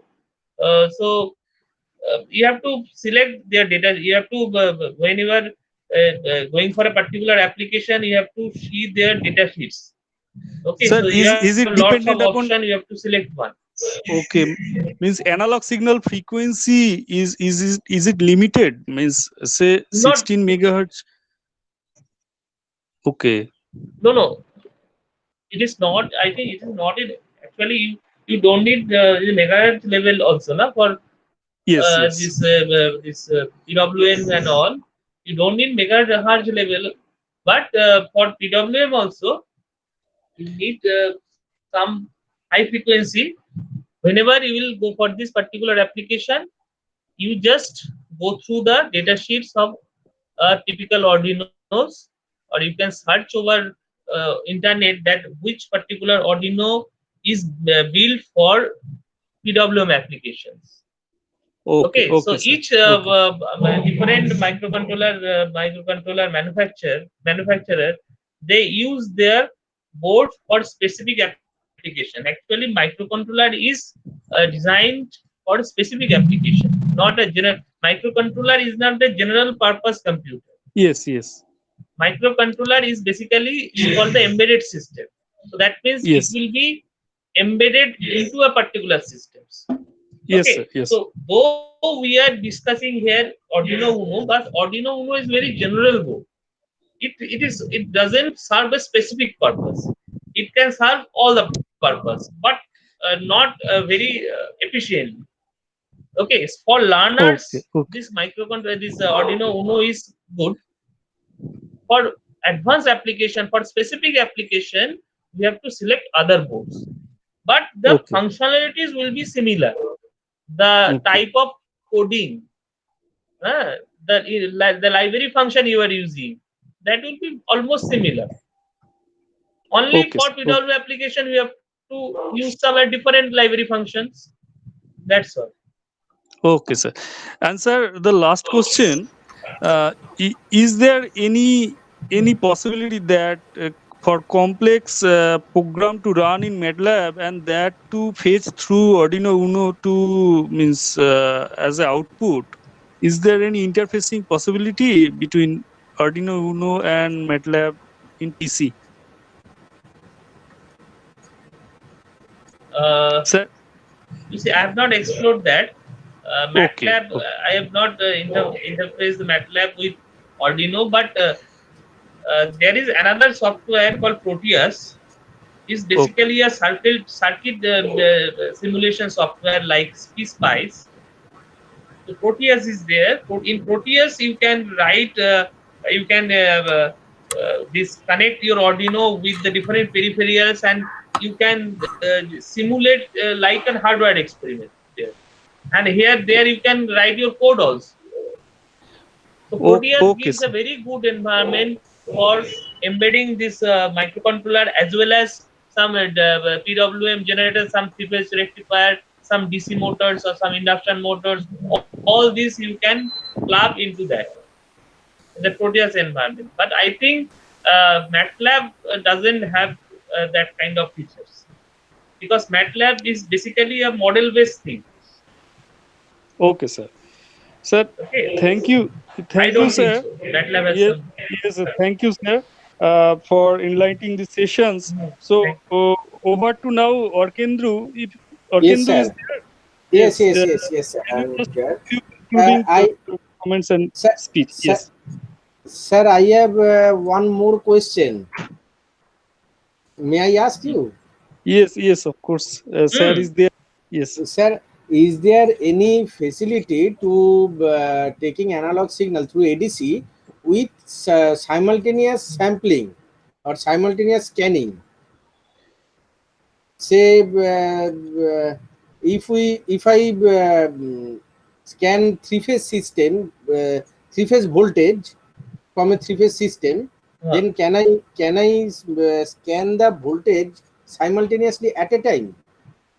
No, I don't think so, because if there is some ADC module embedded in that Arduino board, that will be only one. If there are multiple ADC, then you can do that. Yes. Okay, as it has only one module, one ADC module, so that means simultaneously you can't do that. One data, that means there will be some. That means you have to do that thing in batch wise. Okay, so first you are sampling phase A data, then phase B, then phase C. That means serially you can. One by one. So parallel, I think you can't do that. Parallel you can't do that. Okay. One by one. Okay. First, Okay. Thank you, suppose sir. The phase A current. Yes, sir. Please. First, suppose you have three-phase voltage, phase A, phase B, phase C, and you have connected with your A0, A1, and A2 pin. But it will take data for one pin only at a time. Okay, one by one I have to sample. Yes, because for ADC, for A to D conversion, a specific time is required. Yes.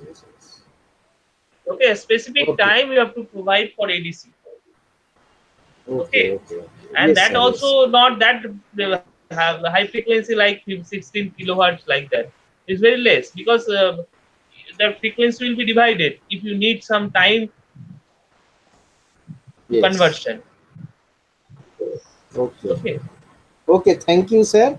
For ADC also, for it is a general IC na. For if you need a particular ADC features, you can go for higher bit ADCs, external ICs.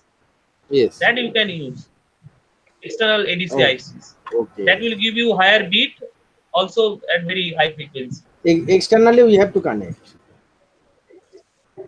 Externally, you have to connect. Yes.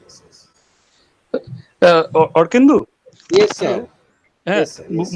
Can we have the digital memento at hand so that we Yes, can? yes. Okay. On if you behalf of please. electrical engineering department, I am showing the certificate as a token of appreciation to sir. Sir, just a minute, sir.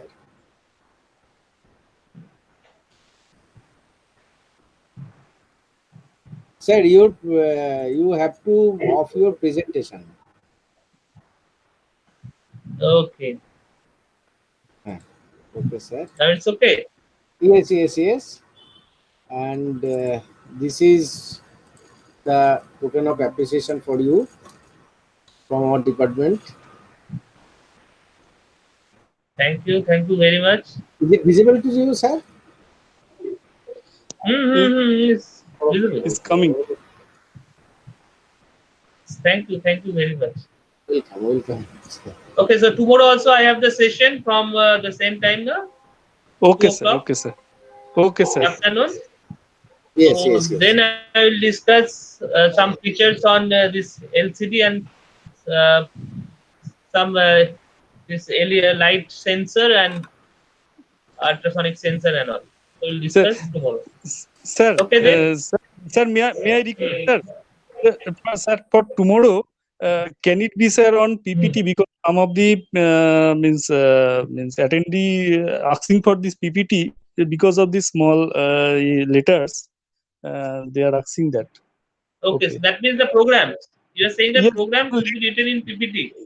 Yes, little larger means actually that is the way to ask, means they have not get it properly during presentation because of smallness. Okay, sir.